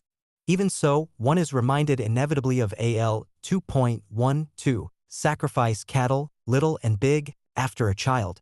It is conceivable today that moronic misinterpretation of this verse could account for the mutilations reported. On the other hand, the physical nature of abduction points to a literal formula of sacrifice associated with rites peculiar to the cults of the Old Ones and, in particular, of the great god Pan. It is therefore not surprising that there is a reference to a formula in AL which links the notion of bloody sacrifice with the child or dwarf that is a type met with in accounts of extraterrestrial experience. We have here the symbols of the giant and the dwarf as complementary factors in a secret magical rite connected with the blood sacrifice which Crowley considered necessary before humanity may embark upon the next stage of its development. There is a magical operation of maximum importance, the initiation of a new aeon. When it becomes necessary to utter a word, the whole planet must be bathed in blood. This bloody sacrifice is the critical point of the world ceremony of the proclamation of Horus, the crowned and conquering child, as Lord of the Aeon. Crowley supposed that World War I and World War I were phases of an ongoing operation. What, in effect, he is saying is the operation will enable man to establish intercourse with extraterrestrial entities. The whole planet is now bathed in blood, in the sense that radioactive energy specters have enveloped it, have formed a magical merzer in which it is possible for humanity to see the oracle, the word. This miracle is the miracle that the bloody sacrifice has initiated. Crowley's death in 1947 coincided with a massive wave of energy specters, vehicles of the outer ones evoked by the second phase of the bloody sacrifice to the magical child. The nuclear energy released into the Earth's atmosphere in the mid-1940s reactivated in man his latent astroocular potential. It may not yet have been ascertained just how the reactivity resulted from the radioactivity, but it has become evident that the UFO embodies a type of phenomenon which, although always present in our atmosphere, has until recently remained unsuspected by humanity in the mass. It is not possible at this stage to be more specific. Research may demonstrate that not only the UFO is being massively sensed, but also the ghost or double, which before the 40s numbered its viewers on a comparatively limited scale. But it is necessary in this area to draw certain lines of demarcation. There are many kinds of ghostly and spectral phenomena, and there are also many kinds of unidentified flying objects. The substance of manifestation appears in the latter cases to be of an etheric as distinct from an astral nature. This supposition is suggested by the tangible quality of many of the objects observed. Sightings in this category appear to be far in excess of those in which the occupants of UFOs are considered to be flesh and blood beings. Again, cases have been reported in which ufonauts are sighted by one or two individuals, only in a crowd alerted to the presence of abnormal phenomena. Except in cases in which UFOs are directed by automatons or by remote control, that suggests that ufonauts are of a substance more subtle than their vehicles, as the astral body of man is more subtle or less dense than his physical body. Such might be the case, for example, if an astral entity fabricated for itself an etheric shell or capsule, as in the practice known as the magical assumption of god forms. Ancient Sanskrit literature contains references to space vehicles in the form of birds, flying dragons, and other aerial creatures. The winged disk, or vitality globe, of the sun god in Egypt, the Horus falcon and other animal-shaped vehicles, are cognate phenomena. Furthermore, there is evidence that the Shining Ones or Devas of Indian lore are radiant extraterrestrials, and that the Egyptian Hamimit or emanations of the solar light known as the radiant sun are also cognate symbols. The motivator of these spacecraft is the magical will. In Egyptian typography, this was represented in the form of an egg and a concave receptacle suggestive of the ovoid pattern of space capsules. The Ku, or Shining One, was represented by a bird, and the sphere of radiation, aura, by a shell-like semicircular glyph. The world of shells would be an apt designation of the source of such phenomena, but such hypotheses are unnecessary if, as here suggested, there is posited a reactivation of psychic or clear-sighted, clairvoyant vision that has for long eons remained generally dormant. Are Hor Ku, the phenomenal reflex of Hor Parkrat, declares in AL, "I am the warrior lord of the 40s. The 80s cower before me and are abased." Although it is undesirable to seek in magical texts for indications of historical events, it has often been noted that the Great War of the 40s resulted in the reactivation of an occult faculty in man, causing him to see things that had long remained unseen. The reflex of the 40s, i.e. the 80s, may witness a massive materialization of the luminous shells now swarming about Earth. The number 40 is merely the extension or fuller manifestation of the 4, the number of the solid, the reified. AL, Illinois 49 may well be relevant. This is of the four. There is a fifth who is invisible, and therein am I as a babe in an egg. The babe is the magical mannequin or dwarf, of which Lamb is a type. Lamb contacted Crowley in connection with certain Asiatic mysteries involving the revival of the age-old wisdom transmitted to Blavatsky by two emissaries of the Old Ones, Cthulhu and Moria. The elements of the name Kut or Cthulhu appear in Al. The Krot or dwarf appears as one half of the word of Horus, the other being Arehoarkut. The verse is the 180th of the book as a whole. 180 is the number of silence, and the Kut or Krot is the lamb dwarf, Dropa, depicted by Crowley as a frontispiece to his commentary on Blavatsky's The Voice of the Silence. It should not be supposed that the references in Al to these elements have little purpose other than as ornamental or literary devices. Every word of the book is significant and loaded with multi-leveled implications, nor do they illuminate solely the sequences in which the verses appear. That Al contains hidden sequences is amply indicated by the line overdrawing a part of the original manuscript, thereby linking seemingly unrelated concepts. Lamb is 71, a reflex of 17, the tarotic index of Zane and of the path associated with the twins typical of the double current, and with the sword which is the meaning of the word cherub. The symbolic significance of the sword has been explained in my trilogies, but it may be necessary here to submit two further observations. CHRB, a sword, is 210, as shown in combination with Liber XX7. This is the number of 000, nothing under its three forms, when 0 equals ion, 70. It is also the number of the giants, great old ones, or the fallen ones, those that fell to earth from an alien star. This is paralleled in the Egyptian topography by Kifi or Kifi 120, a numerical metathesis of 210. The incense burned at the setting or falling of Ra. At the moment of sunset, the god, or Great One, appears to descend Ito the earth. Furthermore, the sword was the instrument used by Christ as a symbol of his mission. Think not that I come to send peace on earth. I came not to send peace, but a sword. It is almost as if he announces the Aeon of Zane, the wordless Aeon typodied by the god of silence, Horpai Kut, and his emissary, Lamb. The CHRB is not only the sword, it is also the child, cherub. The colors associated with the path of Zane are orange, king scale of color, and mauve, queen scale of color. An overwhelming preponderance of UFO sightings include mention of the color orange. This color, which comprises the primary colors red and yellow, is associated with the planetary power zones of Mars and the Sun, Horus, and Christ, which typify blood in its sacrificial and its redemptive aspects. Mars is the sphere of Kali, who embodies the lunar current. Sol is connected with Iwas as the redeeming spirit or holy guardian angel of Earth.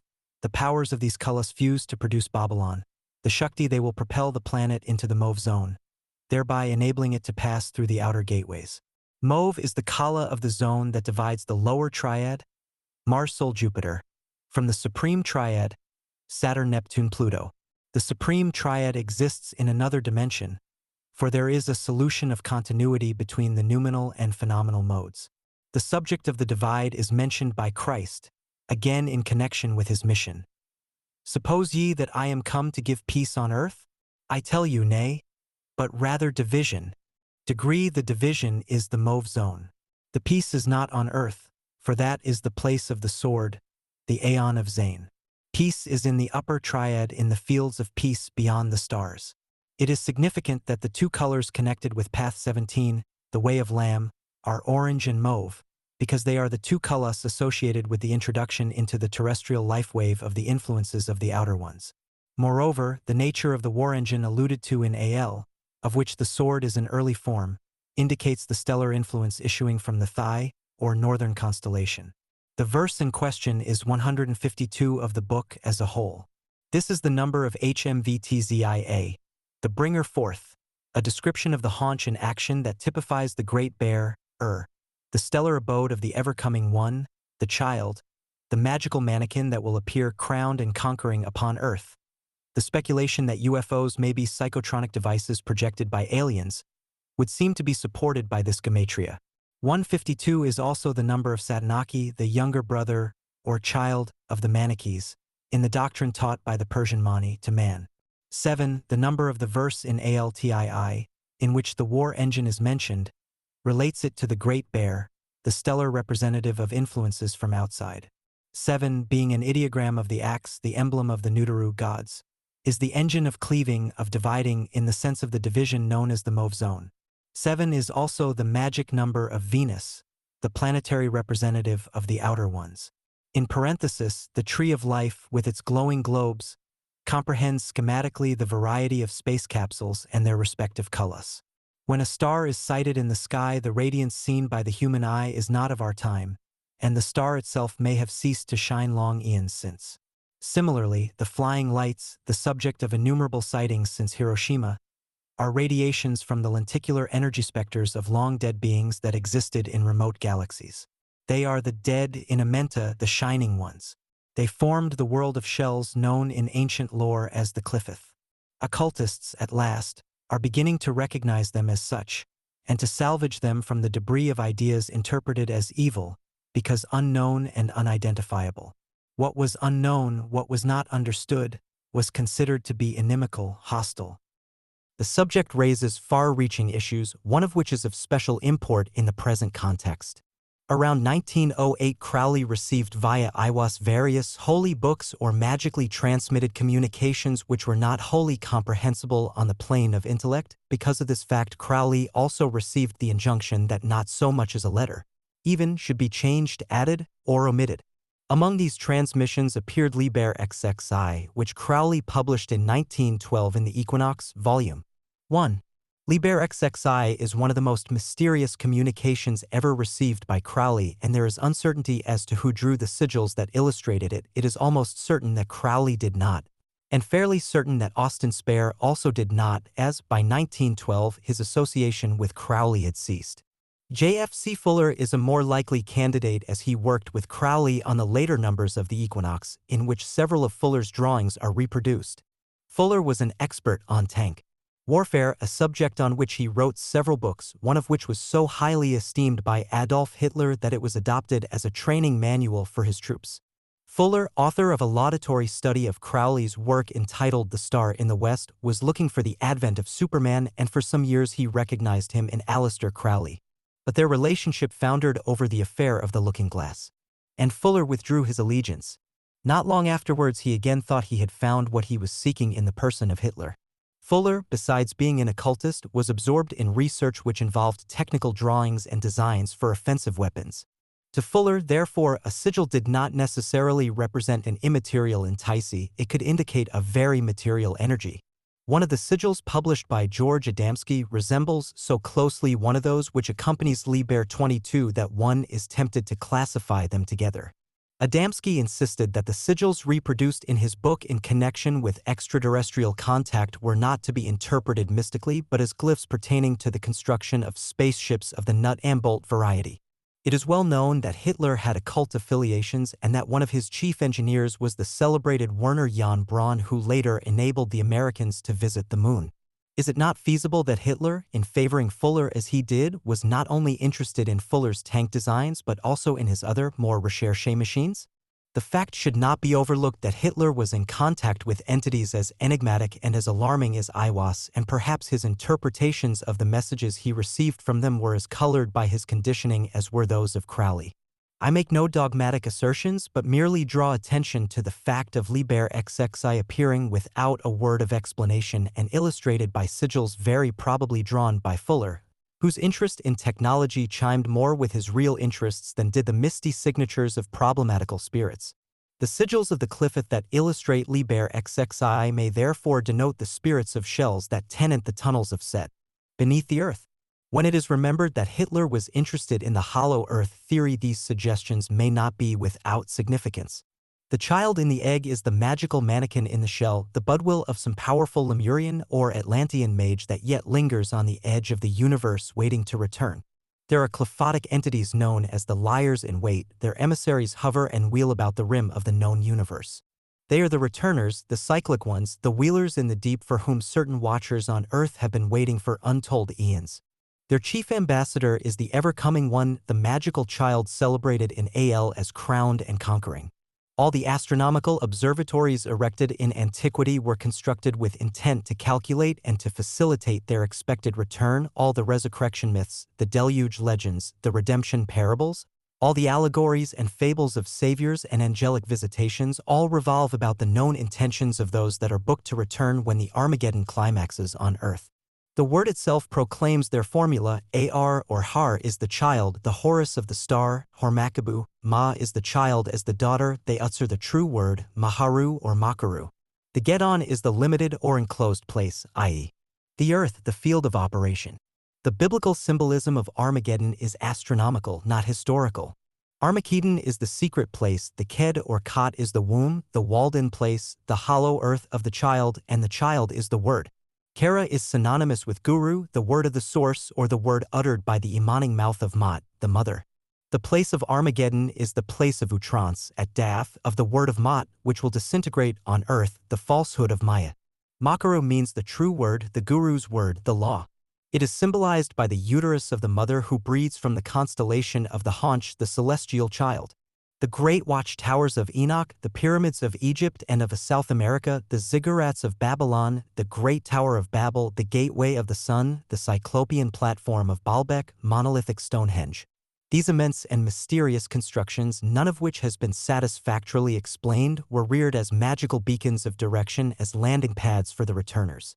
The roof of the world, the frozen plateaus of the Tibetan uplands, which Rurik celebrates in his paintings, was the scene some 11 to 12,000 years ago of the landing on Earth of the Dropas. The visitation occurred on the borders of Tibet about the time of the final Atlantean cataclysm, for which Plato, Tizians, quotes the date 9000 BC, the Chinese site legends which describe short, slender yellow men who came from the clouds, and who because of their extreme ugliness they had extraordinarily large heads and spindly bodies, were at first shunned, then finally massacred by men riding swift horses. But not all the Dropas fell before the onslaught of the riders.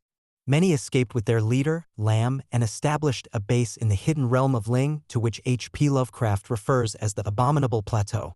As Crowley depicted Lamb circa 1915, we may conclude either that the entity yet exists on the material plane, or that it appeared to Crowley as the model for one of them. Dead souls, which formed the content of his exhibition of paintings and drawings held in Greenwich Village in 1919. The Dropas infused into the Tibetan mysteries the current peculiar to their terrestrial agents, now known as Drukpas. They have been abhorred, not only by reason of their magic, which is concerned with opening the gates for the returners, but because the non-terrestrial nature of these adepts of an alien sorcery is dimly sensed by humans who have, occasionally, gained access to their ceremonies. Lamb is the High Lama of the cult of Zain, which combines the Ayin, the Eye of Space, and the winged or flying Eye of Horus with the Z or snake power. The number of the Dropas is 655, which is the number of the Murti, Eyes of Mat. For 15, another number of the Dropas is also that of Abra Dbr, the voice of the chief seer, of the Holy One, Hudvsh, and of Dracones, the type of the Ophidian or Draconian current.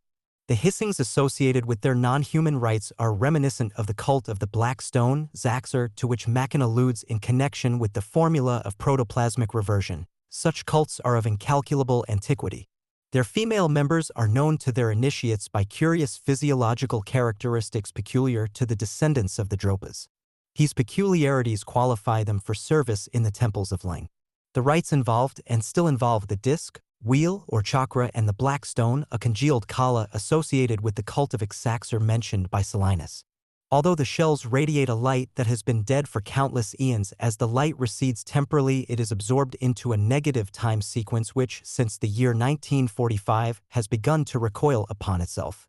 It now approaches Earth from a vastly remote future known as the Aeon of Ma, wherein it will unite with itself to form the Armageddon or Harichald of the Aeon of Horus.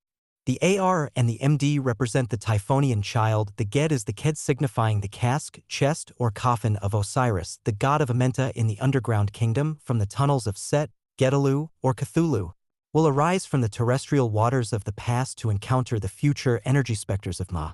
The myth is obscure because of the time factors involved. The concept of negative time has bedeviled all but initiates.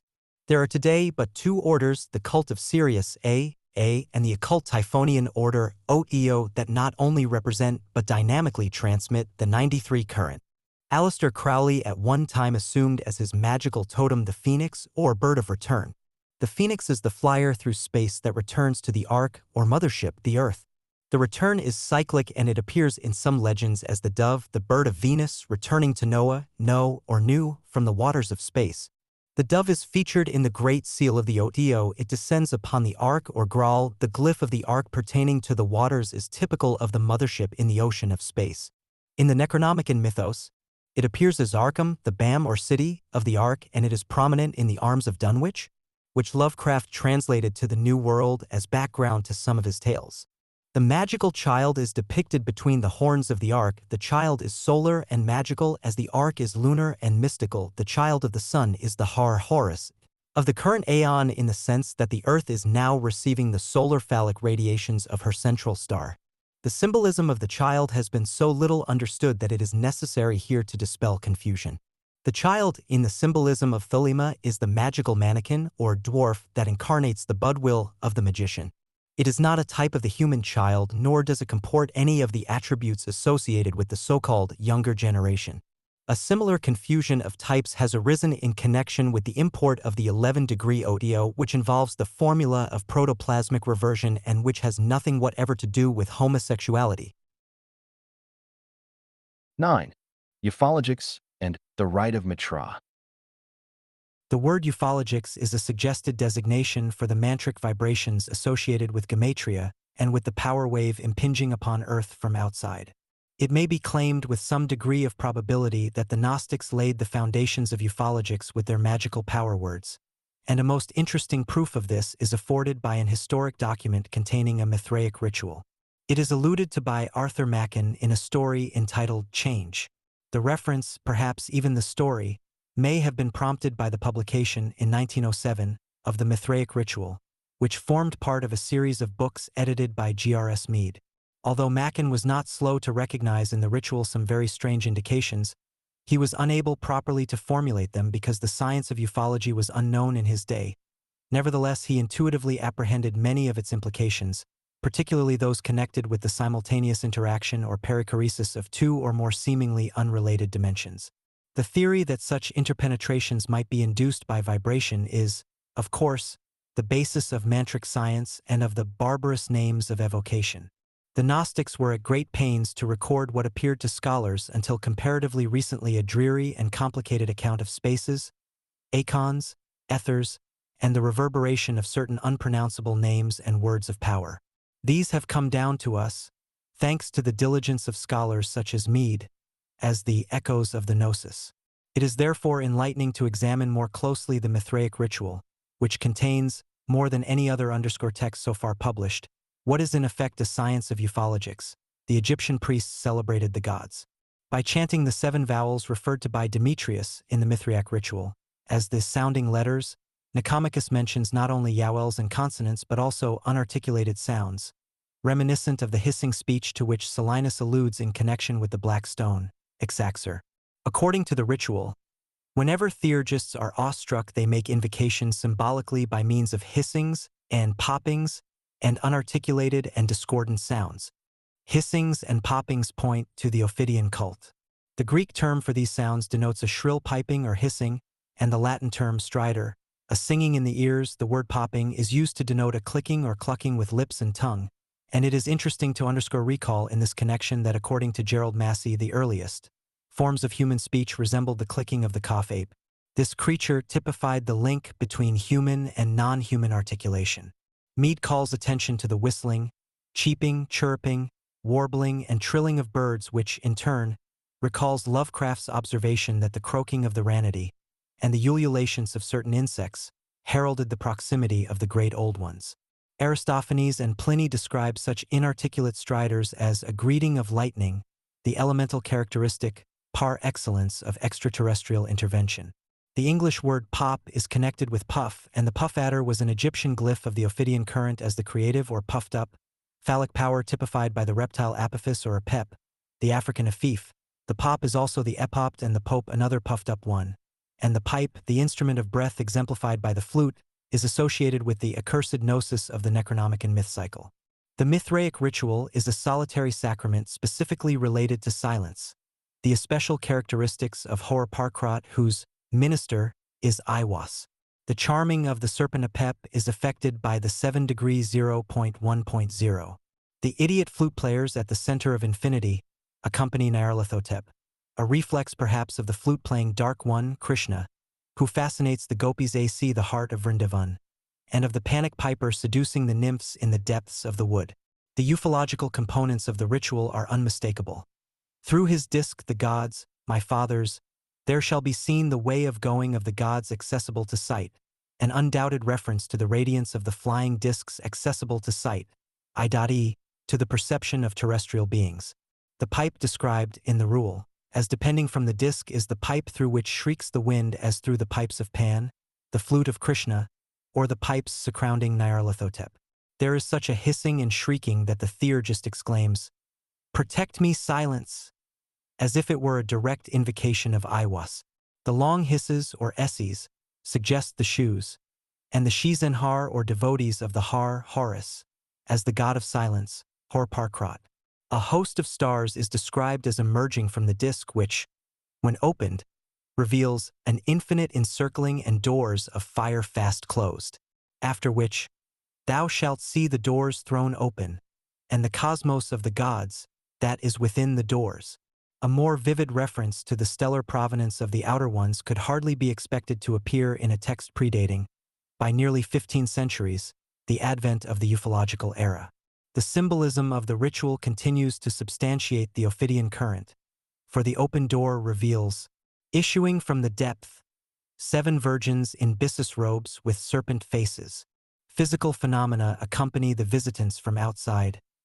Lights a quiver, and the earth a shake, and then a god descending, vast, of radiant presence. There is mention in the ritual even of a terrestrial who presumes to approach too close to such a being, who is the great father of all fathers, and the supreme initiator into the transcendental eikons of ufological spaces, Mitra, the invincible. Also mentioned is the golden shoulder of the calf, the child Horus who is equated with the bear that moves the heaven. The reader is referred to Lovecraft's interpretation of certain Amerindian myths relating to terrestrial origin from the Great Bear constellation. An Amerindian element is also reflected in the designation eagles, applied to the fathers or old ones. The eagles were the highest initiates of the Mithraica. In the ritual, the eagle is defined as one capable of rising into the true air and looking state at his own sun. The sun was typified by the lion and eagle being the Leo-Scorpio complex of the ufological gnosis. The gluten of the eagle is the secret ingredient, or secret ion, of the elixir of life, known in the Mithraica as Athanasia, immortality. This was identical with the formula of apotheosis, or birth as a god. The true air is outer space, and his own sun signifies his parent star. As Mead observes, Mitra was not the sun, either in the Iranian religion or in the Mithraic mysteries. The disk in question is a focus of the source light. The ritual contains an allusion to the body of pure bliss associated with the formulae of Athanasia and apotheosis, both of which are resumed in the Hindu concept of the Premdaha, or body of divine love. A recent historic example of this formula appeared as Sri Thakur Hernath, 1863 to 1927, the Bengali avatar of Sri Gauranga, an incarnation of Krishna. The mystery of the Premdaba involves a rearrangement of the molecules comprising the physical body. Those who were close to him testify that Hernath's body underwent a transformation from its original dark complexion to the golden hue that persisted until the end of his earthly life. Hernath described 3 occasions on which he encountered a Mahaprasesha of superhuman proportions. During one visitation, a great celestial radiance appeared terrestrially in the form of a ladder which Hernath ascended. It is highly probable that both the Bengal saint and the Mithraic ritual describe an identical experience, although its modus operandi differs. For Sri Hernath, the bodily transformation was characterized by a temporary suspension of all physical functions, even the heart ceased to beat. In the Mithraic ritual, the votary evokes from the depths of his own being his own primal substance or root plasm. An allusion is made, in the ritual, to the honored arm and incorruptible right hand, and it may be supposed that this is not a mere figure of speech but an indication of a precise formula similar to that which survives today in the rite of the 8th degree. 0.1.0. Mead logically connects the arm with the shoulder of the calf, which typifies the 7 stars of the bear, the servants of the pivot on which all things turn. The acquisition of a premdiba or bliss body suggests the single body referred to in the ritual, single because space is homogeneous, undivided, one. The substance of this body is likened to a sponge so that cosmic air can interpenetrate it. The man has within himself a link between himself and greater air. Allusion is also made to the deathless aeon, which indicates an adumbration of the aeon of Zayn and the formula of Athanasia. It is made plain that the physical body contains in a latent state all the organs required for establishing contact with the cosmos, i.e., the outside. The votary casts the shadow of himself, of his inmost body, on the mirror of true cosmic substance. At this stage of the rite, the extraterrestrial implications become abundantly clear. After he has projected his fire forth, which is the first initiation of himself into his own world substance, he begins to see his own disk. It is the Father's disk, the field of consciousness of his great person Mahapurusha, or higher self, holy guardian angel, who is the father of the little person mannequin, or mortal personality. But although the higher self is our father, and in a sense we are born from him, we have mystically down here to create our own great person if we would have any conscious relationship with him. Interpretations of the elements of this rite in a Typhonian context reveal obvious indications of contact and communion with the outer ones. It is made clear, for instance, that the 4 elemental currents, fire, air, water, earth, can pass through the pipe depending from the disk without destroying the human vehicle. The pipe or tube is analogous to the tunnel that joins the paths at the back of the tree of life. As the elemental forces pass through the pipe, the initiate is endowed with the power pertaining to the element dominant in him at that time. In a similar manner, the power zones shed their energies through the tunnels of Set. The pipe is also the pole, axis, or pivot, and it is connected with the DOT's angel, of whose energy and radiance he is the terrestrial vehicle. The polar axis is also implied, and with it the fight directions of space with their dikpalas. Mead notes in this connection that, in a very extended interpretation of the symbols, east would signify the cosmic power playing forth towards birth, and west, the return journey back to the greatness. Mead expresses an inability to understand the significance of the name Pop, the man the Phrygians called Papa. But, as shown here, the Papa is the apap serpent symbolic of the Ophidian current, the reptile that pops or puffs, swells, and hisses. Mead notes an allusion in the Book of Coming Forth by Day to the hissing and clucking of the great cackler, the bird that hatches the egg of men. The clicks, cluckings, chucklings, and puffings combine the bird calls and the reptilian hisses that testify to the origins of the Orphic initiate when he exclaims, "Child am I of earth and starry heaven, nay my race is heavens." In other words, he testifies to his extraterrestrial provenance, which is not necessarily in phenomenal space out there, but in dimensions of inner space suggesting the kingdom of heaven that is within. This is confirmed when the ritual describes the disk as the inner door that leads to the true heaven. Not the vague paradise of the religious sentimentalist, however theology may prefigure it, but the heaven of truth, Mot, typified by the plumes which denote space flight and the inner spaces. The disk is itself the winged bearer of the star seed, whether as vulture, hawk, raven, phoenix, or Bennu bird. The Jewish commentator in the Nicene Doctrinate describes the disk as the entrance, the gate which Jacob saw when he journeyed into Mesopotamia. Mesopotamia is figured as the stream of great ocean flowing from the middle of the perfect man. The great ocean is the abode of the deep ones, the inner ones, and the middle of the perfect man, i.e., the inside. The man extended to the ultimate degrees is the phallus through which flows the stream of magical energy, the magical current. It was the gate of the lesser mysteries, as the gate of the greater mysteries is described as the gate of heaven. There is a stage in the ritual at which the disk seems to expand and the myriad hosts of heaven in angelic form seem to people all space. He thus finds himself in his own great sphere, space capsule, which he no longer sees as an objective disk but which has now become himself, or the field of consciousness. There is an infinite encircling and yet again doors of fire, fast closed. He is now substantially at one with his great person. This is a pretty fair description of the knowledge and conversation of the holy guardian angel in its form of congressus cum daemon. It is also an unequivocal identification of man with his extraterrestrial generator. The mantric aspect then comes to the fore. The rite requires a prolonged play on the pipe and on the vowel sounds. If human consciousness is to be maintained in the presence of the ancient ones, the vowels are open, flowing, therefore sounds are classified as feminine. There are no consonants or masculine arrestings to cut these great waves of sound up into forms.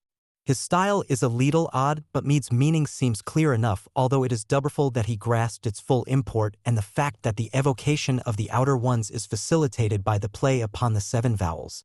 This idea is implicit in much ancient symbolism, Eastern and Western, e.g., the 7-fold flute of Krishna, the 7-fold pipe of Pan, both emblematic of the Allfather. Furthermore, the disc is described in terms approximating to contemporary accounts of UFOs wrapped in flame, like a serpent in 7 coils, as in the symbolic image of the Aeon.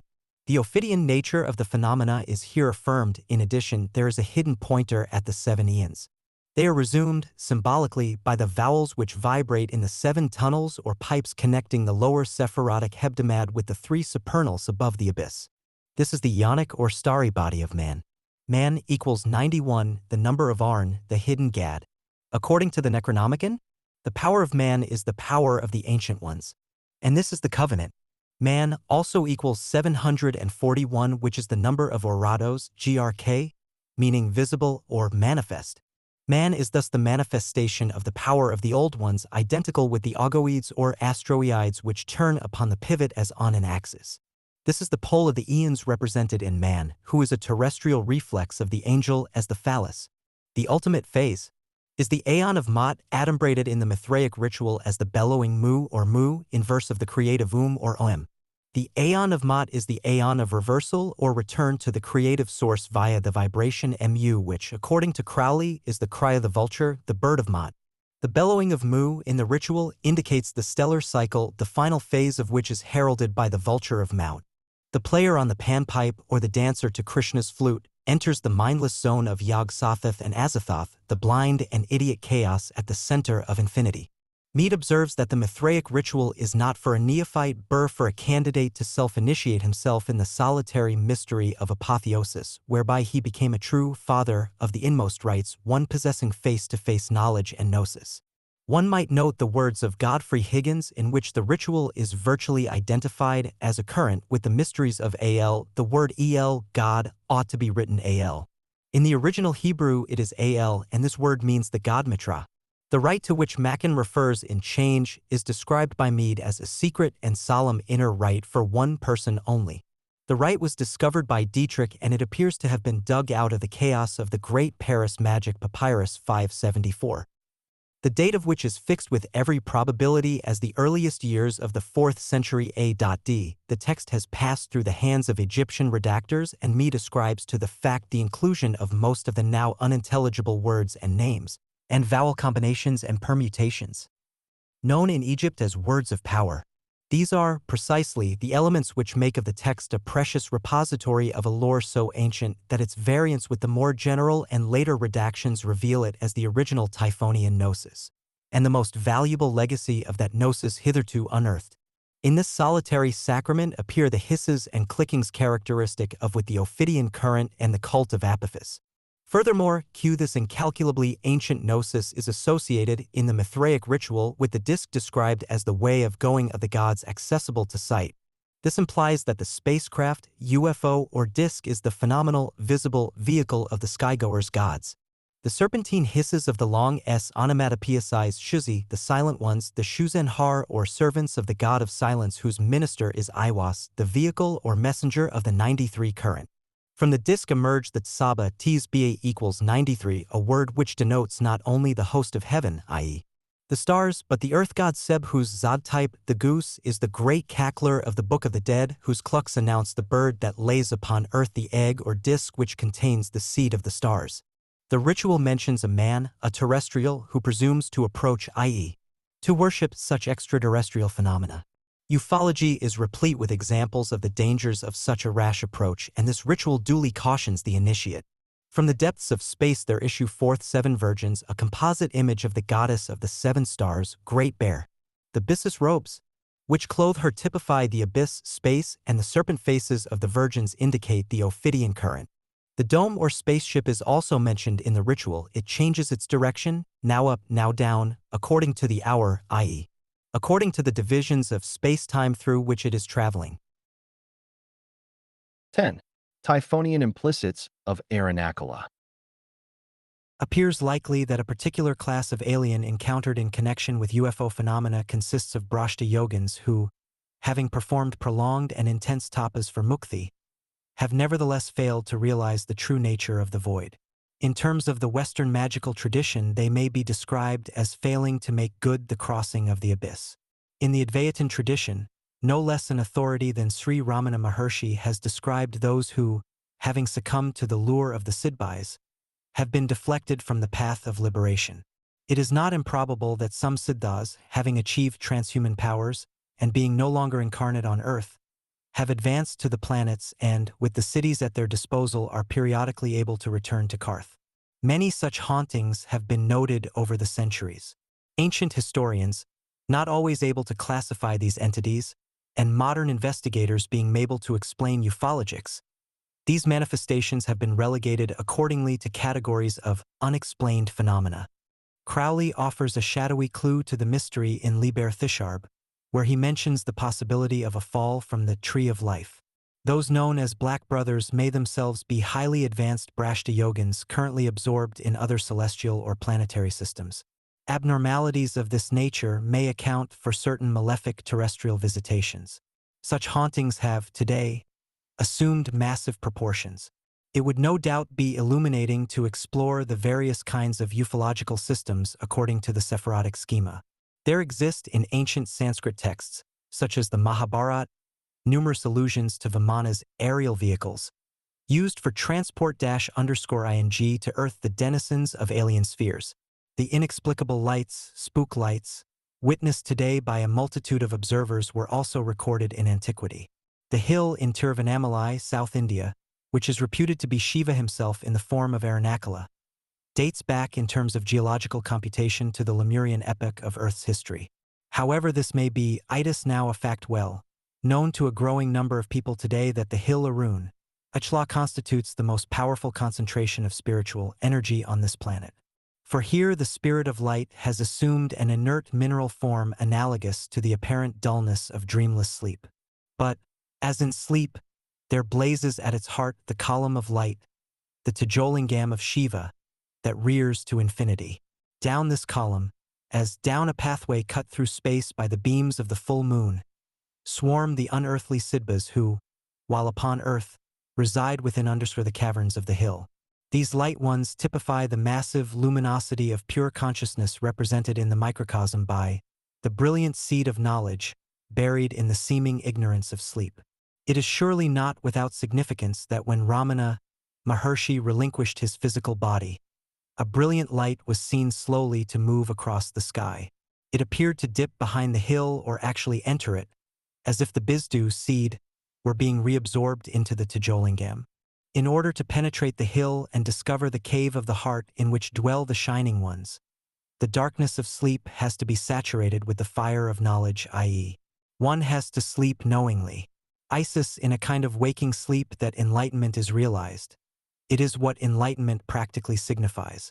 In terms of the Western arcane tradition, it is the nox penetrated by the lux of the gnosis. A few centuries ago, the Maharashtra saint, Tukaram, welcomed all who would accompany him to heaven. 22 only were able to avail themselves of the invitation and to embark on the celestial Vahana. In our own day, Sri Ramana Maharshi provided the Vibhana of Atmavikara 4 penetrating to the ultimate cave of the self. Mount Kailas in the north is the abode of Shiva. Aranakala in the south is Shiva himself. We understand by this that Kailas is the Shakti of the north, Typhon, while Aranakala is the son of Che south, Set, or Dakshinamurti. This symbolism accords well with the gnosis of the most ancient occult traditions. Dakshinamurti is the Lord of Silence, and this title is specifically descriptive of Aranakala Ramana, who likewise initiated through silence. Since his death in 1950, Sri Ramana still guides aspirants to the profound mysteries of the hill, to which numerous spiritual aspirants have been attracted as he himself was first attracted in 1896. He remained there throughout his earthly life. The essence of silence is light. The true Siddhas have distilled this essence in the alembic of aeon-long tapas, and the bodies of some of them, at the moment of physical death, were observed to dissolve in material light, leaving no residue. This is said to be a sign of the true Tathagata, which means literally, one who leaves no trace. Jadav Singh, in his illuminating introduction to Madhyamaka philosophy, quotes from the Mahabharata a verse which removes completely the obscurity surrounding the word Tathagata. Just as the footprints of birds flying in the sky and of fish swimming in the water may not be seen, thus is the going of those who have realized the truth. In the Thelemic gnosis, the word of silence is Hoer Parkrat, or Set, whose stellar representative is Sirius, the power zone of the AV.AE. The full impact of the influence on Earth of Sirius occurred precisely at the moment of an eonic transition. It is said that those who know this secret marma know also that there exists at this pointless point, this spaceless interstice, a shaft of light in the form of a pylon of crystal which flashes its 11-fold star-spate throughout the web of the spider goddess. Crowley supposed this event to have occurred when the universe was destroyed by fire in 1904. Charles Stansfeld Jones, Frater, on the other hand, supposed that it coincided with the inception of the Aeon of Mot, which he calculated to have occurred in 1948, but the actual influx of Syriac power occurred at right angles to chronology, that is to say, it occurred outside terrestrial time and may not be dated by it. Nor may it be located in space or identified with any historical event, occult or mundane. Lovecraft was faced with similar inadequacies of language when he wrote about not the stars themselves but the spaces in between. Austin Spare, too, had to posit an in-betweenness state, which he named the neither-neither and which defines pretty accurately the Madhyamaka or middle way revealed to Nagarjuna. Paul Brunton relates an experience that occurred to him in the 1930s, whilst he walked upon the slopes of Aranakala. A brilliant light sailed slowly from one side of the hill to the other, and he received the impression that it was under intelligent control. Similar phenomena have been observed and reported by other witnesses. The fact that such lights are frequently seen in the vicinity of hills and mountains has suggested to some observers that the hills themselves may be their source of origin. Alternatively, if the lights emanate from outer space, then certain hills seem to be their destination. Who can say that these are not phenomena of a mystical nature?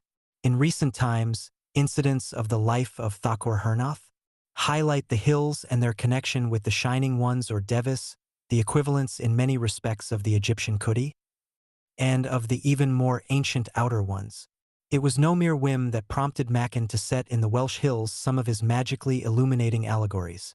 The novel of the Black Seal, with its Exaxer stone, and the infernal history of Helen Vaughan in The Great God Pan. But Hernath's experience is particularly interesting in a mystical context, for it exemplifies, as does the critical experience of Ramana Maharshi, the formula of the death posture carried to its ultimate degree. The ancient Tripurabhasia contains a singular account of a hill which conceals in its interior an entire universe. A Sadbaka is granted access to it, and after returning from a seemingly brief exploration, he finds, totally transformed by the passing of eons, the world he had once known. This is reminiscent of numerous European accounts of visits, willing or unwilling, to fairyland.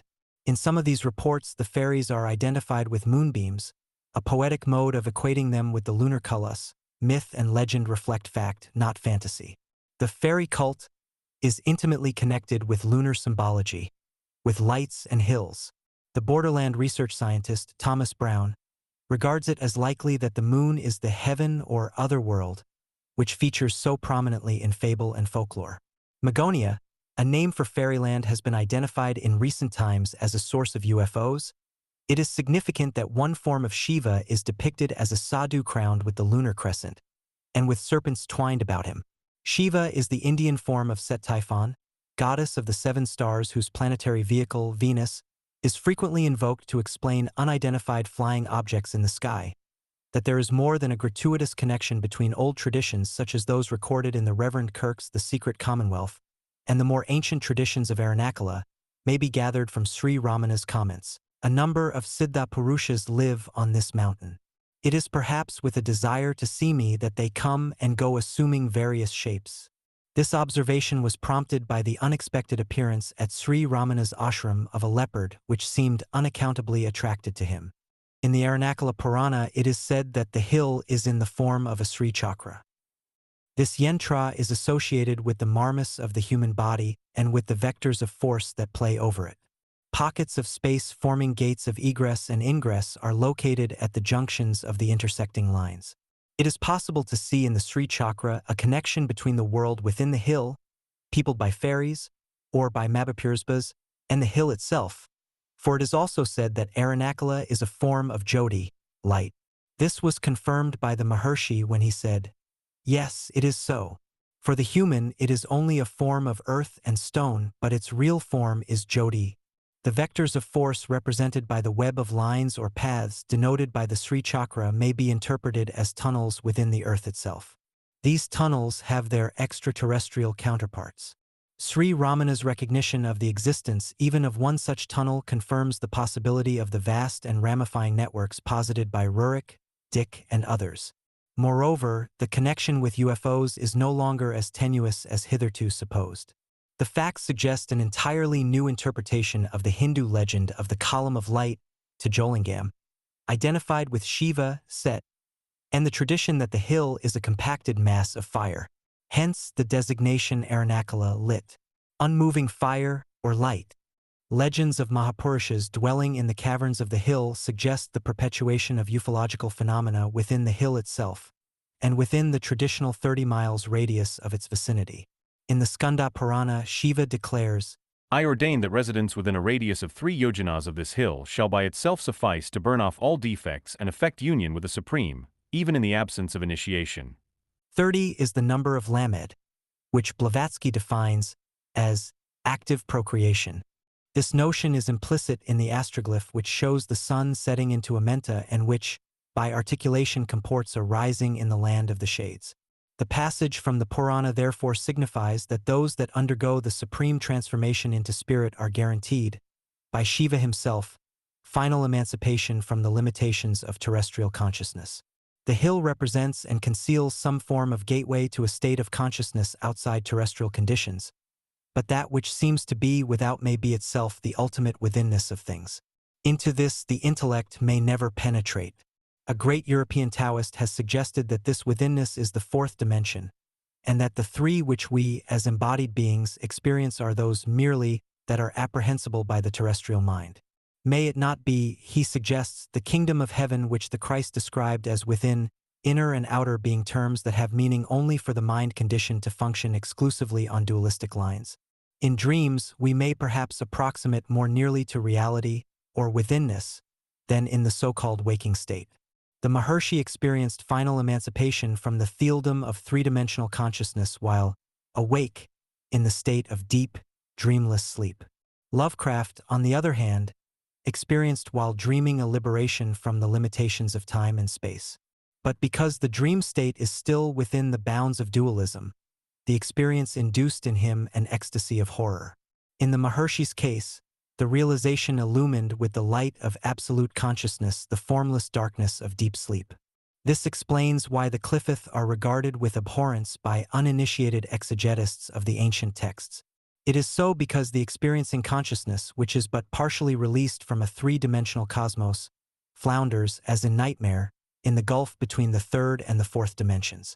This spaceless and timeless abyss is the Typhonian mauve zone.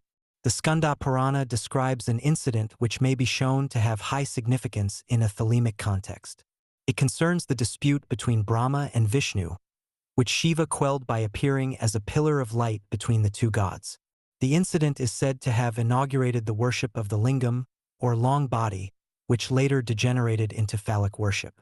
The event occurred under the star of Arudra, the stellar current influenced by Kartikeya. The cart, in Egypt, was the dwarf, or magical child.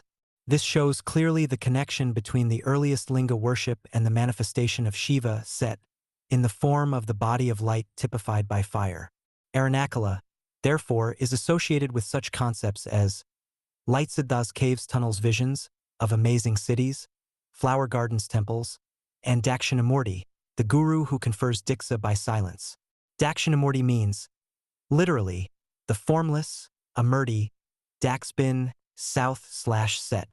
This pervasive and formless light of Arunakaleswara was congealed into a solid columnic mass or pillar in eons-old Lemuria. That the Maharshi recognized the hill as being both a magical power zone and a mystical chakra is confirmed by Major Chadwick, who lived for 15 years in the Maharshi's presence. He, the Maharshi, used to say that the hill, was top of the spiritual axis of the earth. There must, he said, be another mountain corresponding to Aranakala at the opposite side of the globe, the corresponding pole of the axis. At the sage's request, Chadwick consulted an atlas and found that the exact opposite point came in the sea about 100 miles off the coast of Peru.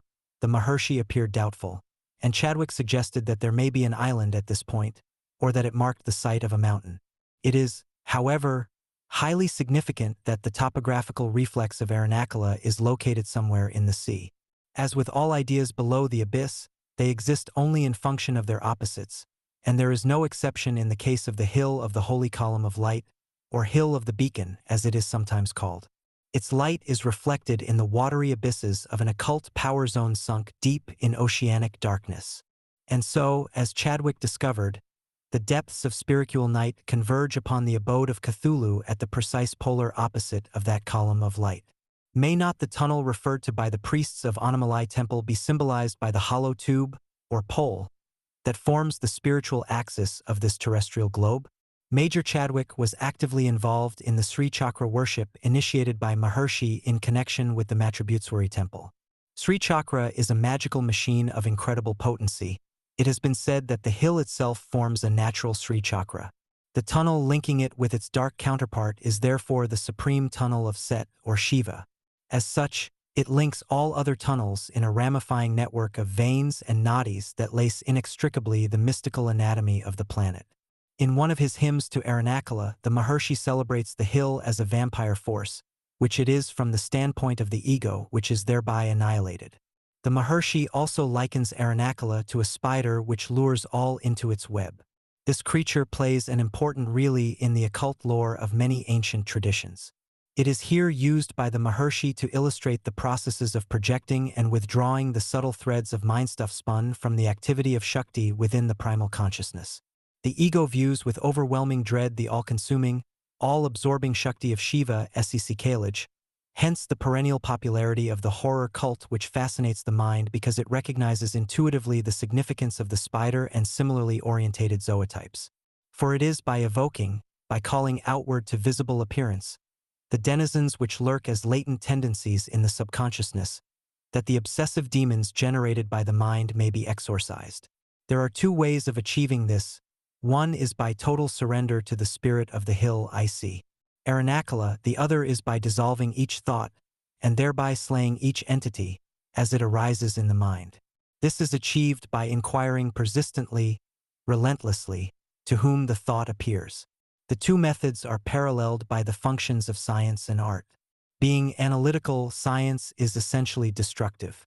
Art, on the other hand, is based upon synthesis or union, the union of Shiva and Shakti. Analysis and synthesis form a necessary component of the process which carries one beyond both. For both destruction and creation are phenomenal manifestations of the self, Kiya, Brahman. But science may be used creatively, and art may be turned to destruction, in which case each in turn appropriates the formula of the other. That is evident today in the realm of sonic vibrations which emanate destructive patterns. Much of so-called rock music is an obvious example. The disordered lives of so many of its exponents, and to a lesser degree of its votaries, demonstrate the fact. The vibrations disintegrate the sensitive astral substance which composes the subtle body. Drug addiction, violence, suicide, etc. are the frequent results of admitting to the system distorted sonic entities that are entirely demonic and destructive. They are destructive not of the ego, which they tend to exacerbate, but of the influence of the angel that forms a tenuous link between man's terrestrial constitution and his finer, stellar vehicles. Both Aiwas and Dakshinamurti, the sage associated by tradition with Aranakala, are lords of silence, and they initiate by silence. Aiwas is the angel or minister of Hor Parkrat, the lord of silence and of strength.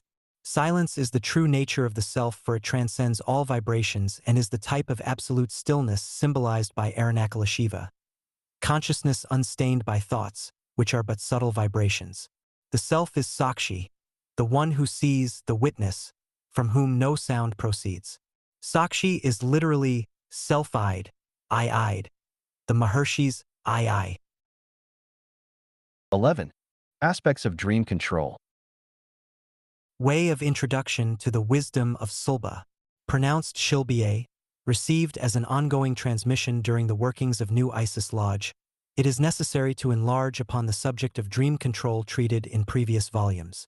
It is also necessary to add a few remarks concerning the creative potential of gematria as used in the interpretation of the wisdom and similar transmissions. See next chapter. The dream is a representation or projection of the ego in the fourth dimension. When viewed from the waking state, the dream self resembles a cubist portrait of itself. Each element or character in a dream is but the ego in various guises. One is therefore confronted and surrounded by images of oneself, and the action of a dream often indicates the current state of the ego in subliminal consciousness. Dream experiences therefore appear unreal when viewed from the waking state because the dream is a reflection of the ego's experience in the fourth dimension. Each dream character being a product of the ego, it should not be too difficult to view the waking state in a similar manner, viz., all others are merely forms of oneself. Only one thought at a time can arise in consciousness as anyone may proy to himself, hence the apparent multitude of selves without. The difficulty lies in realizing that in order to apprehend the unreality of any dimension, one has to view Idas from outside that dimension, i.e., from a further dimension. There must exist therefore a vantage point outside the waking state which it becomes necessary to adopt in order to view that state, as one views the dream state from the vantage point of waking. I have called this extra or outer waking vantage point the mauve zone. Degree dream actions are a clue to the magical condition of the subliminal self. Viewed from the waking state, the ego portrait appears fragmented, surreal. One can recognize it although it is scrambled with alien elements emanating from another, a yet further dimension. The key to the portrait, to its total identity, may be found in the realization that every element of the dream world is oneself. The dream is all we may know normally of the fourth dimension while we are embodied three-dimensionally. But we are not so embodied while dreaming, we are then already a step ahead, even although we are still viewing the scene from another dimension, an inner dimension which differs from dreamless sleep in that it is not totally formless and void. This extra dimension is the mauve zone. Surrealists, futurists, cubists, abstractionists were groping towards its expression. Their creativity was inspired, consciously or not, by insight into this zone. It is therefore all the more unfortunate that their intuitions were marred in a great many cases by preoccupations with waking state activities that could only form a bar to genuine exploration. One has to confront the problem of dream control on its own plane, i.e., in the fourth dimension. Science has demonstrated that this dimension is time itself, an element that confuses any attempt to interpret dreams from the level of the waking state. An initial difficulty in the way of research is that of learning to interpret dreams on their own plane. For example, the idea of movement in dreams is illusory. It is due to the time factor, which requires that phenomena are seen or experienced serially, not simultaneously. In reality, everything is happening all the time and at the same time, but waking consciousness, being unable to comprehend events simultaneously, introduces into the third dimension its own, a component of the fourth, and this factor is time. Hence the ensuing chaos of chronology. The problem may be approached and solved only upon the plane whereon are perceived dream objects or events. On that plane there is no problem because there is no time. If there is no time, there is also no space. Where then do dreams occur? The answer is in the mind. But where is the mind? It is erroneously claimed by some that the mind is in the brain, and that the brain occupies space, but the mind has never been found in the brain, and never will be. Mind and brain are notions, thoughts, dreams in consciousness. It is, however, impossible to visualize or to think of timelessness, for time and movement are not only inextricably related, they are identical. For time is movement and movement is a thought. The illusion of movement is caused by the inability of the mind, another thought, to entertain more than one thought at a time. If the universe were apprehended simultaneously, there would be no movement, and therefore no time. Time, as Kant explained, is an element of our receiving apparatus, it is not an objective reality. This is made clear in terms of the mauve zone in the Wisdom of Sulba, as expressed in the Book of Non-Mobile Becoming.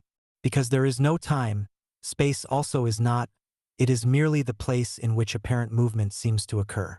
Thus, although dreams appear to convey a sense of movement, to occupy space and to take time, this appears to be so only from the vantage point of the waking state, which occupies but a part of our day. On its own plane, then, the dream is timeless and spaceless.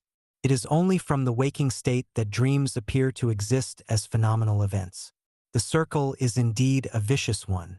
How is one to free the mind from the illusion of time-space in order that the dream as it is in reality may be apprehended? The answer is, by an intense and profound process of disidentification of the self with both body and psyche, brain and mind. In waking consciousness, the process comports, not yoga union, but iyoga disidentification. When iyoga is practiced constantly in the waking state, dreams become increasingly vivid and compelling. The mind, being constantly indrawn, is in danger of failing to distinguish between waking and dreaming, for there are in truth no boundaries between the two.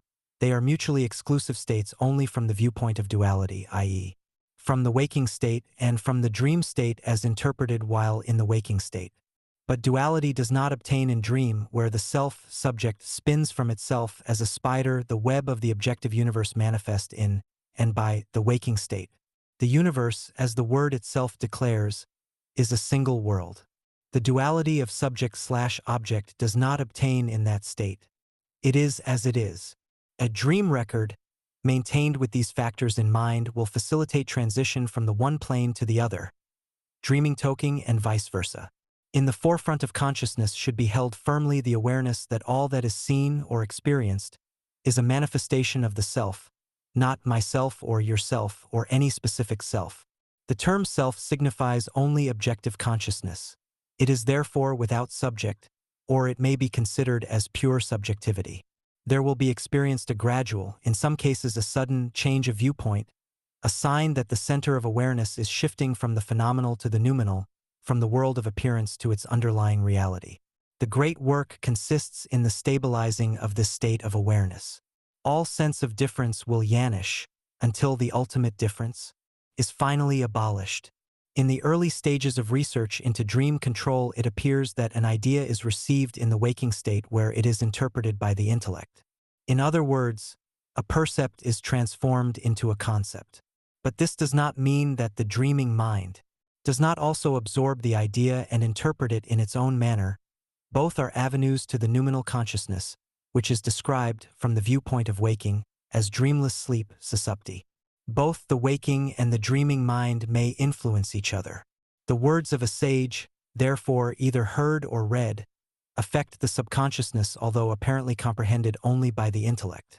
In the dream state, the words will be subconsciously apprehended and interpreted accordingly. Certain states of mind are identical with non-dual consciousness. They include deep sleep and the fleeting interval between two consecutive thoughts, total anesthesis, and the states of absent-mindedness alluded to by Austin Osman Spare. At such times, individual or relative consciousness is dissolved in cosmic or absolute consciousness, nothing proceeds therefrom, but as in the case of a negative photographic plate, images are manifested solely by virtue of it. It is the infinite reservoir of all things, images, notions, concepts. Fortunate is the artist who taps it consciously, i.e., while in the waking state. May it be tapped intentionally? Spare claimed that it may. In attempting to demonstrate the fact, he evolved a system of sorcery by sigils that has proved generally effective, although the source of its power remains, and probably always will remain, inexplicable. Magical power always bears a ratio to the power of the magician, which implies that magic comports an entirely subjective control of phenomena. The formulae of dream control similarly subserve this rule. It is difficult to verbalize the process because its mainspring is upstream of conceptualization. It can, however, be apprehended by a kind of mystical imagination, which awakens when the process of objectivization ceases to function. A helpful distinction may be drawn between objectivization and objectification. The former refers to subjective concepts, the latter to objects as apparently encountered in the waking state. Objectivization or visualization is to be distinguished from objectification, which latter implies to make a thing of, to thing a thing, to reify. Reification can occur only of that which is not a thing, for phenomena proceed ultimately from noumenon, the negative, the void. The process may be adumbrated with reference to the mauve zone and its imagery of the marshland or swamp, symbolic of the state in between dry land and water, the neither state of Austin, spare, the formula of the divine ape mentioned in Aleister Crowley, and the hidden god is of great value in facilitating dream control. By its use, an entity invoked in the waking state appears later in the dream state and may there act as a spirit guide. But the appearance should not be mistaken for the person, or the shade of the person whom it resembles. It is not a person, it is a spirit, a clearly defined center of consciousness. It has power for the magician because it is an intentional projection of his memory, his subconsciousness, functioning in its native element. Being a subconscious reflex of the past, it is potent to effect changes in the waking state, i.e., in the present. It should be remembered that any evaluation of the dream state, i.e., the past, must necessarily be effected in the waking state, the present. This renders invalid any such assessment because phenomena, experience may be interpreted accurately only upon its own plane of function. Memory is a case in point. Memory proves that there exists a background of awareness which receives the imprint of experience. Memory is an individualized akashic recording apparatus. It bears witness to all thoughts and sensations. Its existence proves that there cannot be any experiencer, enjoyer, actor, or any sufferer, who only a witness, a knower of experience, enjoyment, action, or suffering. Because the mind cannot entertain more than one thought at a time, it follows that at the moment of thought there cannot be a thinker as well as an object of thought, or an actor as well as an action. In other words, thinker and thought are one, actor and action are one, and action, together with an apparent performer of action, is entirely illusory. The witness alone is real. This is the key to an understanding of the essentially mystical nature of magic, for mysticism comprehends the noumenal source of subject and object, both of which, as phenomena, are appearances only. Mystically considered, therefore, subject is the absence of object, and magic comprehends only the object or the absence of subject. This double absence is the key to magic, as it is also the key to the dream witnessed as the apparent, I see, phenomenal universe. The practical or magical implications are that anything and everything can be evoked to visible appearance, i.e., phenomenalized, by an assumption of the really of the witness, sakshi. Assuming the God form of sakshi comports total receptivity. This is the void of which the reflex, i.e., the universe, is the plenum. The attitude of receptivity permits of a sense of identity with whatever passes over the screen of awareness. The formula of the divine ape comprises the magical analog of the process explained above. The formula comports a process of dream control through identification. For example, if a marked characteristic, facial or otherwise, of the person whom it is desired to evoke, is mimicked prior to sleep, a simulacrum of the person will appear in dream. The formula demonstrates the identity of the dreamer with the object dreamed. It is the key to dream control because it proves that the dreamer, by his action, activates and acts the dream. The dream is thereby controlled because the dreamer is essentially that which he dreams. The formula of the divine ape provides the basis for the many variations of dream control familiar to exponents of the Ophidian current.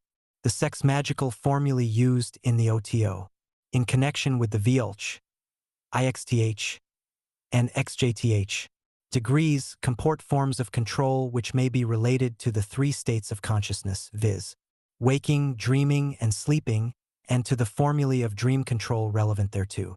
The seven, as comporting subject and its subtle objects, relevant to thought, fantasy, dream, is typified by the stars and the starry-eyed goddess.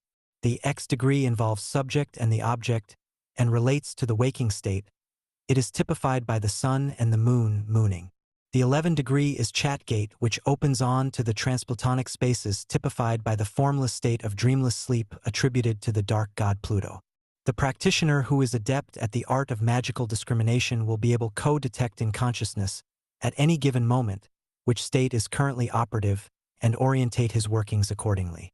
The matter is a delicate one and demands a high degree of active awareness combined with the passive awareness required to reflect precisely the images invoked in the mind. By means of these formulae, direct contact may be established with the transplutonic radiations of New Isis. These will manifest as electromagical entities via the gate of the 9 degree. Such entities are known as the children of Isis. Their Zod type is the beetle. The children of Isis rarely intercept or become entangled in the auras of terrestrials, and they are seldom mentioned in magical writings, so dire are the consequences of alerting in any way even the most tenuous of their company. Oblique references to them appear in the Necronomicon and in the Annals of New Isis Lodge.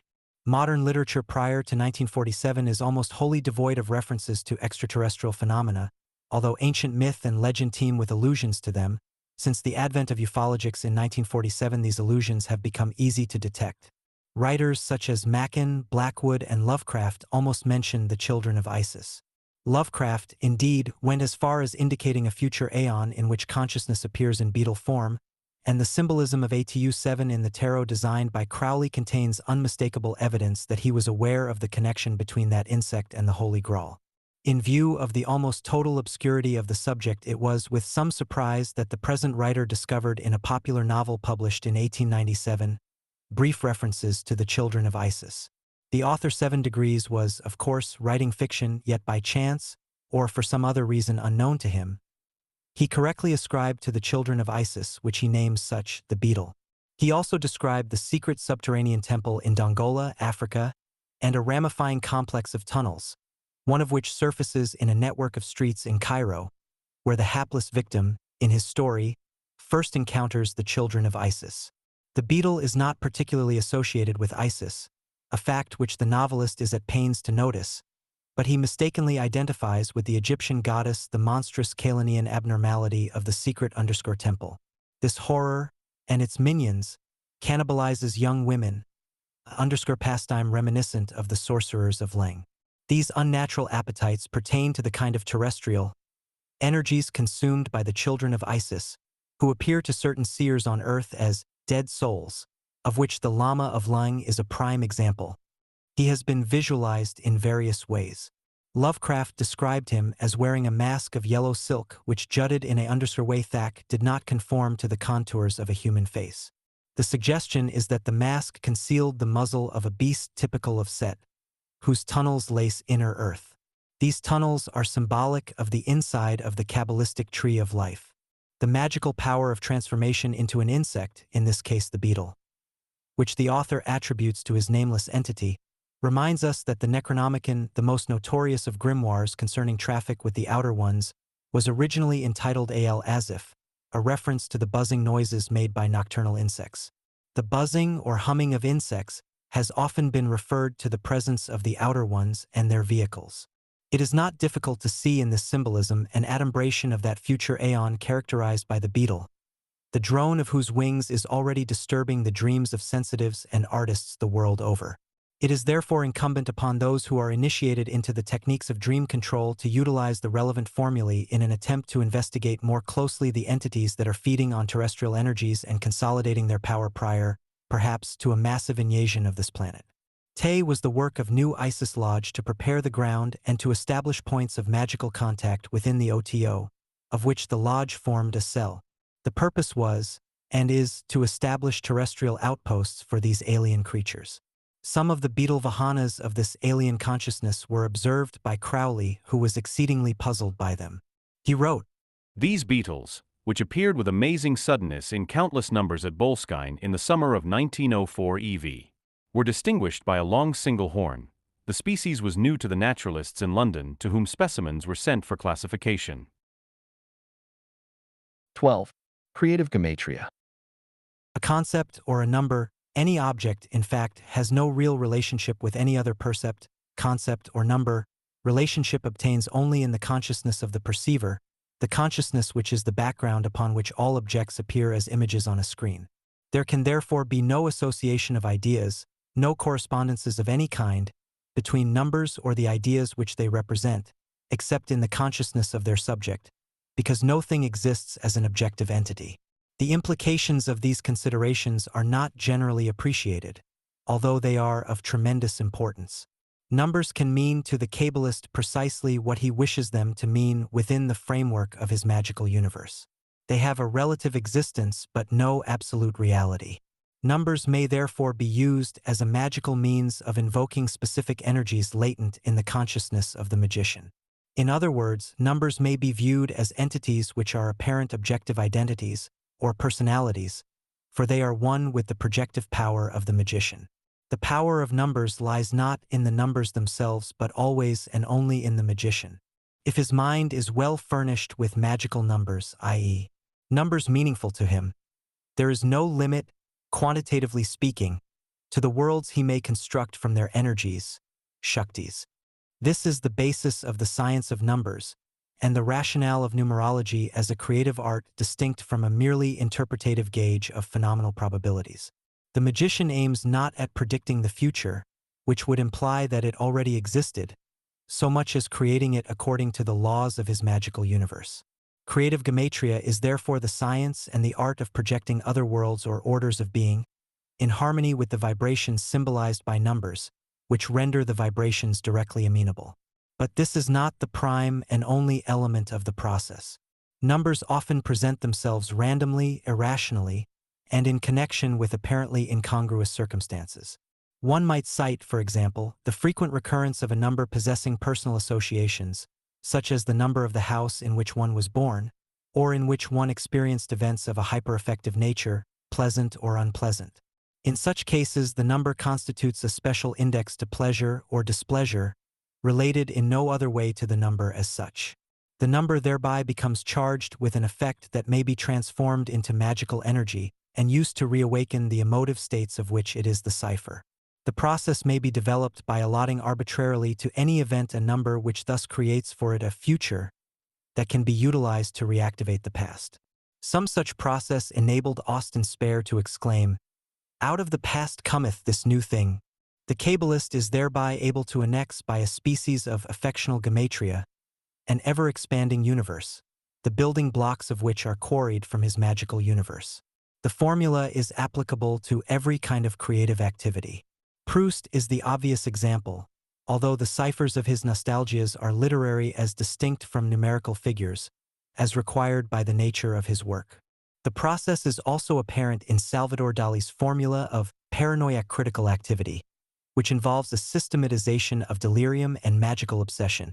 In this case, visual imagery is substituted for number. The artist Yves Tanguy sometimes incorporated, in his graphic representations of other spaces, the actual numerology of his magical universe. An amalgam of these systems is exemplified in the work of Spare, who delineated magical obsessions in aesthetically constructed sigils which combined letters of the alphabet and their geometric correspondences. In oral terms, a similar technique is apparent in the music of William, Count Basie, whose jump rhythms suggest the formula of the leapers on the reverse side of the Tree of Life. The magically J-sensitive listener can see the shadowy batrachian vaulters leaping from steaming swamps, can hear their croakings as they achieve ecstasy in their fun ambulatory fugue. The formula is particularly noticeable in certain versions of the 1 o'clock jump, Jump In at the Woodside, and Rockabye Basie. The 1 o'clock jump suggests the leap to Kether, to the number 1. The melody, which became Basie's thematic motif, threads its way through most of his subsequent work. Each separate sense organ projects its own form of gematria. Even to those lacking formal artistic ability, the numerical Gabala provides an effective mode of magical reification. Baudelaire's formula of synesthesia is another approach. Skill fully to prepare a bouquet of rare essences would require a magical expertise beyond the powers of the average man. But for those who are adbikari in this field of creative occultism, the following will be meaningful. The sexuality, being the concentration of man's creative potential in its grossest form, contains in embryo the entire content of the magician's universe. The point in stating such an obvious fact is in order to emphasize the significance of the vitality globule, the space capsule, a vehicle of extraterrestrial energy transportation. Using the elemental which informs it, the globule can construct for itself a body which is virtually indistinguishable from a similarly produced but non-magical birthing. It is, therefore, possible via selective synesthesia to fabricate a body which could, theoretically, incorporate an intelligence from the most remote regions of space and time, and incarnate it in the human life wave without arousing in mortals any suspicion as to its alien origin. This is the acme of fictional alchemy and of symbolic synesthesia. Its geometric implications are obvious. It is thereby possible literally to create by magical means a new universe. Here it may not be inappropriate to say a few words about an English Kabbalah, suggested by verse 55 of the second chapter of Al. Thou shalt obtain the order and value of the English alphabet. Thou shalt find new symbols to attribute them unto. The hybrid nature of any such construction should be evident, because the numerical values of English words can form only subsidiary or confirmatory gematria. This is so because English words are so far removed from the magical roots of language. Their often arbitrary structures can yield only a distorted, at best a bastard Kabbalah. To begin with, the vowels are a stumbling block. They are aids to pronunciation. Yet some Kabbalists today accord them Kabbalistic values, as a with aleph, a with ha, I with yod, o with ayin, w with vav. In the Chaldean and Hebrew tongues these are not vowels, vowels being later phonetic devices denoted by points, not by letters. It is evident that to treat them as consonants is to alter the numerical values of the words in question. It is not stated in Al that the order and value of the English alphabet shall constitute a new Kabbalah. The verse merely states that the order and value shall be assumed to new symbols. It is because I have occasionally applied to English words principles which are, strictly speaking, applicable only to words of Chaldean, Hebrew, or Greek provenance that these remarks are considered necessary. Such exceptions are justified only by a need for Kabbalistic emphasis and confirmation. That a so-called English Kabbalah is on the way to becoming de rigueur calls for strong protest, although I would not suggest that some form of it is not permissible and in certain cases useful, but its use should at all times subserve the basic magical Kabbalahs from which arise the genuine insights. Noam Chomsky expressed the notion that human languages are profoundly structured in a sense that their roots are identical but that their surface structures differ. Copyright the differences are due largely to varieties of pronunciation, i.e., vowel usages, as explained above. In this connection, Hillel's words, in the Golem, are highly suggestive. Do you suppose it's without rhyme or reason that our Jewish writings are written down in consonants only? It is left to each individual to find the vowels appertaining thereto, that contain, every one of them, the truth as he sees it. Otherwise the living word would petrify into dogma. The vowels began to assume an importance in gematria during the later phases of magic, such as those practiced by the Gnostics. The prolonged wailing or howling of the vowels gave rise, in the medieval grimoires, to the use of the long string of formidable words which roar and moan through so many conjurations, and which have a real effect in exalting the consciousness of the magician to the proper pitch. Degree Arthur Machen mentions a Gnostic evocation associated with a dark and ancient ritual which featured a wailing of vowels. The vowels AIOU have, together, the numerical value of 92, the number of PCHD, meaning terror, particularly as associated with the mysteries of Pan. It is also the number of BTZ, the mud, or slime, from which the entities of terror are evoked. Furthermore, the metathesis of BTZ-TZB, also 92, denotes a lizard, the amphibi_us reptile that makes the transformation from the waters to dry land, which symbolizes the reification of astral imagery in tangible and visible form. This is another indication of the primeval source of utterance represented by the vowels, which make possible the manifestation of intelligible speech. The vowels remain unutterable without the application of the vitalising spirit typified by breath. The letter A makes possible the utterance of the entire alphabet. A is che letter of breath or spirit.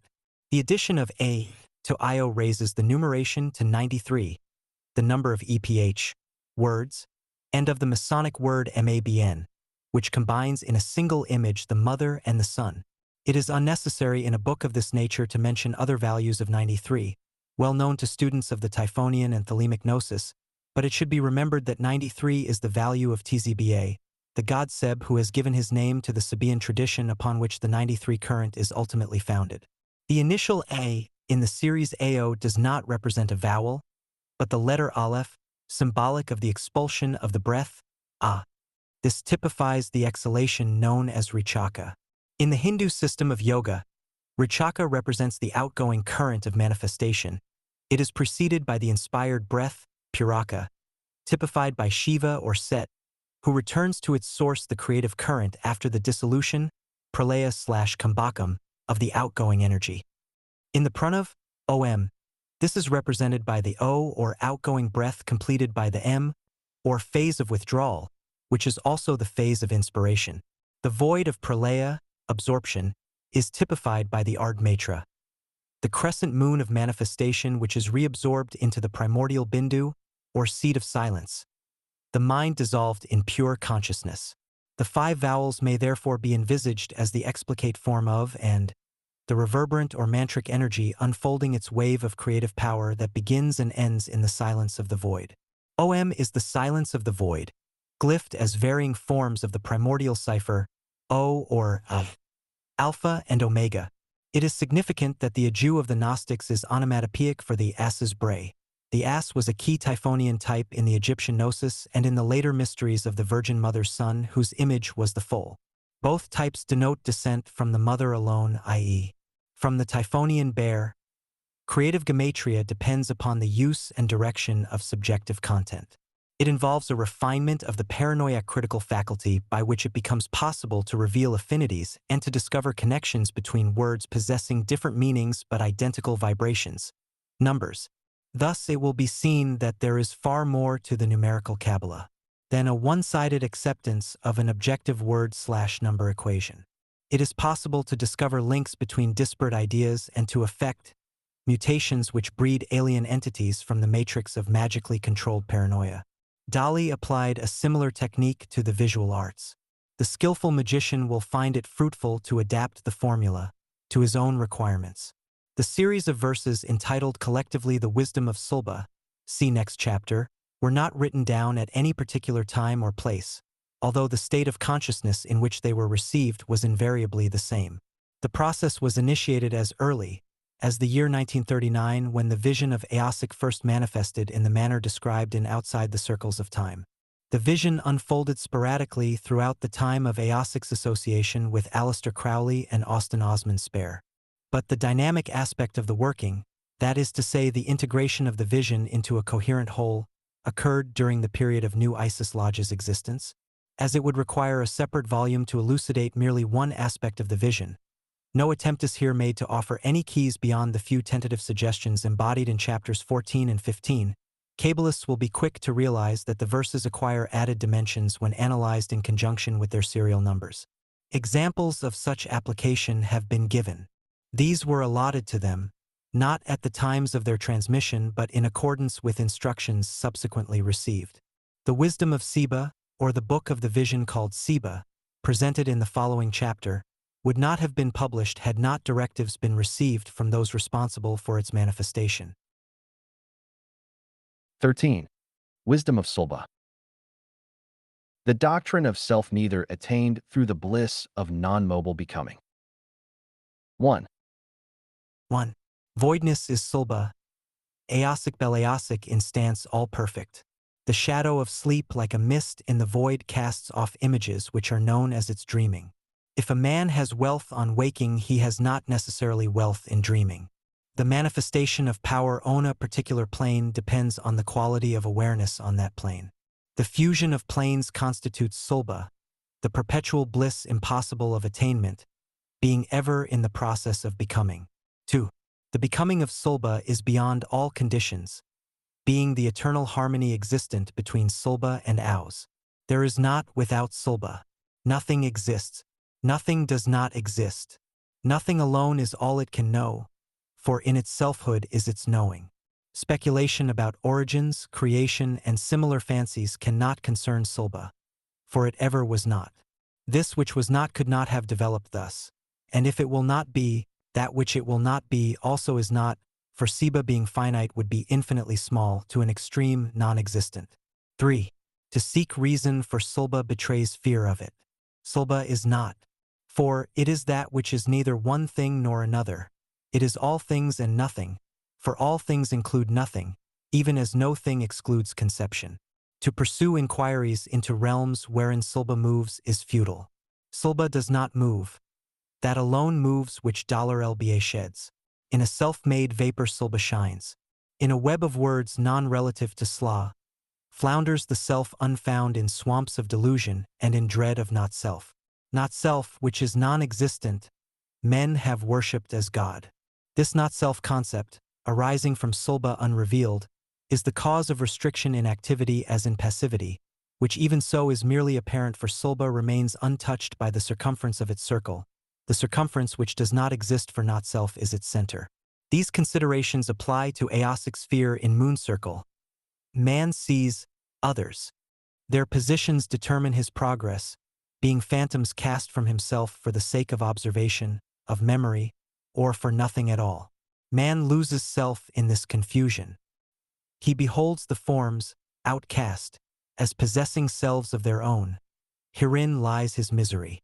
The measure of his progress and the means of his satisfaction have been thrust against himself and endowed with will, the power of which is his own recoiling self-power. 10. Therefore he who would abide in the purity of Sulba must dissolve all forms in their source, which itself must be cleansed of objectivity and dissolved in Sulba. 11. To neglect this purging is to live in delusion, prey to distortions of Sulba magnified by fear. 12. The phantoms born of stagnancy and dread that men adore as gods have now assumed control, have drained their vital fires, even as a talisman pregnant with a mage's will stands mage itself and terrifies its maker. 13. Transference of self is all that has occurred. And yet, how fatuous to lift up power from one point to place it on another. 14. Learn to move by being still, to know by refusing knowledge of that which you desire to know. This is the art of Sulba, motionless in vibrancy and wonder. 15. Sulba is the consciousness in which thought arises. It is the substance of thought and that in which thought moves, itself a remaining ever still. 16. Sulba is unrestricted, virgin, limitless and boundless, without purpose, lusting after no result, remaining ever perfect every moment of its non-becomingness. 17. The thoughts which you think, I have already thought, for the self of which I speak is the self of which you think, constant co-heir of your becoming. 18. Let the word of thy will be the truth of the self. 19. The self of yourself, identical in essence to the self of myself, appears to differ in manifestation, in emanation. 20. As water appears as oceans, lakes, rivers, pools, and fountains, yet at all times remains water, so Sulba appears on earth as you, as me, he, she, it, yet remains forever I. 21. Earth has been invoked and water. Earth is the stability of your being. Ace, the breath of spirit that steals from the light of Sulba across the seas of your passion. 22. Know them all as one. Know them all as states created for and by the self for eternal joy in the contemplation of $lba on the summits of the mountains of immaculate solitude. 23. Know them finally as not. 24. Why posit purpose for self? 25. That which is infinite can have no purpose, its very infinity fulfilling all possibilities. 26. He that seeks purpose knows not Sulba, purposeless because eternal, eternal because unborn, immortal because undead and forever inconceivable. 27. The universal joke has been announced. It is the name of a vision analogous to the realization of ultimate irrationality through the trance of sorrow which terminates in rapture. 28. Samadhi it may be. It is the realization by Sulba of the self's non-relation to the shells of its fancy. 29. Self bears as much or as little relation to its conceptions as a child to its food. These conceptions are the means of its growth through stillness, its destruction through activity. 30. What fool would create a puppet of clay, imagine it spoke, and obey its commands? That fool alone who is unaware of Sulba, who is immersed in duality, who is inured to folly. 31. Many teachers have arisen and will again arise within the universe. They have been, are, and will be misunderstood. They teach not that man should follow their ways, their light, their love, their liberty, their life, but his own way, his own light, his own loy, his own liberty, his own life, which $lba alone to each one grants. 32. The self of none I am. 33. Disintegration of form in madness is proof of your success, if the madness is known as not your own. 34. Let not the fragments obsess. Penetrate yet deeper and you will glimpse the jewel of Sulba, and come not back again. 35. This applies to waking states, the realms wherein the self in delusion, in confused upheaval midst the excrement of personality, has erected the fantasy of systems. Madness relates only to these self-made restrictions. 36. Madness is a state of mind. So is death. Death is but an event in the waking state. No one can dream his own death. Who dreams it? Like death, madness is ever becoming, ever-changing, elusive, ecstatic. There is no death, but there is release of mind from follies against Sulba. 37. Deficiency of mind also has no bearing on Sulba, back of all, beyond conception, immaculate. 38. It has been wisely said, consciousness is a disease of mind. Phases of consciousness, more subtle in dreams, sometimes achieve non-consciousness, with fleeting dissolution into cosmic samadhi, into reality, encountering $LBA in direct awareness. 39. Why should Sulba endeavor to veil herself in a process of delusive progression? 40. In the explosion of bliss that ensues upon rapture, the self casts off phantoms imbued with its fervor. They objectify and are prone to obsess, but their rejection ensures continuity of bliss. These phancoms swiftly disperse and in an aeon, may be in an undersur moment, or even in no time, the glyphith dissolve, as endless emanations are cast off by the self.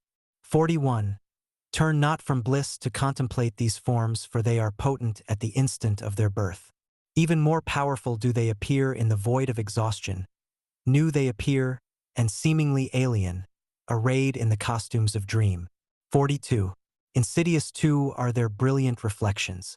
Partaking finitely of the essence of Sulba, they pretend to infinity, endlessly perfect.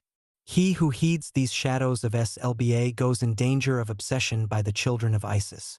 43. So, poised in Sulba, all-embracing, let not the images obsess, for they are dead at the moment of conception, mere shells, reverberant shards of the shadow.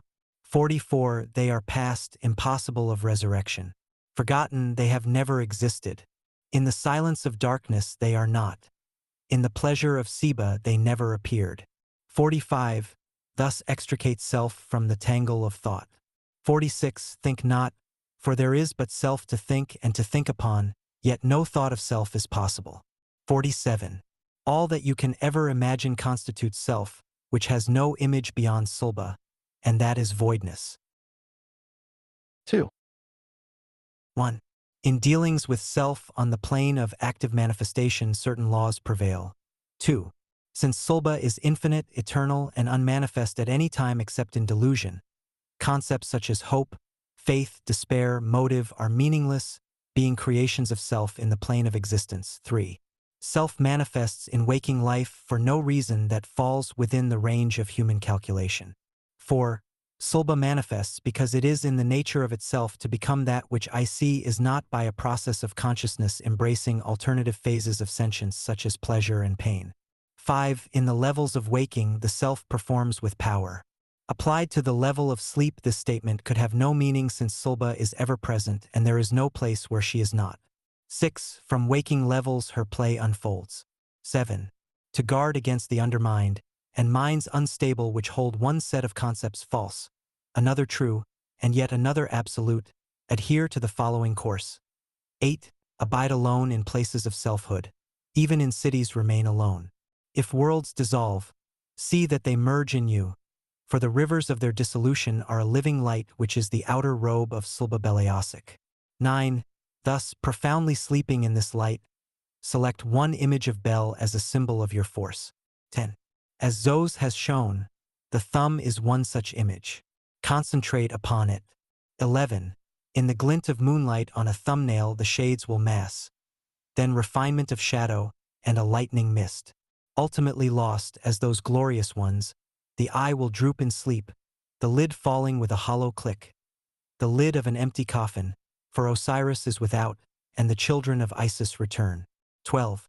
Herein indeed is a new sexuality, but he who has not Beliasic attained comprehends it not. 13. In the full of the moon beneath eaves of darkness, Catch the gleam of light on the nail of the thumb. 14. The stars flicker and go out. The moon appears and vanishes, like a crazy leaper of the backward paths. Slba alone abides. You are become the primal power of the new thumphallic splendor. 15. In your identity therewith is Beliosic perfect, shadowed forth in form as the sigil of Slba. 16. These words flashed before me in the cavern of initiation. Feat 17. In the transference of consciousness to the thumb of Bel, self reveals its primal power.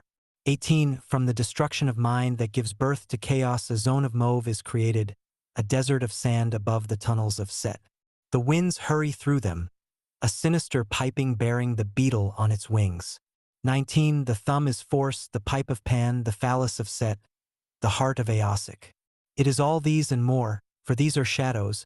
It is the tube of Titan through which leaps the fire, the hair of Newt through which shrieks the god, the flame that is $LBA on the summit of annihilation, the wind that cools under her mass in the temple of New Isis. 20. Dream not vaguely of nebulous heavens or hells, or births into God state, or forgiveness of sins. Know the now in the fire of becoming, of the ecstasy eternal that flows from Slba when mind has been hurled to abysmal destruction. 21. Know the self that at all times can be not other than itself. Tharkin know no state because it is wholeness, holiness, beauty. 22. The state Beliosic is primary, sexless. Man must seek, inward and pierce the deep center, unveil the shrine of his desire and rouse the vague specters of the backward darkness. 23. In his progress he has transcended many karmas. With wings he has believed himself endowed, as he was long eons since. He has wings now and horns. He shall have more if he invokes the _backward darkness. This is known in Zoskia zone. 24. Let him embody his desire in symbol passionless, Ina glyph suggesting a concept without evoking its form. Let him embody the ecstasy of self by thumb concentration until his mind is exhausted. 25. At this moment should the sigil be released. Into the darkness eye of the unexpected should it be cast. Into the outer darkness with dazzling swiftness in the act of departure. 26. Until he is lost in reverberant silence he should not release it, for if there is sound the self will not stir. 27. Silence is the foundation of the work. 28. Not mere cessation of sound, but the outer silence born of New Isis that thrills in the darkness on power waves of Slba. 29. This silence is the base of the work. 30. From it arises a thin snake of light. It ascends the spine as an arrow. 31. In its swift consummation in the zone of Aosic the sigil becomes. Fulfillment of desire ensues upon drinking the colors of Isis in the desert of Set at the time of the hellbird. 32. Should the thumb wrench as a claw in a panic of frenzy. Should the fire tongue leap from the teeth of darkness, persist yet in the working, abiding unmoved by pleasure or pain. 33. By this oft repeated, achieve the exhaustion which enables the self to project its desire to the root of becoming, to the base of that which desires not. 34. Thus does self descend into Bel, uniting that which is impossible to that which has not yet occurred. 35. Thus does Aosic remain ever perfect, supposing a Bel that fulfills its becoming by means of its rapture, for delight is the seal of its perfection. 36. This wisdom of Slba contains the pattern of self in non-mobile becoming. 37. The hand in action controlled by the thumb in trance state all perfect has drawn these sigils. Guji, SY 38. Embodied therein are the karmas of self in reversion. 39. SLBA is beyond definition, but she is not beyond expression in linear form. All art is her yentra. 40. On levels of action she appears as a system of sigils bereft of terrestrial significance, from a source impossible of location and ultimately irrational. 41. On levels of reason does the same apply, for reason establishes in waking state the impossibility of knowing Slba. She is therefore ever virgin. 42. Yet from Seba proceed these sigils, shed in the lightnings of her bliss. From this point does the line proceed as the wine of sex arises from the fountain of Hecate. 43. The thumb all-powerful plies the stroke, while within, The perfumes of Seba announce the culus of change. 44. The movement of that metabasis incarnates in the line as a deeply moving current in the wine. The silence culminating in ecstasy beyond manifests not, for form may not match its wonder. 45. Even as the line flows, purposeless, pure, so flows the word that its movement evokes, vibrating on the lips of the eye-mage within the temple of Bel. 46. Should that word at last explode, a star would fly the skies and fall ever earthward. 47. No more. 48. The very self attained, the bell splits asunder, and flares again the awful fire in elder Acons. 49. Should the word burst forth, he that heard it would flame at the last in glory, a winged spout of fire engulfed in outer darkness. 50. He would return not again. 51. He would be not again. 52. Was he ever in the process of becoming? 53. Sulba exists alone, and self exists not but to become our purity, purposeless and free, that is the fulfilling of itself in the realm of Aosic. 54. Go forth, and know as you go that none goes with you, for you are all, my holy shining one, all and none in Einarn Belaus, whose abode is beyond the mauve zone. 3. 1. The self in progression is forever unmanifest, a series of not-selves in ceaseless becoming. 2. This self that is not self is Aosic Belaselba, the state of beforetime that had no existence. 3. Dormant in bliss is this way, content in its notness in timeless perfection. 4. This is state primal, the plane of Aosic wherefrom that old one flies forward to no thing, each flight a self, each way a return, never there but always here. 5. Concentrate awareness at the root of the thumb. Swiftly streams the force along the shaft of will. Falter not. Hold fast until in the mauve mist the whirling knots pulsate. 6. This chaos vanishes. The mist alone remains, and a differenceless crimson ocean from which uprears the Tower of Koth. 7. Silent sentinel against the vortex of negation. 8. Massing in the tower are the specters of awareness. Removed is the self from the seat of its function. Yet it has not moved, albeit you have fused with that is not thou. 9. Yet is it lost much as thou. 10. At this moment of meditation the mind breaks open. 11. The tower crumbles, its dust falls like brittle beetles, silkily, into the abyss, falling, falling, falling. 12. Man has so fallen. 13. Belaosic moves, Aosic moves not. 14. Withdraw slowly awareness from the symbol of power. 15. Subtly, stealthily, bridge the parapet of spiderwebs spanning the night-black gulf. 16. Strange masks float dankly about you, glowing in death's magnetic sleep. 17. Identify not, remain immaculate, the pageant will pass. 18. Mistake not the masks, one or another, one for another, for they are your death masks. Yet are they faceless like the god with black paws. 19. This is the moment of precipitous obsession. Hold firmly the shaft of extended will so that desire blossoms not in belief, as counseled by Zos. 20. This meditation has no purpose beyond awareness of Sulba in the state of Belaus. 21. For in Aosic it is ever known. In Belaosic it is known only when particles of self emerge in isolated specters. 22.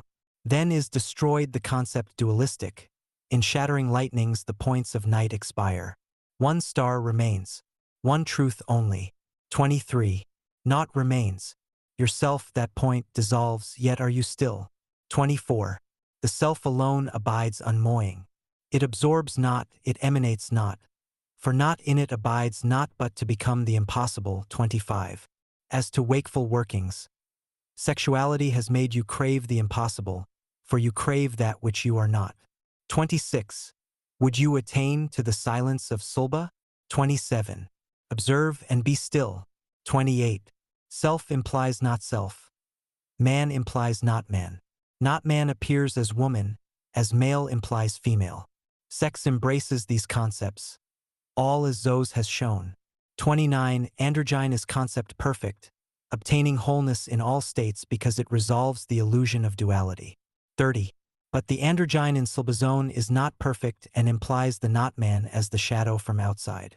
Woman embraces it, thus is she the gateway. 31. Between the stars she achieves Illyrian Beleasic beyond sex, beyond mind, beyond the clouds of terrestrial consciousness. 32. Reason, too, is false, being but the base of the terrestrial triangle. 33. Belaus has the hand, the thumb, the eye, and the mouth. The phallus is concealed in the point of light, the center of a circle swirled in night eternal, the heart of a dark star invisible from earth. 34. Yoni is embodied in symbols stellar splendid. A star built inwards.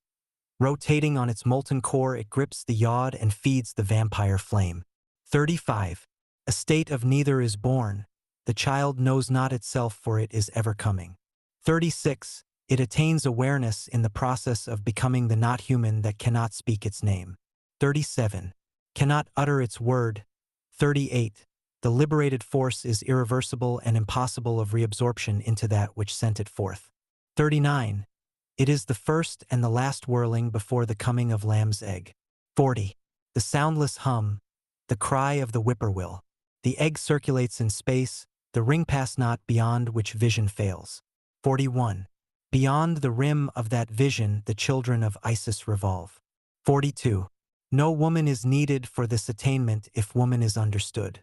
43. She is an entrance to the outer places and their outrance. 44. From the egg bursts forth a cry, not the cry of any known ether, and a spiral call. 45. It echoes in the voids of Vith and secretes a meticulous globule. 46.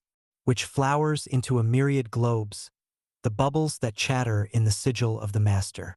47. This conception arises from the friction of movement created by Sulba in her brilliance immobile, and within the self the egg seethes. 48. Until there emerges an insect whose drone is known. The master once shaped it for meditation. 49. From the base mound of the thumb, from its twin globules in upsurging spirals flows Belaus. 50. But desire not consummation, for in desiring an object man becomes it. Man can have no image of this attainment. 51. Undisturbed by desire, rejecting desire, perceive that which desire conceals. Perceive the self cut sheer from conception. 52. Alice the word and the self is not. 53. In the still silence know that to know the self is to know all and nothing, for the self is neither, and beyond them both in non-mobile becoming. 4. 1. It has been decreed, let the temple be cleansed, let the false gods be cast out. 2. All gods, being conceptions of self, are true, they come to life in moments of exhaustion. 3. But times arrive when temples crumble, idols fall, and alone remain. 4. The dust of the old ones shall dance again. In the writhing wind, brilliant with space-frozen flame, the formless again will form, the sleeping again shall awaken. 5. You will sleep. 6. On the column of flame will you be borne to the Titanic island. 7. Amidst storm, skywreck, snow foam, and sea blood. 8. You will unite the gold and the mauve. The llama will leave his throne, the thumb will tremble, and the ice spout fire. 9. But lessen not the flight, be gloriously lost. 10. You are becoming. 11. This is the hour. 12. The double power. 13. Invoke now by the sign of Aosic. 14. Destroy not, neither create. Within the night mind alone desire attains Aosic. 15. Realize that self is all and worship all, for by robing self in diversity pleasure is achieved in a love beyond compare. 16. Desire enough and all will be yours. Desire for either implies non-attainment of the vision of Sluba. 17. To become is all that you can ever do. 18. Set each idea against its opposite, and in their abolition no reason is confusion by the nature of its being. 19. It is because balanced. Its balance is maintained by ideas antagonistic, conceptions ever rising from the causes of their conflict. 20. Disintegration of form in madness is the victory achieved by the ravens of dispersion. 21. Pierce yet deeper until the very walls of mind crumble and fall. 22. Within that gulf $LBA pleasures alone and inviolate. 23. You cannot but become. 24. To remain at one with the source of thought, assume not the masks. This is the first step, it is also the last. 25. Aosic attained through non-mobile becoming yields the knowledge of impossibility and the key to the sphere of non-necessity, the realization of pleasure in explosion of self as Black Eagle instructed the Zos in the book of that name. 26. Your powers are incalculably vaster than anything imagined. You have imagined Silba. For Silba cannot be known. 27. Thumb, eye, mouth, hand. These are the magical keys, and the mystical mode of opening the gateway is formulated by Zos in a secret glyph guarded by the shade of a water witch. 28. Open the gate and call to the wind, the backward darkness will respond. 29. The call breeds a slime like a luminous fungus that will adhere to the gateway, a curious insect will hover and attract by its buzzing more of its kind.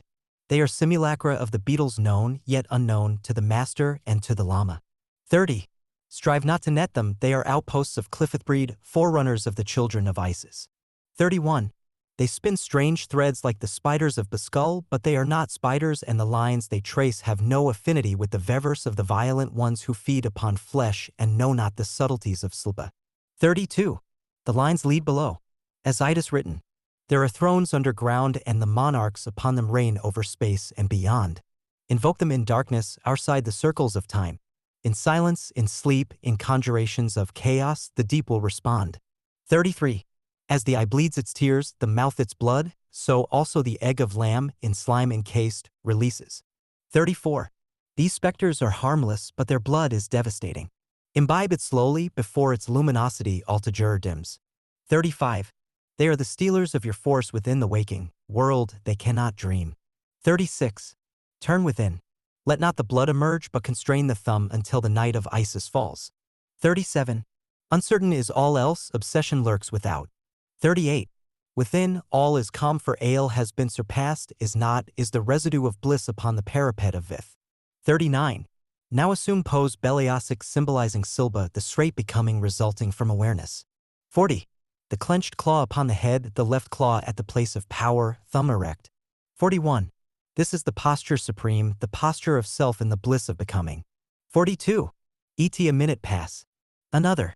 Soon, if rightly flexed, muscles bound, head back pressed, pulse a throb, exhaustion supervenes, the earth your bed, the sky your dreams. 43. In magical sleep proceed with caution.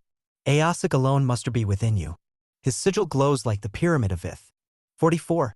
Sink in the great within where the deep ones dream in seaweed-tangled sleep. 45. A circle of light revolves about you. It is the circle in the sigil of Aosic, pregnant with the brood of Isis. 46.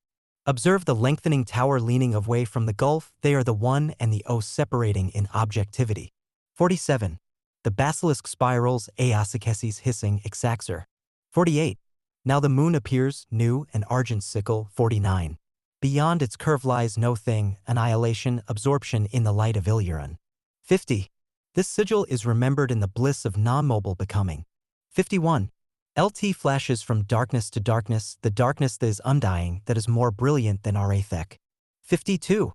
This sigil seals Che outer sphere of mauve known only in the secret love of Silba. 53.iba. 14. The mystical gnosis of Silba. The word $LBA is a tentative rendering of the magical characters which appear in verse 16 of the second chapter of the Wisdom of Silba, between the sigils of Aosic and Illyuran.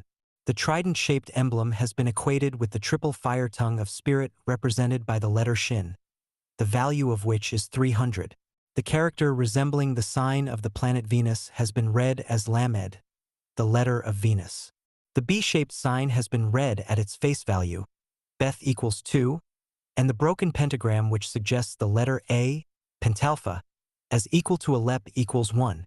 Silba thus equals 333, the number of Corzin, and of SHGL, the jackal or fox typical of Set. SHGL is the name of a metal associated with the dark twin of Sirius, Sirius B. 333 is also the number of Zaxer, the 60-stone asterisk that invokes the Cliffith. If the initial letter of Seba is read as a Samek, 60, the total numeration is then 93. In either case, there is unequivocal indication that the intelligence behind the transmission is identical with the magical current informing the Typhonian/Thelemic gnosis. 93 is the number of Uwazi, cf. Iwas, an Arab term meaning initiation, a discarnate teacher. It is also the number of Cthulhuyoga, the yoga of the shadow. 93 is the number of Kanaka, gods of Polynesia, worshipped with sexual rites which spawned a race of beings that lived on land until they developed the Innsmouth look, fish-eyed, frog-faced mutations who finally wriggled back into the sea to join Great Cthulhu in the deep. 4. There is also the Arab Okba, 93, an evil spirit or magician. The word is allied to the Chaldean Ogbh, immodest love, or illicit, I.e., forbidden intercourse, indicating, in the present context, traffic with non-terrestrial entities. 93 is the number of Mgn, Magonia, source of the Moskim who, according to the Necronomicon, lick in wait about the boundaries of the world. The Moskim, who are the Cliffith of the planetary power zones, connect with the Lama of Lang Lam through the number 171, which denotes the invocation of alien entities by the formula of sexual magic. The pronunciation of $LBA was invariably received as Sheba, the I being phonetic and barely articulated, the terminal BA being forcefully emphasized.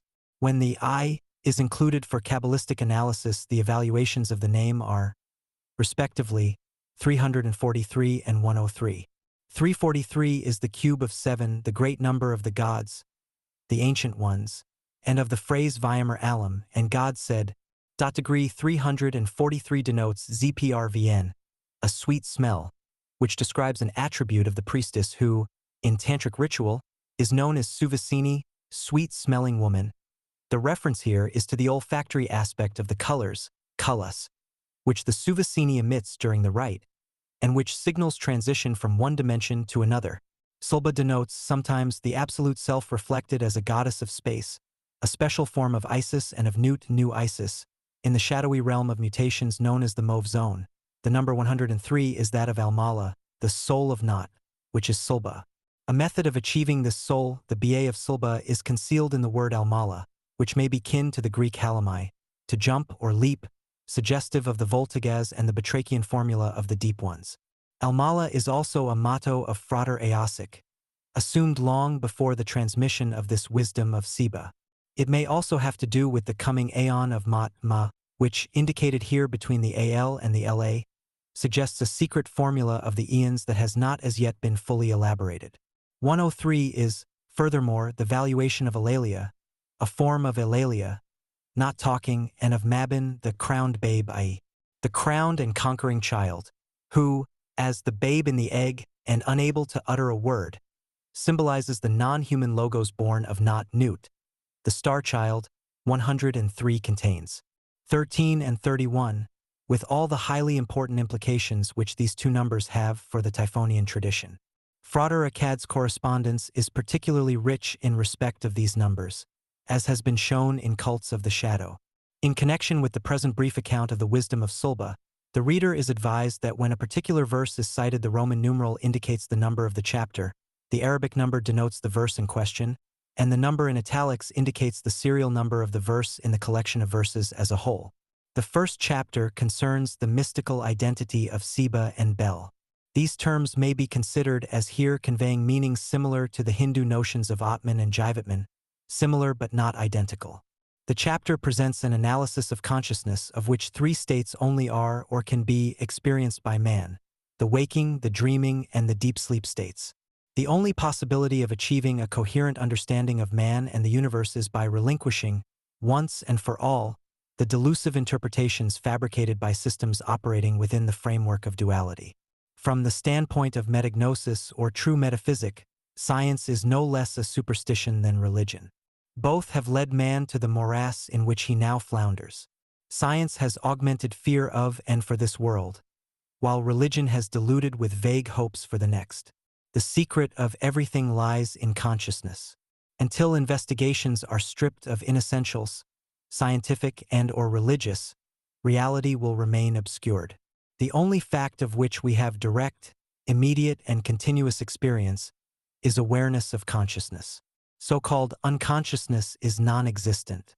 Outside consciousness, nothing whatever exists for us. In waking, dreaming, sleeping, the common factor is consciousness.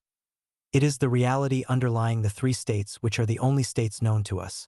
In deep and dreamless sleep, consciousness is pure awareness, i.e., uncontaminated by movement. In dreams, consciousness appears as images or subtle objects. In waking, as gross objects. There is no precise line of demarcation between the latter two states. Hence the need for cultivating intense and vigilant viveka, discrimination. Viveka is repeatedly advised in the Madhyamaka and Vedantic texts.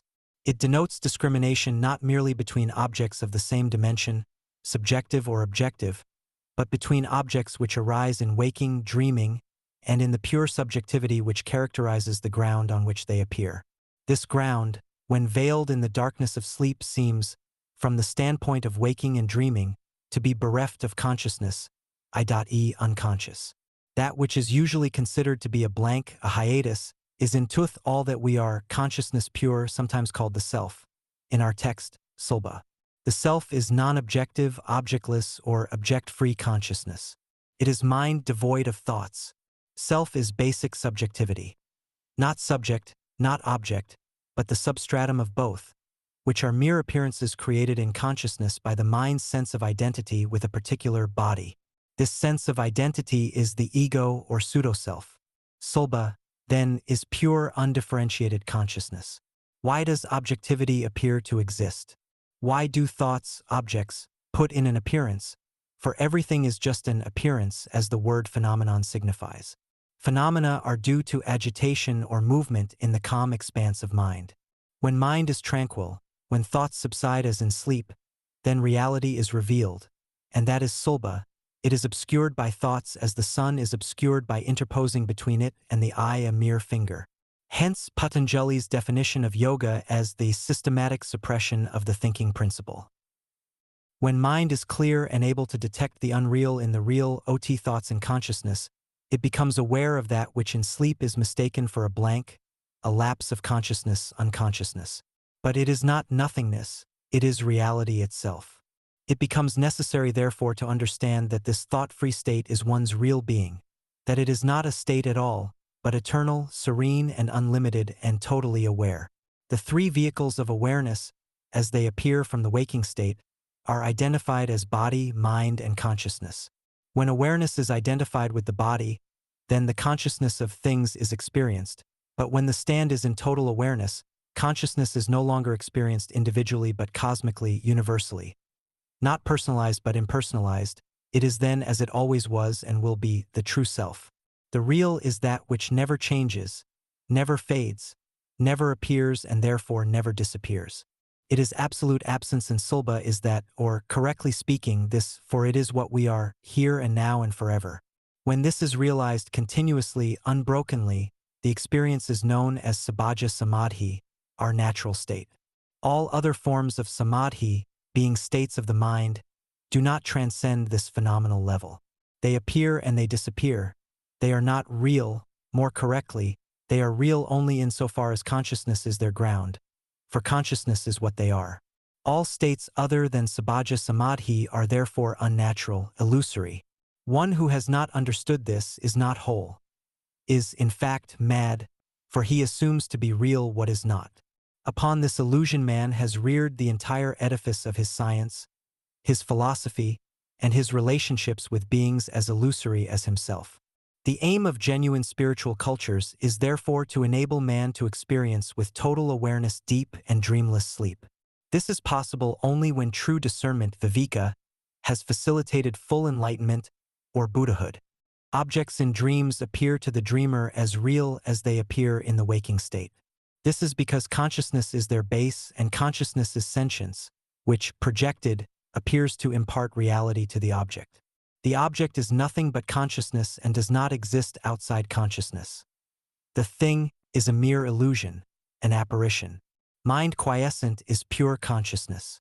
To the unenlightened mind, quiescent mind appears as the blankness and ignorance of sleep. This is due to identification of the mind and body with the ego, the personal mind, which does not exist in sleep. When misidentification ceases or is recognized as such, consciousness, self, is experienced in the waking state as the underlying reality, deathless, intemporal, spaceless, and effulgent. The physical manifestation of consciousness is light. Its metaphysical reality is the LVX of the Gnostics, the Jnana of the Advaitins, the Buddha of the Madhyamikas, the Ein Sof or of the Kabbalists. Deep sleep appears as unconsciousness, as darkness, only to the man who identifies consciousness with objects, the first and foremost of which is always the object bearing his name and attributes. If this object, which he mistakenly regards as himself, can be understood as the subjective side of the subject-object relationship which arises in consciousness when mind is active, enlightenment will occur. Mind in movement is thought. In order to apprehend reality, it is necessary to discriminate between thought and consciousness, between mind and its content. We are now in a position to understand how unconsciousness, so-called, appears to exist only when it is considered from the dream state and the waking state, both of which are states of mental mobility. The matter may be summarized as follows. 1. If one looks through the sense organs, gross objects appear. This is a waking state. 2. If one looks through the mind, subtle objects, thoughts appear. This is a dream state. 3. If one sees from mind quiescent, only the seer remains, and that is consciousness. To the unenlightened, this state appears as sleep, to the enlightened it appears as reality. The wisdom of Seba presents these ideas in terms relevant to the metagnosis of the new Akon. It has been necessary thus to sketch briefly the mystical basis of Sulba, although we are more concerned here with the magical formulae pertaining to the outer gateways to which the wisdom supplies the keys. 15. Magical formulae of Sulba. The second chapter of the Wisdom introduces the thumb concentration familiar to votaries of Zos Occultus in verse 11:58. The practice is associated with the appearance, in the magnetic sleep ensuing upon the concentration, of a magical and luminous mist in which the practitioner is as lost as those glorious ones. These are the Kudi, the shining ones, who vanish into other dimensions. The eyelid drooping in sleep refers to the yoni of the priestess clicking shut like the lid of the coffin of Osiris, who reigns outside, welcoming the return of the children of Isis. The new sexuality implied by this mode of magic involves factors incomprehensible to the magician who has not attained Beleosic, I.e., to the secret of manifesting in the outer the ba of spa. A clue lies in the verse number 11, and in the I or O of the priestess.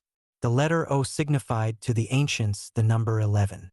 This number denotes the accursed shells that only exist without the divine tree, a phrase which indicates the cliffeth and the place of the eggs, or shells. TR is evident from AL 11.49 that the babe in an egg is the dwarf in the space capsule. In the Egyptian Book of the Dead, he is celebrated thus, O thou who art in the egg, who shinest from thy disk. UFOs are frequently described as egg-shaped craft, or simply as shells. The number 11, according to Crowley, is the general number of magic or energy tending to change. The change is precisely the transition from one dimension to another signalized by the changing colors of the shining ones as they pass through the gateway of death to reappear in another dimension. The death of Osiris symbolizes this change. Furthermore, 11 denotes the one beyond 10. The serial number, 58, confirms our interpretation of this verse. 58 is the number of Chn, a notaricon of Chakanta Nesathrab, the secret wisdom, is equivalent to the virgin, the bride, Ishtar. In magical terms, the entranced or unawakened priestess.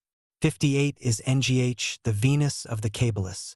She has a special connotation in the typhonianorder, for Venus is the reputed home of the serpent race, the terrestrial members of which use the Ophidian current.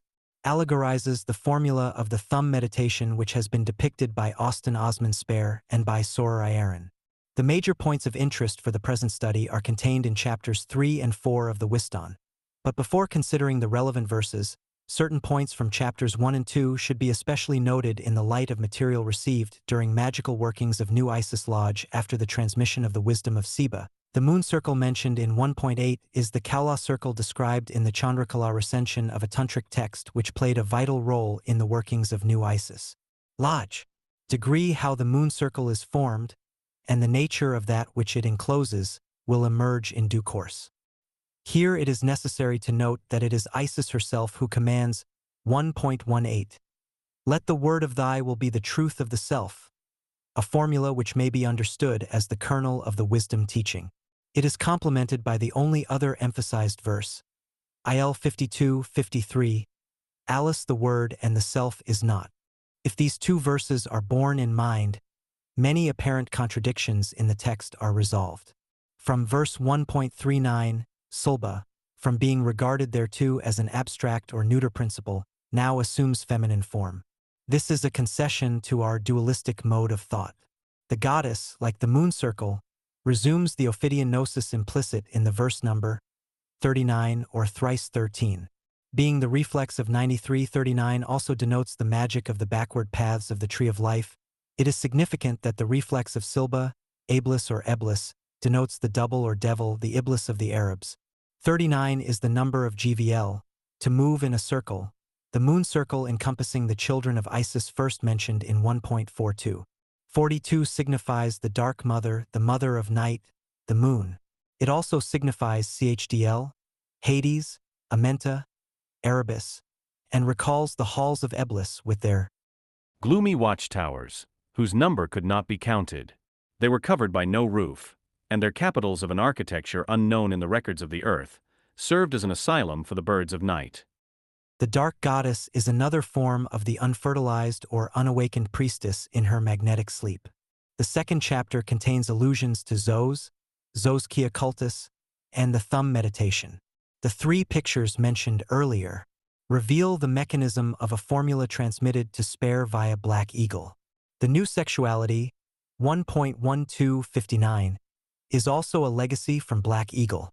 12 is the number of Beth, the earlier Pa or hieroglyphic house represented by the Egyptians as the Biusent or vagina, indicating in this context the magical instrument of the new sexuality, as indeed of the old. The difference being that in the new sexualicy the organ is used intently, as a gateway rather than as an instrument of pleasure and or terrestrial reproduction. Many disparate streams of occult lore converge and blend in the wisdom, and some of them flow from unlikely sources. The children of Isis, the new sexuality, the thumb concentration, are familiar to votaries of the Typhonian tradition, as also the conceit of the leaper of the backward paths. Here the influences are Newt Cislodge, Zoskia cultus, and the teachings of Eldata Coluver Noir. 11:13:60. The glorious ones are the Kus, the lights sometimes associated with ufologics. The verse number indicates clearly the Typhonian nature of the phenomena. The globes of Yog-Sothoth are 13 in number, and the sign for invoking them includes Oluram, a form of Ilurun, which is sigillized in SBA. 60 is the number of the Exaxer or 60 stone referred to by Solinus Dash, and Vist in the evocation of the Cliffith. 13 is ACHD, Unity, 1, which added to 60, yields the number of Dana, the Crimson Desert, a form of the Mauve Zone. 1 ton is held to be infested by protective evil spirits and monsters of Dare. The sigil of Sulba is nor given. May we suppose that it should be constructed according to the principles suggested by verse 15:62. 15 is Yod-He, the Yabyum complex, an adumbration of the androgyne later to be extolled, which typifies contact y non-human intelligence. 62 is the number of Galahad, a Typhonian varionet of Galahad, which demonstrates the natural link between the Graal and the Kala of Had Ser that forms its content. This equation provides evidence for the Typhonian character of the Graal legends and their associate tie-in with the Order of the Nais Templar. 62 also equates with ZNH, prostitute, and semen emittera. Also, NAVH, knave, arc, womb, navel. It also means healing, the predominant characteristic of the Graal. A cavern of initiation, IL.1663, has been described in Outside the Circles of Time, Chapter 8. At the time of seeing the sigil of Aosic, the accompanying names, Sulba and Ilurun, were nor in the direct line of vision, or were they vibrating at a wavelength beyond the range of astral awareness. It would appear so. The verse number associates the perception with the Kullas, of which there are 16. This is the number of ZVG. In the Dunsanian version of the astral cosmography, the Zugs, or Zugs, are furtive entities knowing many obscure secrets of the dream world and a few of the waking world. Verse 11.1865 introduces the mauve zone. This concept is already influencing various magical techniques, especially since the mechanism of tangential tantrums became operative in the workings of New Isis Lodge. The mauve zone is created from chaos after the dissolution of mind has given access to cosmic consciousness. It is envisaged in the wisdom as a desert of sand above the tunnels of Set. As previously noted, the mauve zone is, or approximates to, the Arabic Dana wherein lurk the cliffeth. It is significant that the verse following, the 66th verse of the text as a whole, introduces the beetle, haunter of desert tombs and a zootype of Isis. It is not surprising, then, that verse 20 alludes to Newt as associated with the 93 current, NWLSIS, and Zos Kia cultus. The latter was specially adapted to the reification of past karmas, particularly the winged karmas mentioned in I.2370. These are evoked from the backward darkness by the formula of the 11-degree OTO, which breeds monsters. The number 23 provides a key to the nature of the cliffeth encountered in the tunnels associated with the beetle, the bat, and the hellbird mentioned in IL 3178. 23 is the number of the path of the hanged man, symbolic of the Viparita Methuna, symbolic of the backward path. Lee hanged man is also the crucified man. The symbol denotes the place of the crossing over from man to that which is beyond man. In the cult of Mot, this path relates to Ipsos, the path of blood typified by the vulture. 23 therefore signifies the point of transition to something beyond, or outside, denoted by the number 24 into which it passes. This number, 24, appears frequently in connection with reported UFO phenomena. The hellbird is but another form of UFO. The phrase, drinking the colors of Isis in the desert of Set at the time of the hellbird, veils a complex formula.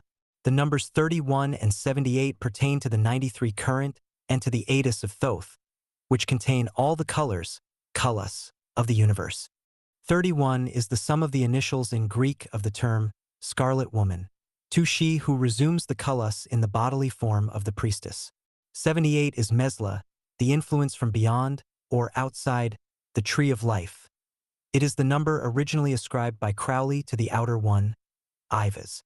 78 also denotes Mbul, waters of the flood, signifying in this context the priestess in her flux. This was expressed macrocosmically as the periodic outpourings of astral impurities on the earth, periods of psychic crimes and iniquities, or of regular moral cataclysms. 278 also equals KLCHK, licking up, drinking, an integral part of the formula. In the phrase, time of the hellbird, time is used in the sense of woman's time. The kalos or colors are symbolized by the peacock, a zod type of shaitan. The manifestations of the kalos ensue upon the application of the alchemical formula of the 11-degree OTO. The bird kalos are relevant to Set in this context, and so are the bird karmas. The horn is the phallus of Set, typifying the forepart of the Great Bear constellation. It would take us too far afield to enter here into the astronomical aspects of this symbolism. This has been treated in depth by Gerald Massey, whose work is indispensable to an understanding of the Typhonian tradition. Hell is the Egyptian Anienta, a type of the subconsciousness. The hellbird as a winged entity from the subconsciousness chimes with the psychic solution of the UFO enigma advocated by Keel, Vallée, and others. But the wisdom of Sulba contains the actual formula of the bird's evocation. The adept is counseled to imbibe the kalos of Isis via the 11-degree, at the time of the magical sleep when the priestess is entranced and active in hell, because at such times she resembles a corpse. The symbolism of the formula suggests to some practitioners a form of necrophilia. The illusion is enhanced by the presence, in the holy houses of the dead, of the beetle, with accompanying backdrop of vultures and the tomb bats which reputedly drink the blood of Isis. The Zos Kia zone, the backward darkness, or the outer darkness, 2.2572, and the desert of Set complete the scenario. 72 is the number of Lama, which signifies the superior or higher one, the one from outside. Outside what? 72 is the number of spaces of 5 degrees contained by the zodiac. The implication is that the Lama Lam is beyond these spaces. The temple of Isis is mentioned in verse 2. 1966. 66 is the mystic number of the shells, UFOs, and of Cthulhu. This verse contains emphatic indications that the thumb tower Titan symbolism conceals the formula for invoking the Cliffith through the outer gateway that is here likened to the hair of Newt through which shrieks the gad. The wind that cools her mass refers to an alchemical process applied to the first matter of the work. In a ritual performed in New Isis Lodge, the manifestation, transition, and mutation of the cullis occurred with dramatic force. As the working contains some of the features essential to evocations involving the Moye zone, it is described here co-illustrate the kind of formula peculiar to the wisdom of Sulba. The lodge was prepared for an invocation of Isis, a golden throne situate at the north end of the temple. The priestess wore a veil of yellow samite which fell to her toes, the side wings held in the talons of two vulture-like images on either side of the throne. A brazier burned in the center of the temple between two pillars which formed part of a pyramidal structure at the southern end of the temple. The pyramid and the throned priestess together displayed a diamond-shaped figure with the flame at its center. The side of the pyramid facing the throne was inscribed with characters from a grimoire pertaining to the 29th tunnel of Set. The back of the pyramid contained a small door inset slightly above ground level. The object of the rite was to release from the pyramid a spirit that had been cast into it during a new moon working. A barely audible piping wove, like the incense smoke from the brazier, a vaguely drifting and sinister sound. The priest appointed entered from the east for the purpose of intoning the license to depart. He approached, arms raised, to begin the ritual of the pyramid. At precisely that moment a large bird flew through the open window, set high in the north wall, and circled the lodge room, settling eventually on the truncated apex of the pyramid.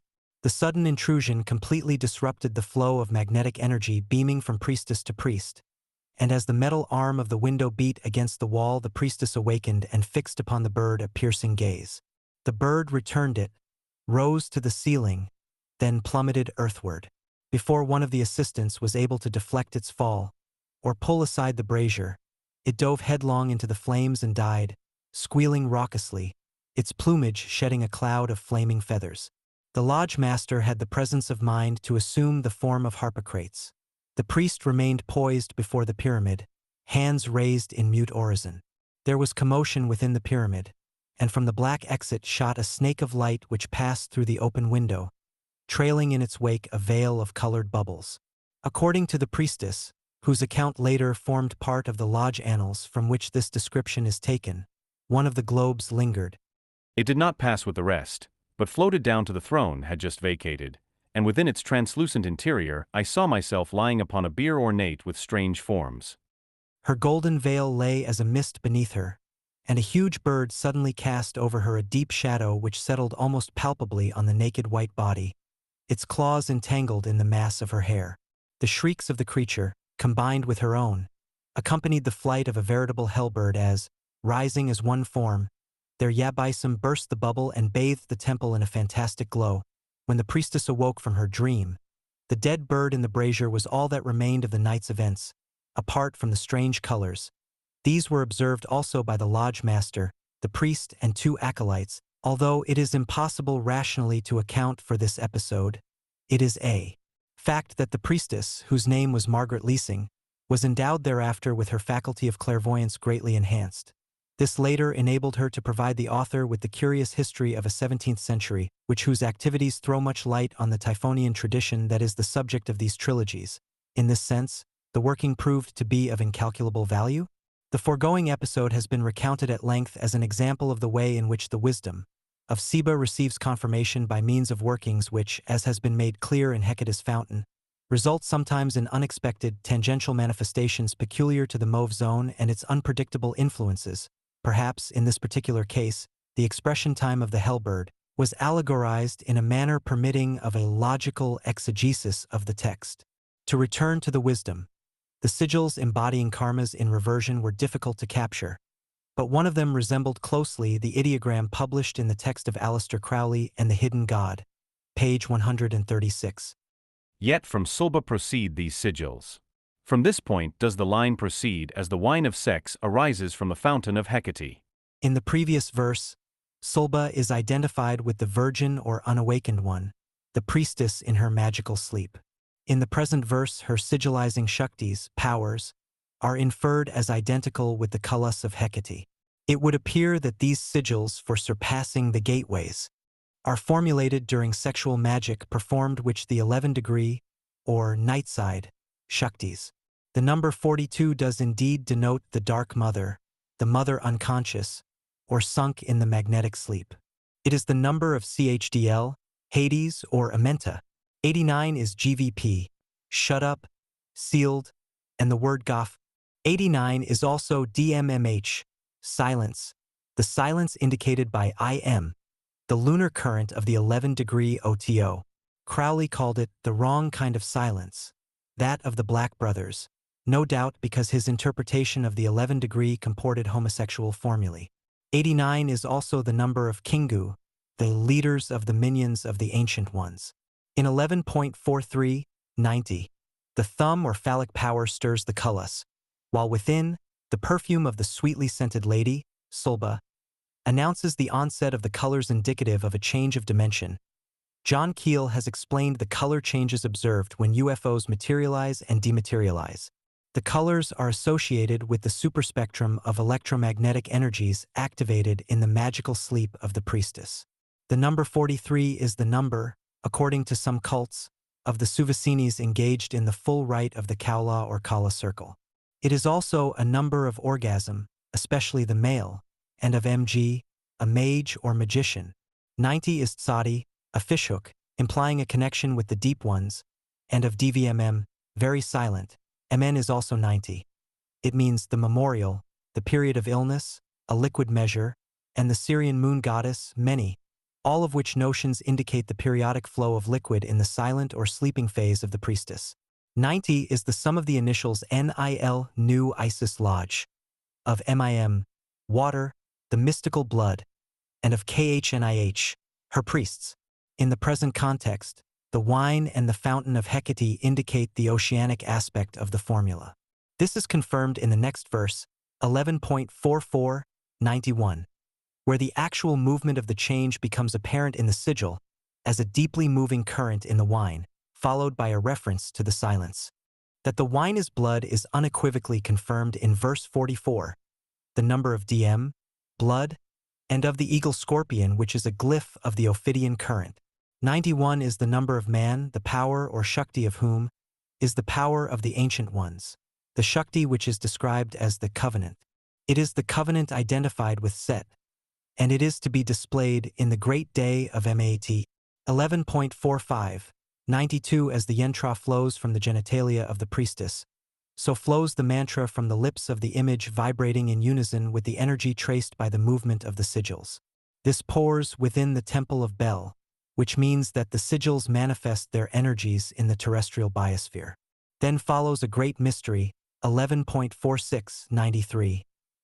If Magus utters the supreme word, if the priestess weaves the ultimate sigil, a star would fly the skies and fall, ever earthward. The star is identified by the verse number, 46, as the star of Mu, the star of the aeon of disturbing dreams. Mu is a synonym of Lemuria, and its number is also that of Hali, the abode of an ancient one named Hastur. Hali, formerly a lake, became a desert skirting a great city in the lost civilization of Carcosa. The serial number 93 explains the presence here of the old ones. No more. This may imply that further information concerning the nature of the aeon is not in this place and at this time being developed. On the other hand, 11.4794 could, with equal likelihood, apply to the basic vibration AUM 47, or to the formula of GVPH. Note that 94 is the number of TZD, the adversary, from the Egyptian root ST, Set, also the adversary. The verse following refers to the conflagration associated with the end of the Aeon of Horus. 16. Kabbalas of Sulba, 1. Running as a thread through the ostensibly magical fabric of the wisdom is the mystical doctrine of the attainment of $IBA through the bliss of non-mobile becoming. This bliss is in no way touched by the wreck and rack of worlds, or the mere passing of eons. If this is not understood, the reader will be oppressed by the implications of this transmission. The point is made clear in the ultimate verse of chapter 2, wherein the devotee of Sulba is seen to be established in Ilurun Belaus, whose abode is beyond the mauve zone. The serial number 95 of verse 48 is that of the Dakini. These are demoniacal female entities hostile to humanity. They are haunters of graveyards, which indicates the necromantic formula already discussed. The Dakini appear, as do the Euphonauts, in human or non-human guises. 95 is the number of HMN, the planet Venus, traditionally associated with the Great Old Ones, but, as Adamski has hinted, the planet itself is but a symbol for influences from outside. It is well to bear in mind, in connection with cosmic cataclysms, that 95 indicates the waking world, the implication being that these catastrophes are confined to the state of duality. They do not involve the states of formless consciousness beyond. We now turn to chapter 3 where, in verse 5, 106, the thumb concentration is resumed. The number 5 is basic to the magic of the Old Ones, being the number of Ha, the window or opening through which they manifest. It is significant that the Sanskrit letter Ma 1 equivalent to 5 and is connected to the deep ones via Capricorn, the Makara. According to Kenneth Mackenzie, M stands as the definite numeral for an indeterminate number, which may explain its application to the Old Ones and to the Akon of Mot. 5 is also the number of GB, the booth, or brothel, which typifies the Egyptian Kep, the Typhonian sanctuary or concealed place. In the cosmic Kabbalah, dollar is the number of the hour ones. In the terrestrial Kabbalah, it is the number of woman, the priestess, in her dark or indeterminate phase. 106 is a number of death, which comports the necromagical formula of the Adepti of Lung.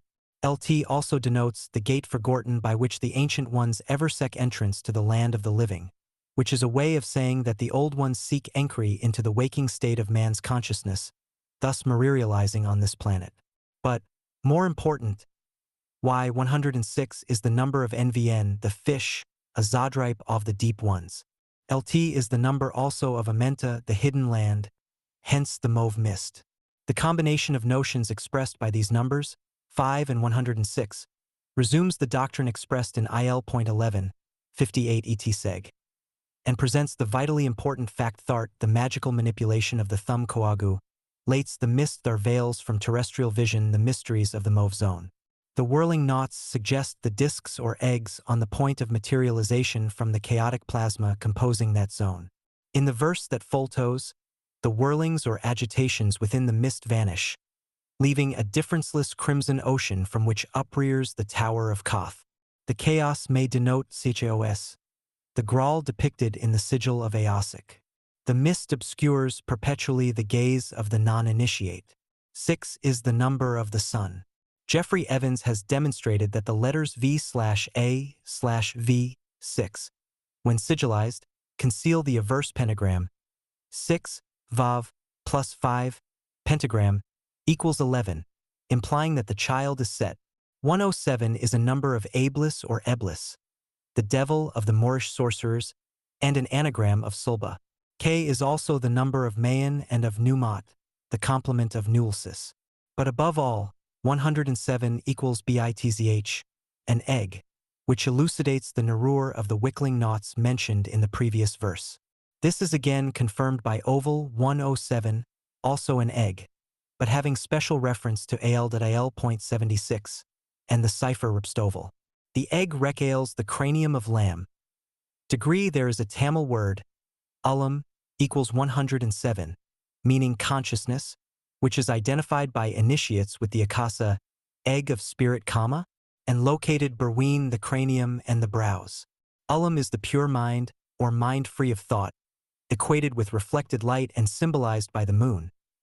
Degree 107 is the number of Belathan, the ancient Bel, or Bel the Old One.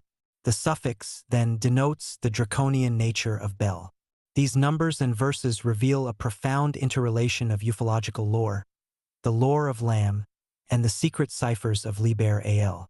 The differenceless crimson ocean suggests the unruffled crimson desert known to the Arabs as El Dana. The Tower of Koth is alluded to by Lovecraft, and the word Coda appears in Liber Samek, which contains Wart Crowley considered to be the most powerful magical evocation extant. Koth or Coda is therein defined as the hollow one, i.e., the yoni, the magical gateway to or her dimensions. Again, 107 is the number of qbh, something hollow and arched, the woman's vulva, from the Arabic el-kuba, which supplies our expression, cubby hole. In the rites of Belpeor the Cadesheth Ipriestesses, offered themselves in a peculiar bower or small arched, tenkalida qbh, kuba. Core is defined by Lovecraft as the sign that dreamers see fixed above the archway of a certain black tower standing alone in twilight.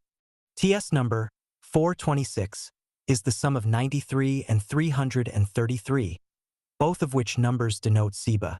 It is also the number of Kadith, the cold and waste associated in the Necronomicon with the plateau of Lang, and with Lam, 426 equals Devorer, the rich fisherman, a title applied to wardens of the Graal inherent in the symbolism of the Great Seal of the OTO, and in the sigil of Aosic. As Kutha, Coda is 427. Kutha is defined in the Necronomicon as the dwelling place of spirits of the dead. The word suggests a connection with Trulhu, who lies not dead but dreaming in the sunken city of Relaya. The sign fixed above the archway recalls the sigil set above the Kuba in the formula of dream control delineated by Austin Spare in the portrait of the Water Witch. Degree LT is noteworthy in this connection that a rainbow bisects the picture and separates from the human forms to the east of the red band the sigils which lie on the other side, west, of the ultraviolet spectrum. Red is the kala of manifestation, mauve or violet of dematerialization. The design shows clearly Spare's awareness of the color stages involved in passing from one dimension to another. It is evident that Koth relates to the aeon of disturbing dreams mentioned in the comment to 11.46, 93. As the silent sentinel, the tower is accorded sentience, emphasizing its hollowness and identification with the yoni, the source of all sentient symbols. Norais, too, the appearance of the number 718, which is the number of the stele of Ankf Nakansu, and of the Great Old One, Aosikaiwas, the vortex of negation, is the whirlwind Thak threatens the tower and would bring to naught the dreams it generates.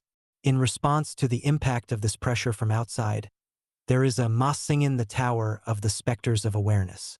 These will eventually bring down the tower, Trojan horse fashion, when awareness of Sulba, merely spectral in the early stages, shatters ultimately the delusive dreams tossed off by the thumb in the moon circle. Shortly after the massing of the specters, the mind breaks open Amal, and the tower crumbles. The number 112 may yield a clue. It points at Tekalili, the word of unknown but terrible significance connected with the Antarctic and screamed eternally by the gigantic spectrally snowy birds of that malign region's core. The provenance is Lung and the cold waste, Catter. The adept is advised slowly to withdraw from the symbol of power degree and to bridge the parapet of spiderweb spanning the night black gulf. 15 is the reciprocal number of 666.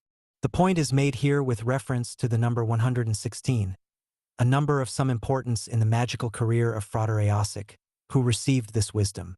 The ideas connected with it reveal unequivocally the identity of the night black gulf with the niacide of the tree of life.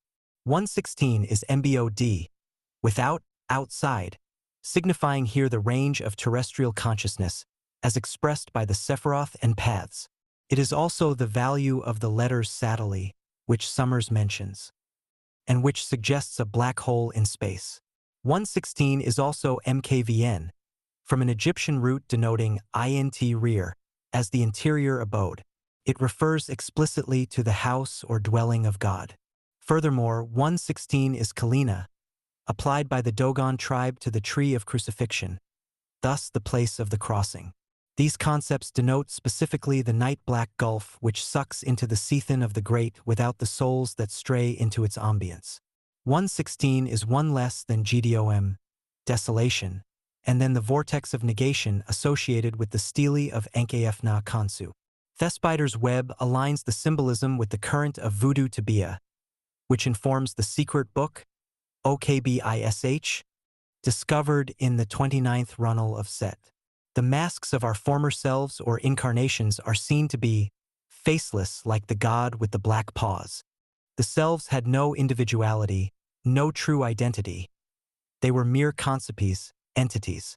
The faceless god with black paws suggests Nyarlathotep, who in turn recalls Che, grim jester of the tarot who can assume any identity and therefore has none. The black paws are tokens of Che's sinister atavisms wherein he rends and devours those who believe in his reality. His blackness negates attempts to attribute to him characteristic marks or masks. TIL.16 117 concerns the masks assumed by the self in its incarnations which, because they occur in a temporal context, are unreal. Itis plain from verses 20-21, Thart, the masks assume definite features only when there is a will, a purpose. Degree manifesting. This occurs inevitably when the realization of Sulba is incomplete, or, as the text has it, only when particles of self emerge as isolated specters, i.e. the state of Beleosic. Bel or Bella is the copula, the manifesting link between noumenon and phenomena, self and its objects. But when the notion of duality, which is the ego, is destroyed, the central star or true will remains. In the inner, this star is the 7-rayed lamp of the A.A. in the outer, Itis the 11-rayed star of the occult typhonianorder. Verse 111.22-123 suggests the 1 star in sight which, as 7 star in psi, displays the initials of Isis. The numbers 7 and 11 equal 18, which denotes her active principle. But Sulba abides alone and beyond these phenome, NAL expressions of Ilurun Beleosic. Verse 111.28-129 introduces the concept of the not-man who appears as woman. 28 is the mystic number of Netzach, the power zone attributed to Venus, and the path attributed to the deep ones. It is also the number of CHK, internal parts of the mouth, and the number of ZAK, the abode of forgotten dreams. Woman, in this context, is, again, the Suvasini or priestess who, in her magical sleep, forms the gateway to the outer. Sex embraces these concepts, because sexual magic is the mechanism whereby contact is established with the shells and UFOs, alluded to in verse 3.5 and elsewhere. The image of the androgyne, evoked in 2.29, 130, erupted towards the end of the XIXTH century in artistic and occult movements. It was celebrated, for instance, by Peladon. Its true occult significance has not hitherto been clarified. The androgyne contains the complete formula for manifesting monsters, and for enabling those from outside to infiltrate the terrestrial atmosphere. 129 is a number of / as if, the original, Arabic, title of the Necronomicon. The key to the formula is given in 2.30, 131, where the method of transmogrification is revealed. When the priestess embraces the shadow from outside, she becomes the gateway. It is at this point, and at precisely this moment only, that the priestess becomes Adhikari for Congressus cum Daemon, the Methuna that opens the ultimate gateway through which the magician soars to the double star. The number 130 is that of Ion, a name of Bel corresponding to Pan. The word Lon also means a howling one of the desert.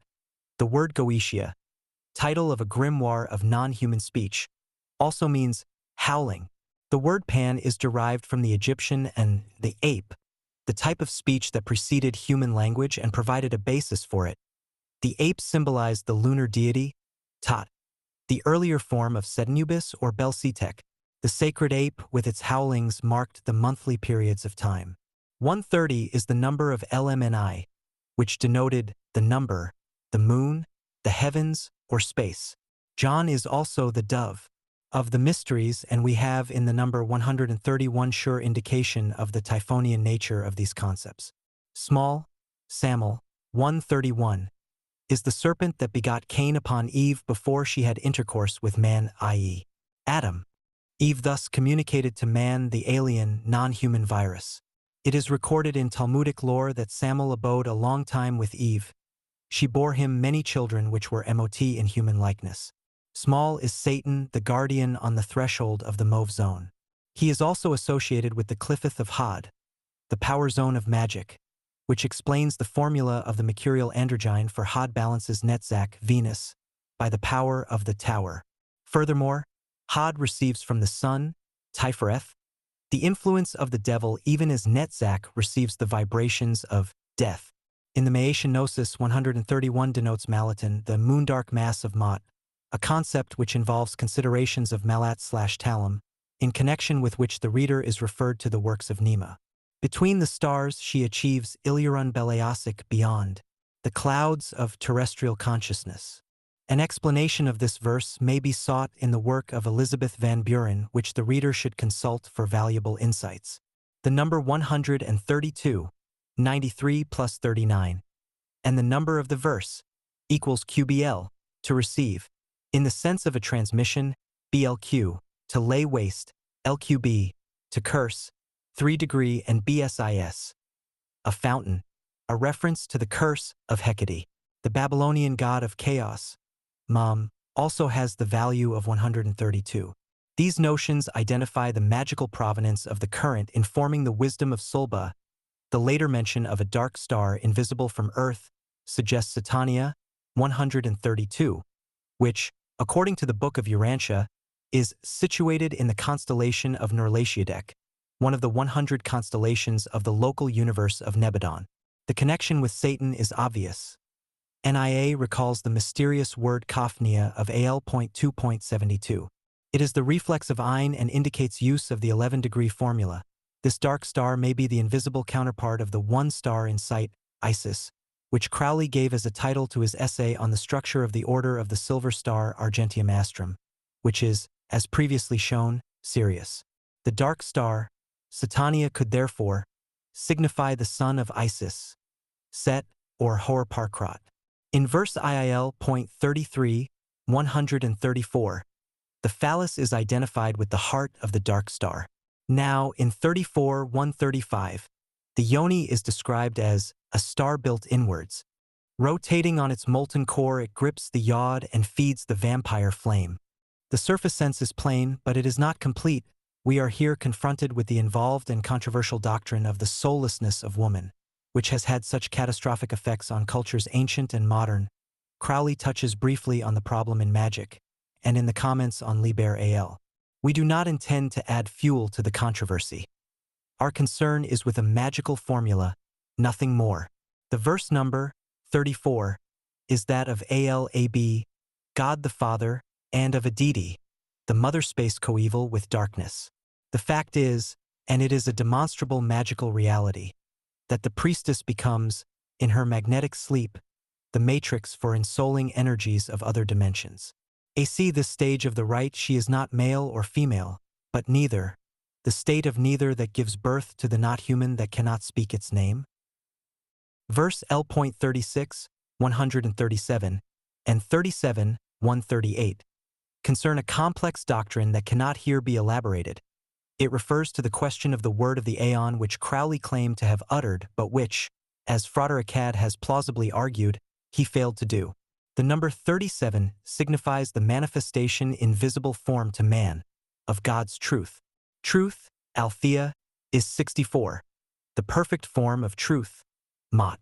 64 is the perfect number of matter or manifestation, in its fully materialized form, i.e., for 64, it is equal to degree HMHTHP, the mother. In this context, the priestess awakened on the other side of the doors of sleep. The number of the preceding verse, 36, is that of the Igigi.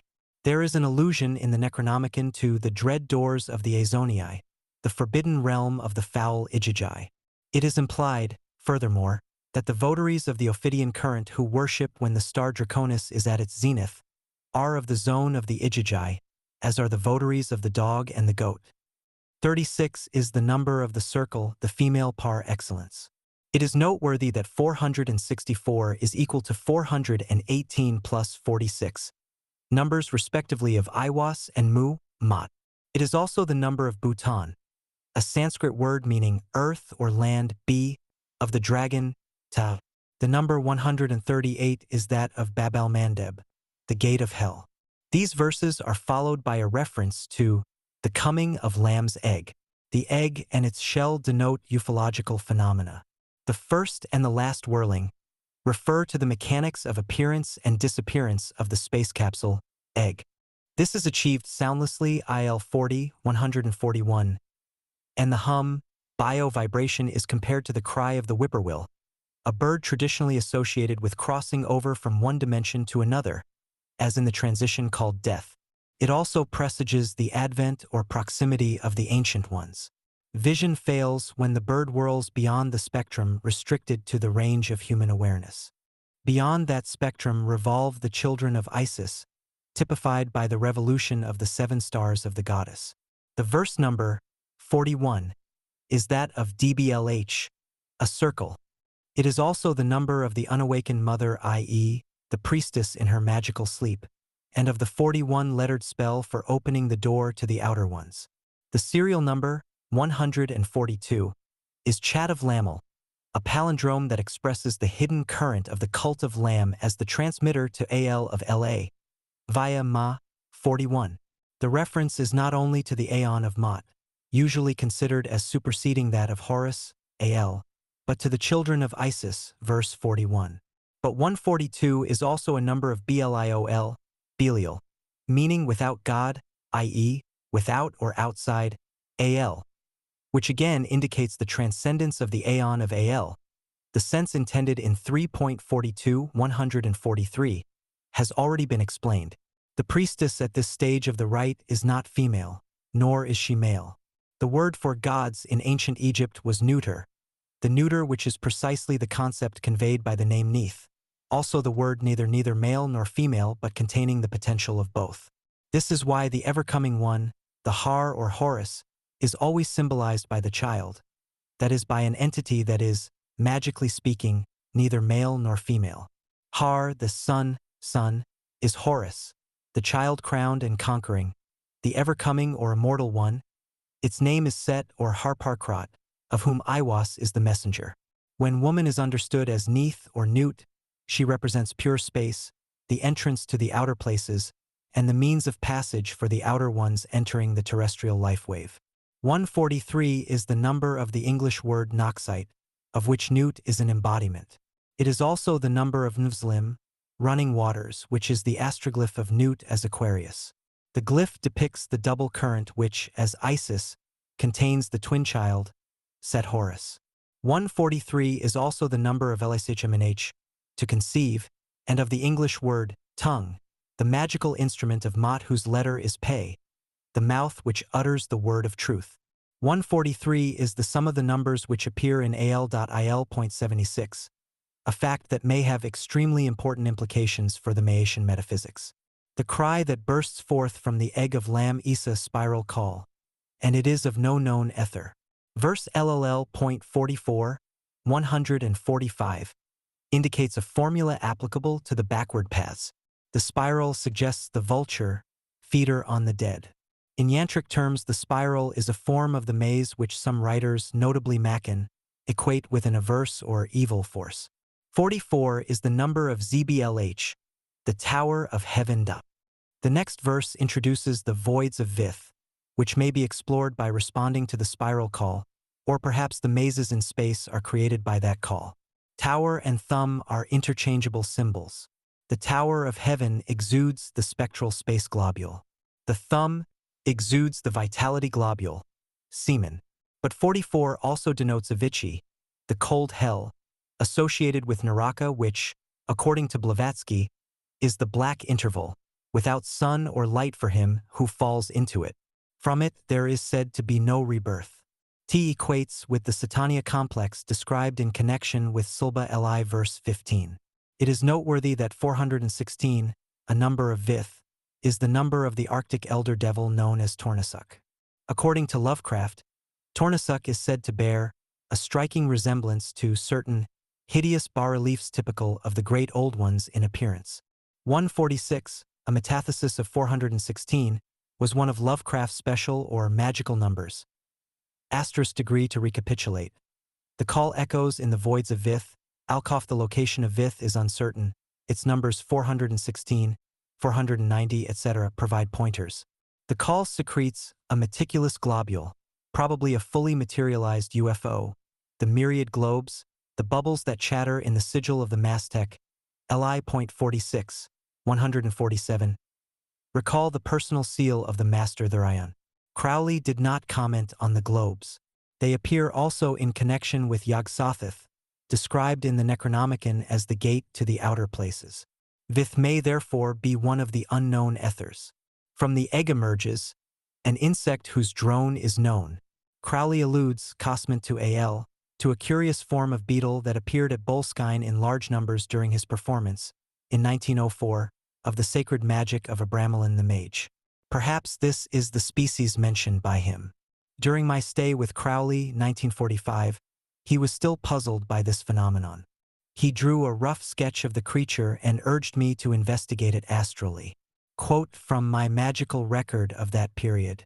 One of the buildings, gigantic, towering, emitted a dense vapor from an aperture at its base. Crawling through it, a vast humming concourse of insectival sentience glowing with an indescribable intensity. Whether or not this has any relevance to the insect whose drone is known is uncertain. Verse 1.49-150 contains a description of the sigil of Eosic, the globules being the testes formed by the shape of the serpents. Beleosic flows from the twin terminals of the Ophidian current represented by the active/passive poles, the serpents entwined about the legs of the pentalpha.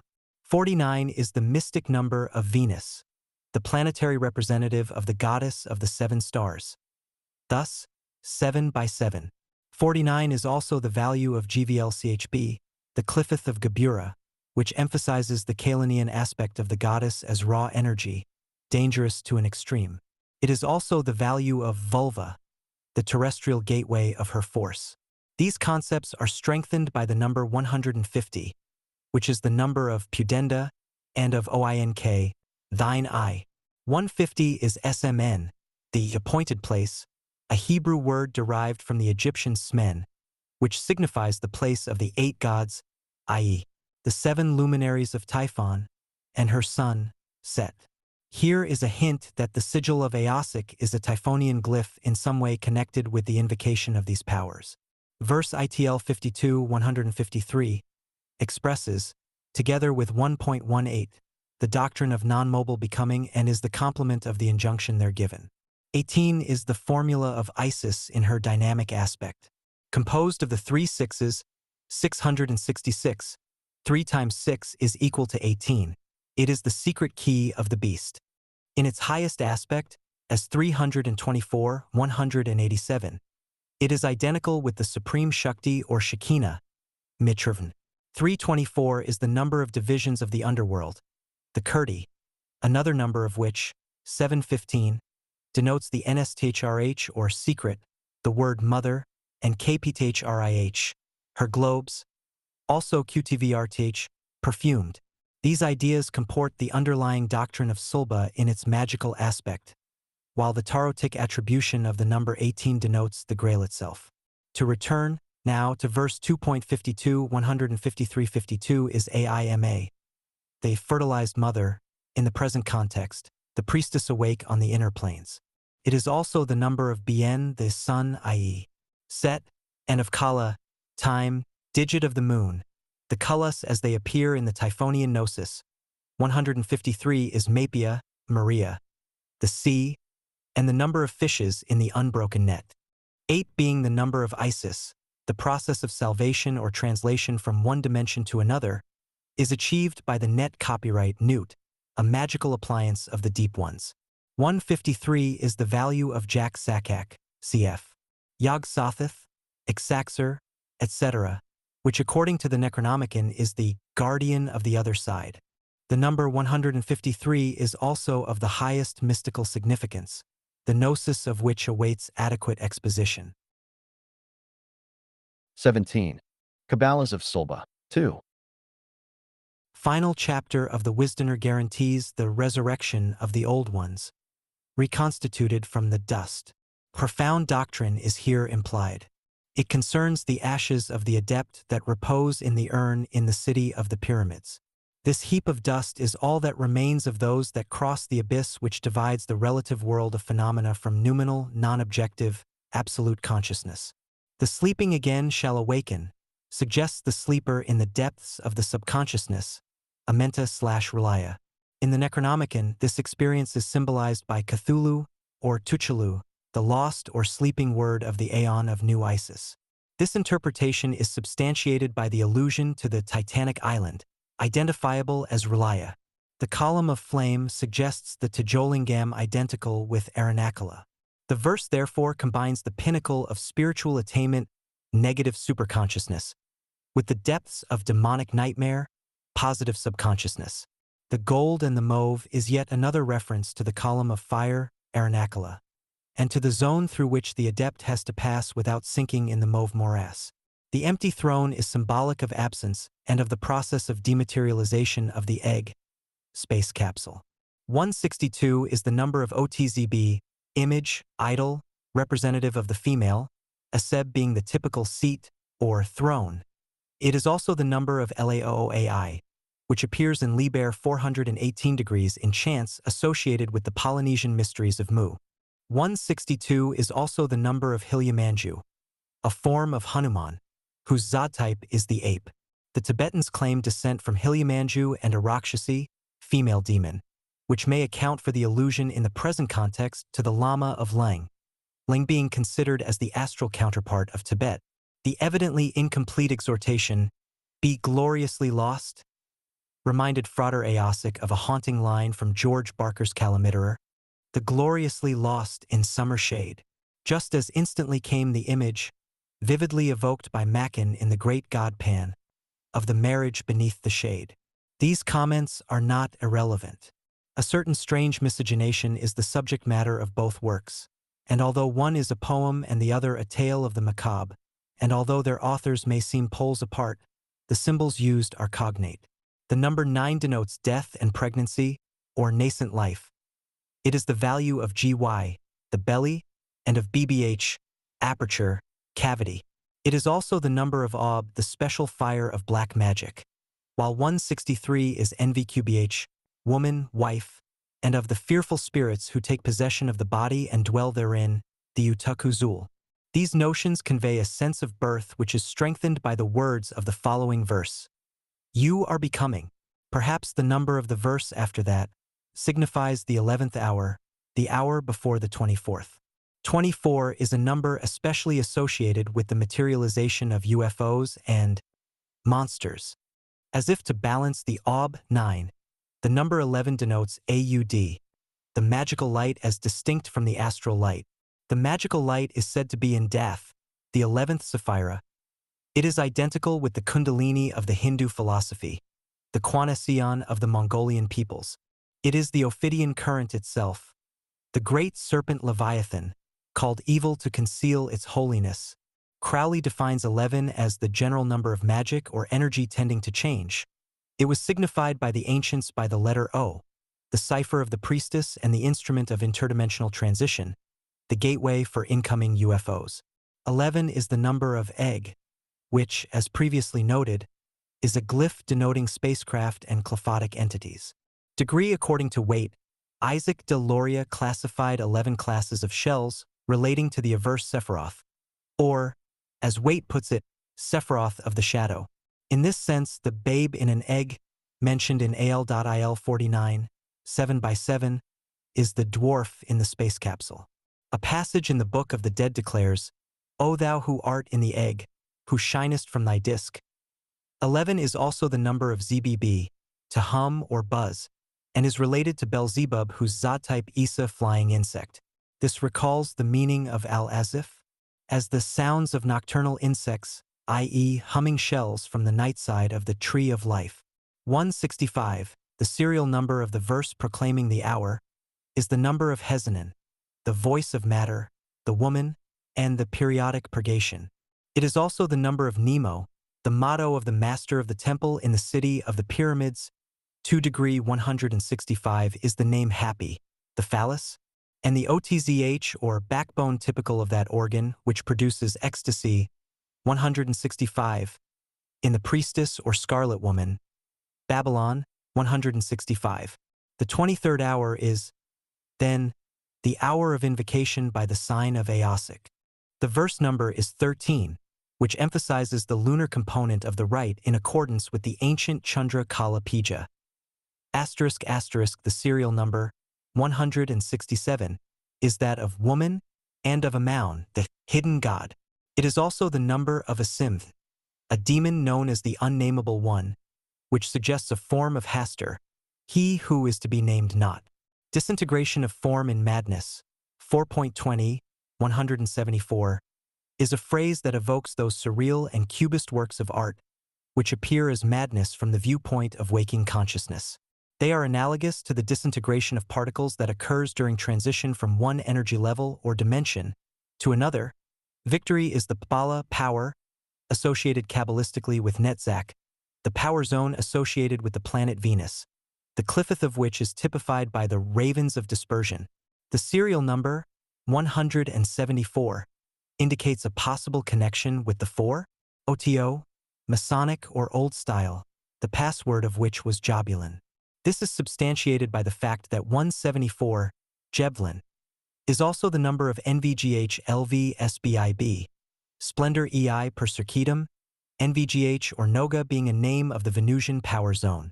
It is possible that Jobulin is identical with Zebulun, whom Jacob described as dwelling on the seashore.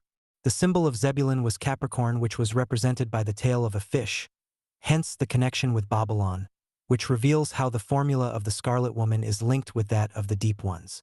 1v.22 176. The gulf denotes the mauve zone, the hiatus or solution de continuite that exists between the world of manifestation and of non-manifestation.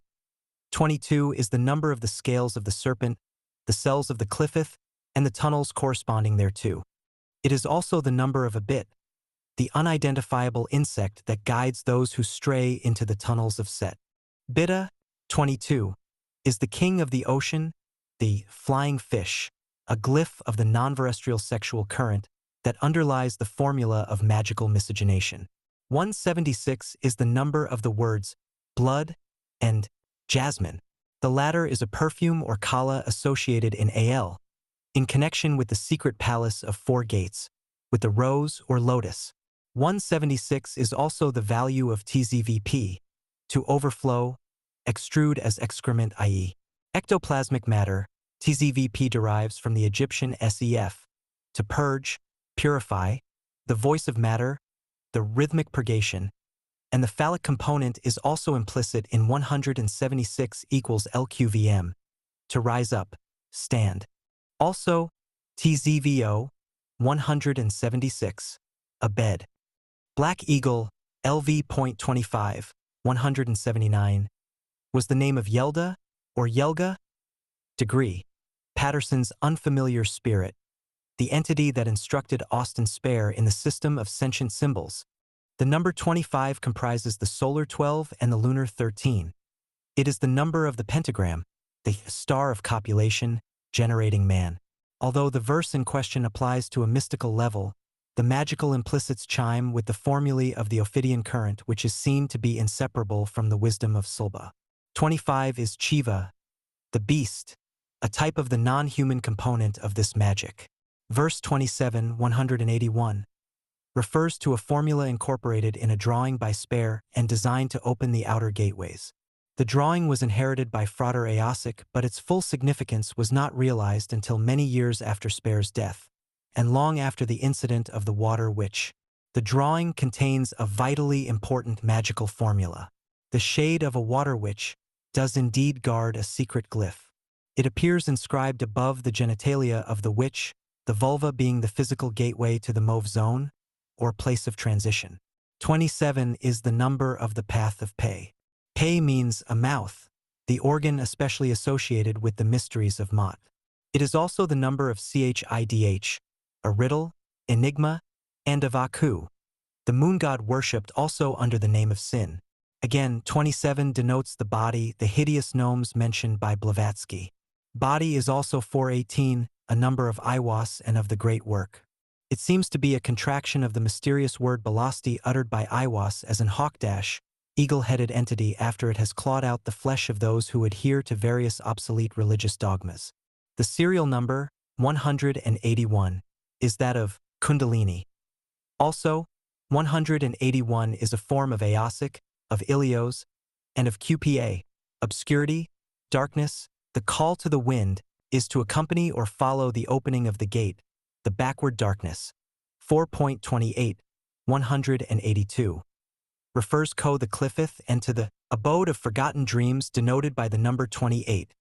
which is also the mystic cipher of Netzach and of KCH, power, Shakti. Venus is the controller of Netzach. The energies of the glyphith in the form of a slime adhere to the gate. The verse number, 29, enables us to identify these energies as the magic force itself, the masculine current. The letter Kof is assigned to the 29th path. Kof signifies the back of the head, the region of the cerebellum especially connected with the manifestation in man of the sexual energies. The verse contains a further reference to an unidentifiable insect, recalling the entity mentioned in verse IL.48. The word curious may be used in the sense of odd, though it is more likely to refer to a curiosity on the part of the insect, similar to that attributed to euphonauts hovering over military installations and nuclear power plants. The master and the lama may refer respectively to Crowley and to Lamb. The Cliffith breed, v.30 184, appear to ward upon earth the outposts or strongholds of the children of Isis, and to pave the way or, perhaps more correctly, to bore tunnels for their incursion into terrestrial consciousness. The slime, likened to a luminous fungus, recalls a certain adventure in Egypt described in the Stellar Lode. The serial number, 184, is that of Sekset, an Egyptian goddess invoked by the magical buckle or girdle, an ideogram of the blood of Isis. Lovecraft refers to a tarn named Kyagoth, also 184, and to the hour of the reddening of the dark waters. The spiders of Baskull mentioned in the next verse, v.31, 185, align the tunnels of Set with a network unlike the structures spun by their mundane counterparts. It is stated categorically that these alignments have no affinity with the petroyevers used in voodoo by the votaries of Okbish, the Arachnean fetish of the Obiakul. Beskul is a composite word signifying, literally, house of the Kala. QVL means to call, invoke, vibrate. It should not be overlooked that Bes is a form of VS or Iwas. Point for the verse number, 31, is that of the Book of the Law which Iwas delivered to Crowley. It is the oracular basis of the new Typhonian Gnosis. It is also the number of KHU.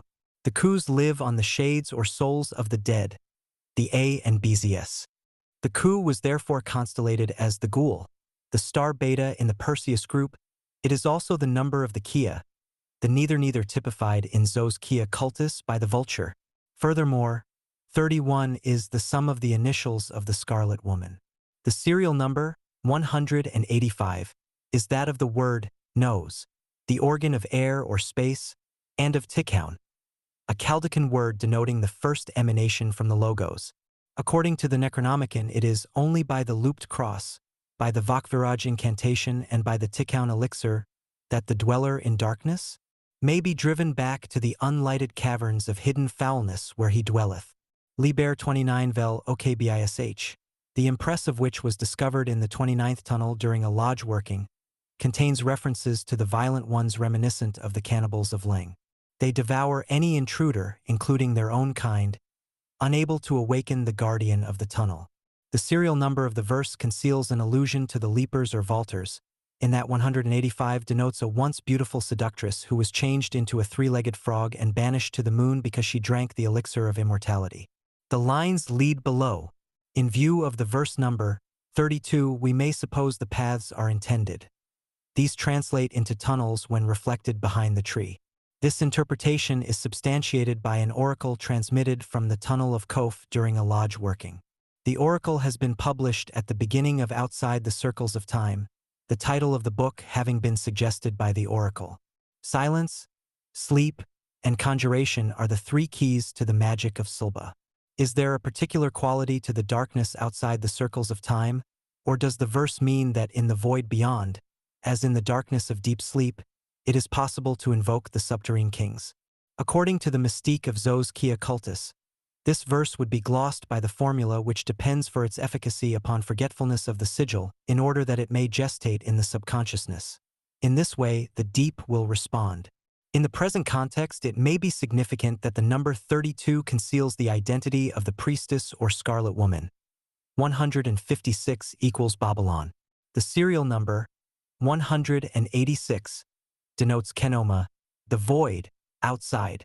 The monarchs are probably of the Cliffith, in which case Bela, the foremost king of Edom, would indicate a connection with Bel. The text thus achieves the status of a scripture, oracle, or utterance. Of the deep ones, verse 4.33, 187, is straightforward until we reach the cipher L. 24.6. Its value could be 233, 59, 473, 7, or, as LVGS, 99 or 339, 233 is the number of OTZHHIIM, the Tree of Life. It is also the number of a hairy cannibal, the JFKEH, asterisk mentioned in the Necronomicon. 2.33 also denotes a concubine and a daughter. For 73 is GVLGLTHA, the skull, which plays a major part in the Templar mysteries. Asterisk, it is connected with Yuggoth and with the Acon of Goth, 473. Because the place of the skull is also the place of the crossing presided over by the noxious Yog Sothoth who froths as primal slime in nuclear chaos beyond the nethermost outposts of space and time. Degree asterisk, this is the ultimate blasphemy, equals 473. 99 is the number of CHBLILIDH, the pangs of childbirth, which well describes the release of the lugs from the slime-encased egg of lamb. 99 is also DMNH, dunghill, river. DM shows the nature of the slime, the river of blood that bears the glyphith on the lunar current. That this is an accurate interpretation is shown by the words Typhon, infernal abode of Gebura, and pit, both valued at 99. It is also, however, the number of the vault of Hien, an inner chamber, wedlock, nuptial, which equates the foregoing concepts with the vault or womb of Isis. It should be noted that 339 is a permutation of 393, the supreme goddess of the seven stars, Sefek, intimately associated with Tot and Dath. Sefeka's planetary vehicle is Venus, whose astroglyph is evident in the sigil of Aosic.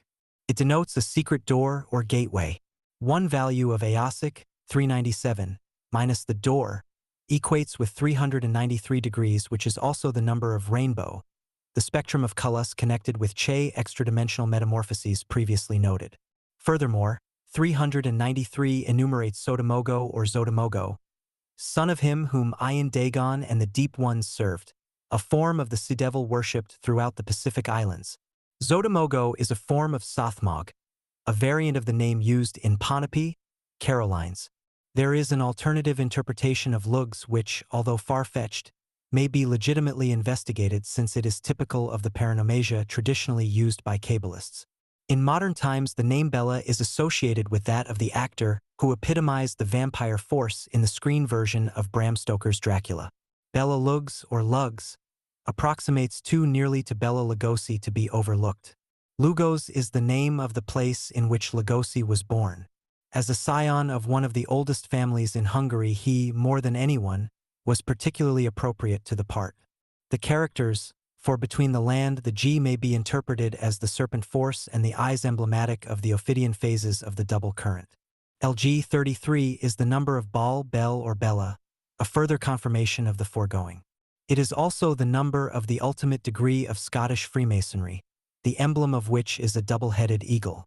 The serial number, 187, enumerates LNQBH, a female, eagle, and Bes Cole, a form of Bes Cole, already investigated. The specters of 4.34, 188, have a harmless appearance, two sightless eyes, but their blood, represented by the serpentine glyph, is devastating. The priestess asleep, or unawakened, is sometimes glyphed as sightless. To her blood is attributed a threefold dimension according as to whether it flows from the eye or from the mouth.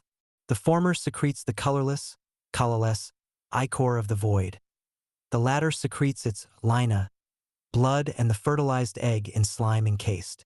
The slime, congealed by the call of verses 4.28, 29, releases the lugs, the logos, the lost word. The term devastating means, literally, of the vast or waste, laying waste. It is cognate in this primary sense with the Hebrew leolab, unto the ages. The meaning of the verse therefore seems to be that by imbibing, or in some way ingesting, the spectral blood of the lugs, admission is gained to the great waste or void. The next verse, 1v.35, 189, reveals the lugs as stealers in the wake world of the magician's forces. The lugs cannot dream because they are themselves the fabric of dream. They are forever endeavoring to suck into their world material energy sufficient to facilitate their manifestation in human waking consciousness. Or, an alternative possibility, they immediately transform into lugs the energy of the magician's waking consciousness. From the latter's point of view, the operation is tantamount to possession. 35 is the number of LH, vital force, vigor. It is the result of 7 by 5, which describes Kabbalistically the power of the Ancient Ones. 35 is the sum of AGLA, the initials of a sentence meaning, to thee be the power of the ages, or Acons. The serial number of the verse is that of SBADSBin, the ancient among the ancient. The magician is then exhorted to constrain the thumb, to withhold the phallic force, until the night of Isis falls. There is here an intimation of the formula of Karetza. The night of Isis, as the verse number indicates, is the dark circle of her hidden presence.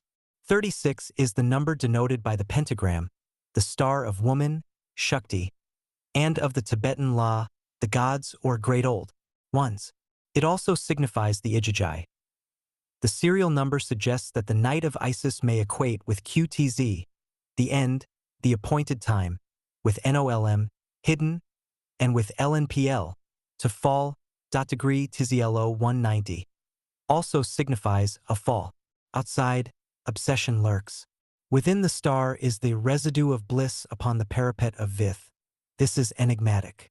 The fact that verse 40 refers to a claw suggests a bird of the vulture/eagle class perched upon the parapet in the Madra described as pose beleasic. This is the posture of the self in the bliss of exuding its own essence. In magical terms, the ektop ASM of manifestation. The mechanics of the formula is then described. The verse number, 42, is that of AMA, the dark or unenlightened mother. The present rite is therefore performed by the priestess. The serial number, that of TZVQ 196, supports this interpretation. It means to pour or make liquid, albeit it seems at variance with the traditional formula which is autoerotic. Total exhaustion is the required condition. The sigil then glows like the pyramid of Vith.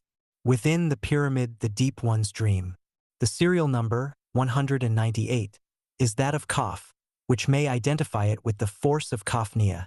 Degree the sigil of Aosic and the pyramid of Vith. It may be further significant that the serial number of the Kafnia verse is the number of Panape. Paz is a form of Lemuria, and ape suggests the Kaf or Kaf-ape type of non-human speech.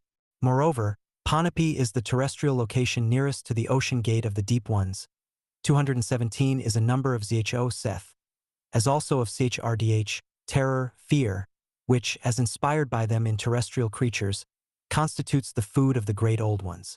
Furthermore, the verse number of AL, 72, is that of Lama, the superior or higher one, a Tibetan equivalent of the Sanskrit Uttara, beyond, outside. Lama therefore signifies the one from beyond or outside. Again linking this wisdom of Sulba with the Lama of Ling. The circle of light is an exhalation from the central O of the sigil, which is on the point of exploding with the stars of Isis. The lengthening tower leans away from the gulf, O. This is a reference to the phallic glyph which, together with the cipher, forms an O, the self, I, and its object, O, separating in the ceficatory process of birth. The basilisk spirals, represented in the sigil by the Esses, are here identified with Ixaxer, the Ophidian formula for evoking the Cliffith, crowned by the crescent of the waning moon. The sigil, forgotten deliberately for purposes of the supreme rite, is recalled only in the bliss of non-mobile becoming. From darkness to darkness, recalls the Scottish oracle, Aesakai Dace. The darkness is undying. 51, which appears in verse 51, 205. Isa number associated with the lost continent, Lemuria, Panape, and cognate concepts frequently associated with evil. 51 is also the vibration hymn which has been described as the root mantra of the great old ones, of Lam and the Lama complex. But 51 also equals Mot, and this equation shows the nature of this evil in its reflex tom, the accursed food of the sorcerers. 51 enumerates Azazel who, according to the Book of Enoch, was one of the angels who lay with the daughters of men. He was also one of the Watchers said to have corrupted the human race by imparting to man mysterious knowledge which it was not good for man to know, a reference to the forbidden wisdom of which this wisdom of Sulba is, in a sense, a resume forming a practical grimoire of traffic with alien entities. The serial number, 205, is the sum of the letters OTO plus KLU, Cthulhu, which points directly at the terrestrial instrument of the hour ones, particularly of Cthulhu. It is also the number of the word Ampeda which has not yet been fully interpreted, and of Penis, the mundane vehicle of the force of Kophnia glyphed in the sigil of Aosic. Arathek is 201 plus 425 is equal to 626, or 201 plus 905 is equal to 1106. 626 is the number of Melchizedek, 5 and of Atom, the twin angel who revealed the dual gnosis to the prophet Mani. Atom is also 66, the mystic number of the Cliffith, and of the great work. 1106 is SHRRVTH, the imagination, and MDNHeathVRH, the giving of the law. The sigil seals the outer sphere of mauve beyond which swarm the children of Isis. The verse number, 50, is the letter Nun. Nu means a fish, emblem of the deep ones. In the tarot, number is associated with the mysteries of change, which in its ultimate form appears to terrestrials as disappearance or death. The mystery of death comports a change of dimension, as when UFOs vanish beyond the spectrum comprehended by the organs of sense. 50 is the number of gates of the city of the pyramids, Bina, beyond or above the abyss. The doctrine refers to the return of man to his starry home by means of Shekinah, Shakti. The first gate is in matter and is Che Vulva, and the last gate is in God, the outer one. This gate is in Saturn, Bina, so that contact with the outside and with the outer ones, which by reflex are the inner or deep ones, is established in or through Shakti as Shekinah. This is the rationale of sexual magic. Rabbinical lore avers that Moses failed to open the 50th gate because he had ceased to live with his wife. The union of the Yod and the Ha, 10 times 5 is equal to 50, resulted in 5 lights which gave birth, like the space egg, to the 50 gates of supreme lights. It is said that it was owing to the evil Samuel that Moses was able to enter 49 gates only. 50 is also the number of Im, the sea, abode of the deep ones. Again, the 50 hot days ascribed to Set are an analog of the blasting heat reported in connection with the proximity of UFOs. 50 is also the cycle or period of Sirius B, the dark star typifying the infinitely small atomic point Hadit or Set. The number 51 has already been discussed. 52 is the number of the fertilized mother, IC, the priestess awake and active in the ethers or magical circles. The serial number, 206, denotes DBR, the word of power, the gateway of the world of light, also a cloud. The law and aim of this magic involves congress with the priestess, Shakti/Shekinah, not via earthly love, which comprehends the 7 by 7 49 gates, but via love under will, 93, which goes beyond, to the 50th gate which opens on to the city of the pyramids. 4.52, 206, the sigil, seals the outer sphere of mauve. Beyond the mauve zone swarm the children of Isis. IBA equals 13, the number of unity, and, by reflex, 31, the number of LA naught. This seals the wisdom of Seba in the blood of the moon, whose number is 13. The word IBA means, he shall come. It is a metathesis of BLA, force, power, Shakti. He refers to the old one, Aosic. The letters IBA are the initials of Ilurun Beliasic. Note that the globes or shells of Yog-Sothoth are 13 in number, and that the sign for invoking them includes Olyarum, a form of Ilurun. Yog-Sothoth is both the gate and the guardian of the gate. One of the numbers of Olyarum is 352, which, as AVR-MOLH, the exalted light, is an apt description of the transplutonic radiance associated with the star of New Isis. And here again we encounter the symbolism of the nose, for 352 is the number of Arc Apim, long of nose, a title of the supreme god. It is also the number of Toro Nalema. Tono Nalema, or Tono Nalema, is known as the eye star, the dark eye of Set being implied.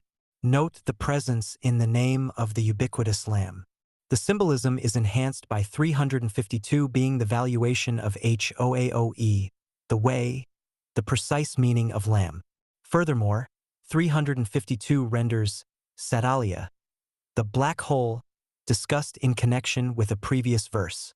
Another revealing equation is Nu, 56, plus Isis, 140, plus Babylon, 156, equals 352, which unequivocally associates these concepts with the rites of the Vama Marg, and the worship of the goddess, New Isis/Sulba.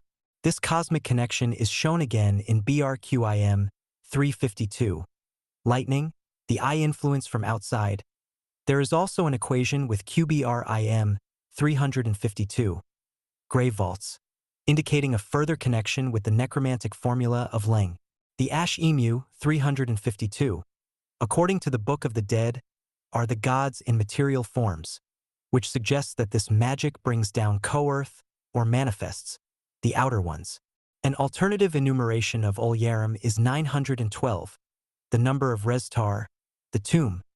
There is an allusion in the Book of the Dead to the worms which are in Restau which lived upon the bodies and fed upon their blood. The reference is to the serpents guarding the corridors in the kingdom of Soker. In magical terms, the use of the Ophidian current in connection with the tunnels of Set. 912 is the number of Prometheus, the hollow reed, masculine form of Koth, the hollow one, who brought down fire from heaven, the lightning from outside.